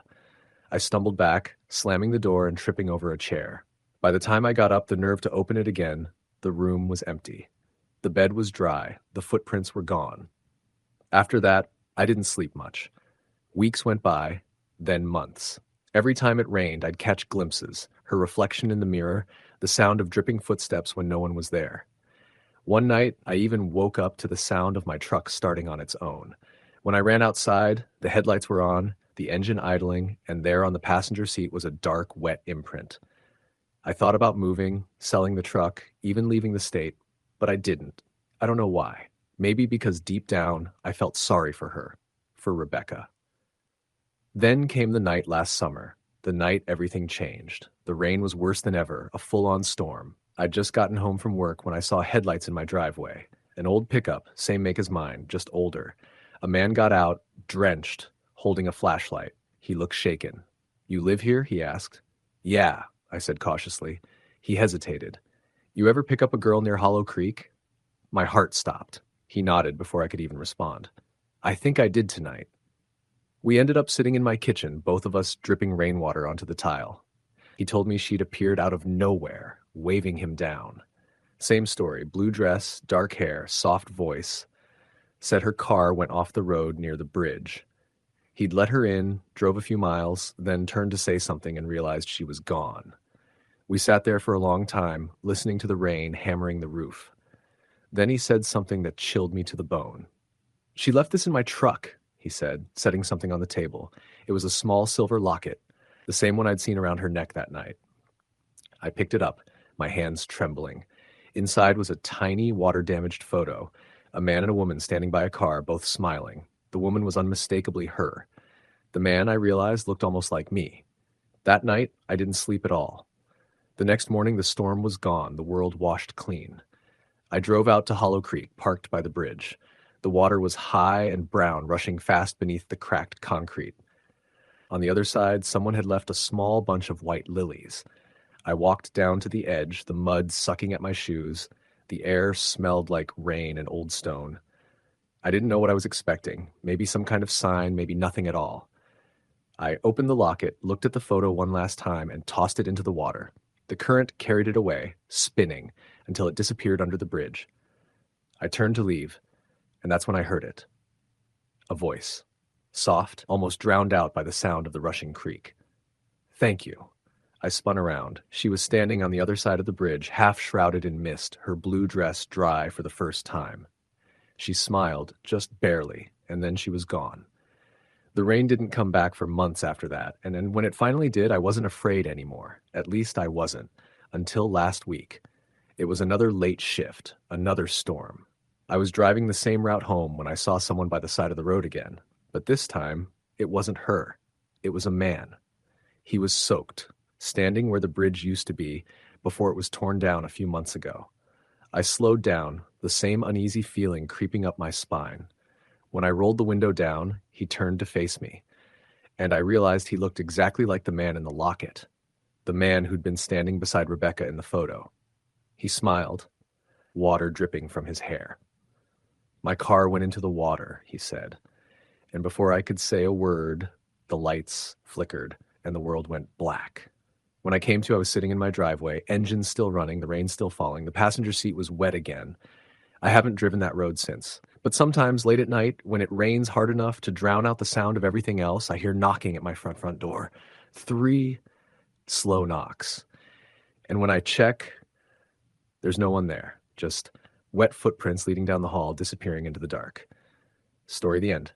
It started raining hard just as I was leaving my shift at the diner in a small town in northern Ohio. The sky was a uniform gray, and the streetlights were dimly reflected in the wet asphalt. I didn't have an umbrella, which wasn't unusual. Most locals just accepted that if you were going to live here, you'd get used to the rain and the cold. I slid into my old pickup truck, shook off my coat, and started the engine. The windshield wipers squealed across the glass, but the rain was relentless, turning the roads into slick mirrors. The drive home usually took about 20 minutes. I knew every turn, every bend, and every narrow stretch of road lined with trees that made the night darker than it should have been. But that night, everything felt different. The rain was heavier, hammering down as if it wanted to erase every trace of civilization, every sign of life. I kept glancing at the rearview mirror, half expecting to see someone behind me, though I knew it made no sense. There was nobody, not a single car, not a single light except mine. About 10 minutes into the drive, I noticed movement in the woods along the side of the road. At first, I thought it was a deer or some other animal, but whatever it was walking upright. I blinked, thinking my eyes were playing tricks on me. A figure stepped out from between the trees, and for a split second, I could see it clearly. A man, soaked through, wearing a dark coat that was almost blending with the night. He was just standing there, staring at the road, motionless. I slowed down, instinctively gripping the steering wheel tighter. I had lived in this town my entire life, and I knew the roads were safe enough. Well, safe for wildlife, at least. But there was something about the way he stood there that didn't feel right. He didn't wave or move, didn't react to my headlights or the sound of my engine. He was just there, soaking wet, staring. I kept driving slowly, my heart thumping in my chest, and then he did something that made me freeze. He started walking alongside the truck. Not crossing the road, not trying to get out of the way, just walking parallel to me, keeping pace. I wanted to speed up, to just get the hell out of there, but the rain had soaked the road so thoroughly that I worried about hydroplaning. My hands were slick on the steering wheel. I glanced at the rearview mirror, and he was still there. No expression, no recognition, just walking in step with the truck, perfectly matching my speed. I tapped the horn once, short and sharp, thinking maybe he didn't see me. No reaction. I rolled the window down to yell something, anything, but the rain screamed into the cabin, drowning out my voice. I could see his face now. It was pale, almost ghostly in the dim reflection of my headlights, eyes dark and unreadable. My stomach turned. I had never been a superstitious person, but at that moment, everything inside me told me to get the hell out of there. I slammed the gas pedal down, praying my tires would grip the slick asphalt. The truck lurched forward, but when I glanced back again, he was still walking beside me. Faster now, almost gliding along with my movement. My chest tightened, and I realized I was shaking, my knuckles white on the wheel. I took a deep breath and decided to try the only thing I could think of. I took a sharp right turn onto a gravel road that led toward the highway. He vanished immediately. No sign of him, no footprints, nothing. Just the rain hammering against the truck and the squeal of the wipers. I kept driving, eyes darting to the side, half expecting him to appear again. The gravel crunched under the tires, but the headlights illuminating nothing but trees and puddles. My heart was still racing, but relief began to creep in. Maybe it had been a hallucination, my mind playing tricks in the storm. I finally reached the highway, where traffic was sparse but existent, and I felt slightly safer. I checked the rearview mirror. Empty. My pulse started to slow, and I laughed nervously at myself for letting a guy in a dark coat scare me. But the unease didn't go away. Something about the encounter felt wrong in a way I couldn't shake. I reached home, parked the truck, and shook off the rain. Inside, my apartment was warm, the smell of damp coats and wet boots filling the small space. I called my friend to tell him about the encounter, laughing to make it sound less serious than it had felt. He listened quietly, and then said something that made my stomach sink. "You mean the old highway? The one by the woods?" he asked. I nodded. There have been stories about someone who walks in the rain there. People say he doesn't speak, doesn't move out of the way. He just follows. I laughed nervously, thinking he was joking. But he wasn't. He told me a few stories. Truck drivers, teenagers, locals walking home in the rain, all claiming the same thing: a pale figure walking beside them, matching their pace, disappearing only when they turn away or take a different road. The details were inconsistent, but the core of the stories was always the same. I didn't sleep much that night. Every time I closed my eyes, I saw him walking beside my truck, pale eyes staring, expressionless. The rain outside my window seemed louder than usual, each drop hitting the roof like a ticking clock. I kept thinking I could hear footsteps in the hallway outside my apartment, even though I lived alone. The next week, I tried to ignore it, telling myself it was a coincidence, a mix of stress and bad weather. But when I drove back to work, the rain returned. Not a drizzle, not a light rain, but the same cold, relentless hammering that had marked the night of the encounter. I drove carefully, keeping my eyes on the roadside, but it was too dark to see much. And then out of the corner of my eye, I saw him.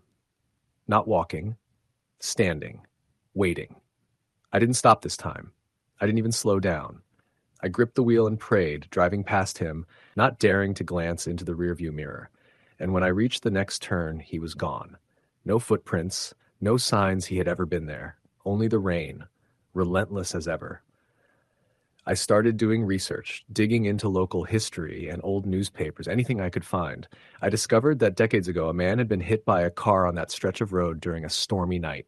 They said he was walking home after a bar fight, coat soaked, umbrella lost to the wind. His body was never fully recovered. Some of it washed into the ditches during the heavy rains that night. Locals had long whispered that he still walked the roads, unable to move on, forever searching, forever walking beside strangers in the rain. The stories got worse over time.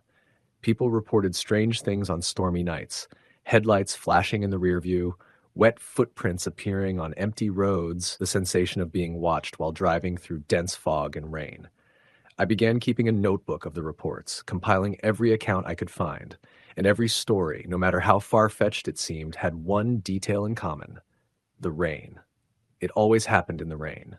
The figure always appeared in stormy weather, walking alongside cars, sometimes running to keep up, sometimes just standing and staring. One night, I decided to drive the route again, fully prepared. I called a friend to follow behind me in another car, thinking that if I could document something, I'd finally prove it wasn't just my imagination. The rain came, a drenching downpour that made headlights blur and wipers scream. As we approached the stretch where I'd first seen him, I slowed, eyes scanning the roadside. And there he was, standing perfectly still in the reflection of my headlights, pale and soaking, staring. I froze, mouth dry, heart hammering. My friend honked his horn from behind. Nothing. I rolled down the window, but the rain drowned out any sound. And then he began walking, slowly at first, then faster, matching my speed. My friend called out, but I couldn't respond. My hands gripped the wheel, trembling, as I tried to keep the truck steady on the slick road. My headlights illuminated him fully, and for the first time I noticed the details. His coat hung limp and wet, hair plastered to his face, eyes black and endless, like voids. I couldn't look away. He wasn't alive, but he wasn't like anything dead either. He was something else, something caught between worlds, and he was here, walking beside me. I made the split-second decision to turn sharply onto a side road, praying for anything to break his pace. The truck fishtailed on the wet gravel, but I managed to keep control. And as soon as I turned, he vanished. My friend swore he had seen him as well, though from the other car, he said the figure disappeared the instant I turned. Since then, I avoid that road during storms. I've moved to a different part of town, but I still hear stories. People I don't know, strangers online, recounting the same figure in the rain. And I know it's him. Some nights, when it rains hard and the wind howls, I swear I can feel him walking beside me, just out of the corner of my eye, keeping pace, waiting. I've never told anyone this in person, because who would believe me? I sound insane, a grown man terrified of a ghost in the rain. But I know what I saw, I know what he is. And I know that every time it rains in that town, some poor soul is going to see him again, walking beside their car, expressionless, waiting, endless.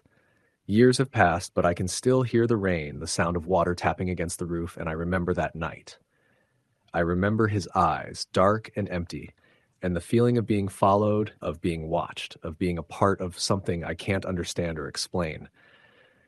People die. People vanish, but some things just keep walking in the rain. I can still hear the rhythm sometimes in the middle of a storm when the streets are slick and empty. Footsteps beside me that aren't my own, a shadow moving just out of sight. And I know without a doubt that if I ever drove that road in the rain again, I would see him. Not a man, not a ghost, not anything alive, just that figure, forever walking, forever waiting. I have dreams about him, nightmares where I'm driving and the rain blinds me, and I glance over and see him walking, always walking, his eyes on me, keeping pace. I wake up drenched in sweat, the rain pounding against my window as if echoing what I felt that night. It doesn't matter if it's sunny or clear outside, the image of him is burned into my mind. Friends have tried to tell me it's all imagination, that stress and loneliness and the storm can play tricks on the mind. But I know the truth. I know what I saw, and I know that it isn't just me.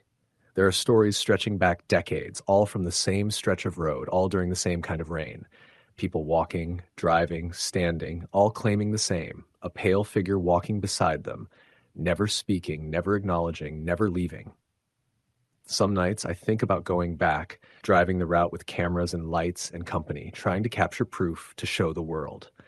But the truth is, I'm too afraid, because part of me knows that if I do, he won't just appear. He'll follow me forever. And maybe one day, he will. The rain is still falling tonight. I can hear it on the roof, against the windows, down the gutters. The rhythm is slow, steady, relentless.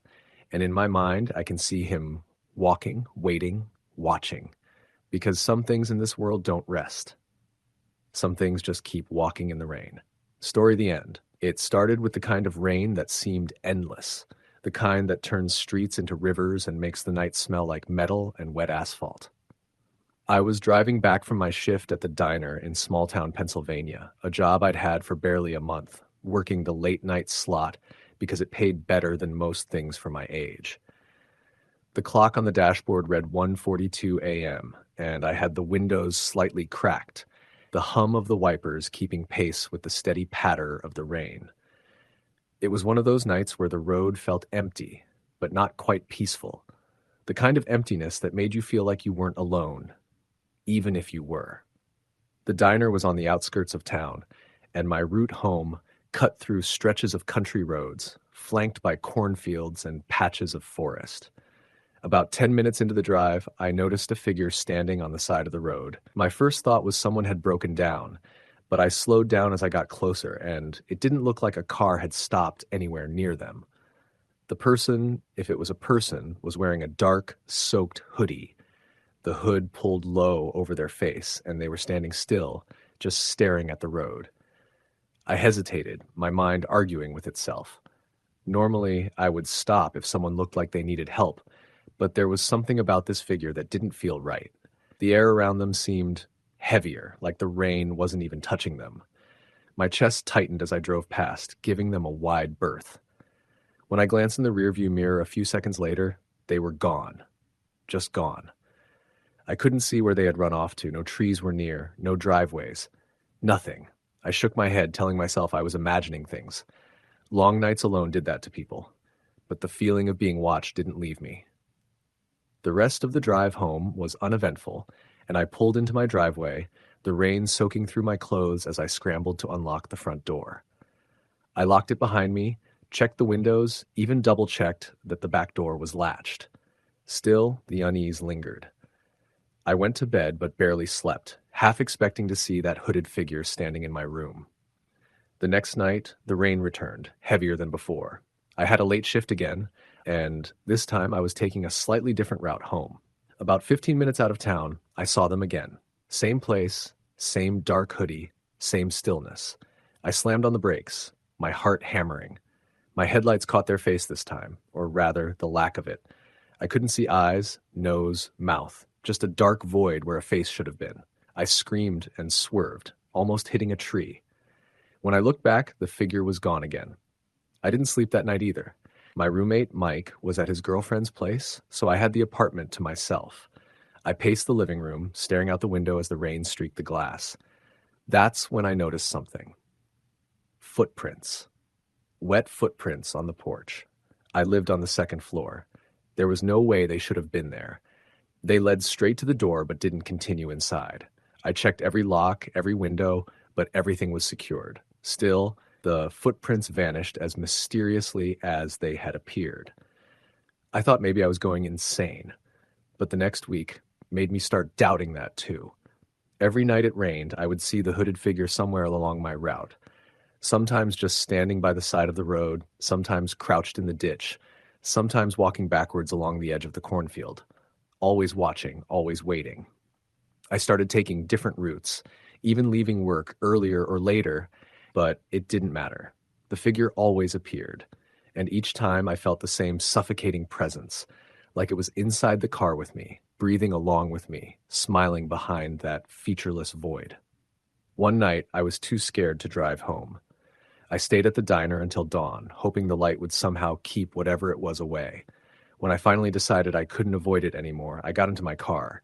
As I drove, I saw headlights behind me, a car trailing me, was keeping the same distance, mirroring my every turn. I tried speeding up, tried slowing down, tried turning onto side roads. Nothing worked. It was always there. The rain was pouring harder than ever, and I finally pulled into a convenience store to catch my breath. When I stepped out, I checked behind me, and the car was gone. Relief washed over me until I turned to look at the other side of the store. The hooded figure was standing under the flickering fluorescent lights just a few feet away, staring. My gut froze. I didn't even reach for the door. I ran straight into the store, dripping wet, and the clerk barely looked up from the counter. I told him what happened. He laughed nervously, saying, "Kid, you're seeing things. Nothing out there but rain and roads." But I knew what I had seen. I left the store and didn't look back. I drove the rest of the way home in silence, never once glancing in the rearview mirror. That night, I slept with all the lights on. It escalated after that. One rainy Thursday, I got home to find a note on my windshield. "I see you." Written in what looked like charcoal, smudged from the rain, but still legible. My hands were shaking so badly I almost dropped the keys. I called Mike, but he was out of town. I didn't call the police. I didn't know what I could say that wouldn't make me sound insane. Instead, I tore the note up and threw it away. But the fear followed me everywhere. Then came the night I saw it in my apartment. I was sitting on the couch, wrapped in a blanket, trying to distract myself with TV. I thought I heard footsteps on the balcony outside, the tapping of rain masking the sound. I froze, listening. Slow, deliberate, soft steps. Then a shadow passed over the blinds. I ran to the window, and for the first time, I could see the hooded figure clearly. It wasn't standing on the balcony. It was floating, just inches above the ground, completely horizontal, moving in a straight line along the building. Its movements were jerky, unnatural, impossible, and I could swear it smiled. I backed away from the window and my phone rang. Caller ID showed an unknown number. My hand shook as I answered. No voice, just breathing. Slow, deep, wet, like the air itself was alive. I hung up. Then I heard scratching at the door, soft at first, then faster, heavier, like claws raking against wood. My apartment was on the second floor. No one could reach it. I spent the rest of the night in the bathroom, flashlight in hand, waiting for dawn. The next day, I took a week off work. I couldn't face the roads, couldn't face the rain, couldn't face being watched. But the thing about fear is that it doesn't care about plans. The first night I stayed in, it came to my window. I was in my bedroom staring at the ceiling, praying it would leave me alone. The window rattled. I heard the soft tap of water droplets, and then I felt it inside the room, standing behind me, not making a sound, just standing there, closer than physically possible, cold pressing against the back of my neck. I spun around, nothing, but the smell was there, wet earth, iron, and something sour like decay. I grabbed a bat I kept in the corner and swung it blindly. Silence. Heart hammering, I ran out of the apartment, down the stairs into the empty parking lot. The rain soaked me to the bone, but I didn't care. When I turned back to look at my building, the figure was there, just standing under the dim glow of the streetlight. Watching. Waiting. I stayed with a friend for a few nights after that. Every time it rained, I would check the news, hoping for some explanation. Some other person reporting a creep, a criminal, a freak. Nothing. Local police said there had been no reports of suspicious activity on the roads I traveled. Nothing to explain the notes, the sightings, the footprints. I thought maybe I had imagined it all until I started getting texts. Unknown number. Always raining outside my door. Always saying the same thing. I see you. The texts escalated. Pictures came next. Grainy, dark, almost impossible to make out. The first one was a picture of my car parked outside the diner, time-stamped an hour after I left. I knew I hadn't stopped. I knew no one was following me. It was impossible. Another photo showed my living room, taken through my window, and the last one, I almost vomited, was a picture of me sleeping, taken from inches above my bed. The timestamps always coincided with moments I was awake, thinking, watching, too scared to move. One night, desperate, I decided to leave. I packed a bag and drove out of town, hoping distance would help. I stayed in motels, changing rooms, cities, but the rain always seemed to follow. I would see it in the distance, a dark shape that appeared suddenly at the edge of the road, in the reflection of a puddle, in the shadows under streetlights. Sometimes the texts would arrive immediately after, sometimes a photo, always of me, always watching, always closer than I thought possible. Months went by. I eventually moved across the state, changed my phone number, even changed jobs. For a while, it seemed like the nightmare had ended, but it hadn't. One rainy night, months later, I was unpacking boxes in my new apartment. I had just moved the last box into the living room when I felt it. That same oppressive presence, heavy and wet behind me. I turned slowly, heart hammering. The figure was standing there in the rain, visible through the window, looking in. My breath caught in my throat. I don't know how it found me, or if it ever really left. Sometimes I feel it standing behind me when I cook, when I sleep, when I drive. It's always there in the rain, just watching, just waiting. And the texts, they've started again. Unknown number, always raining, always saying, I see you, I don't go out in the rain anymore. I don't leave the apartment after dark, but I can't stop the rain, and I can't stop it from finding me. It's patient, endless, and it's been waiting a long time. Story, the end.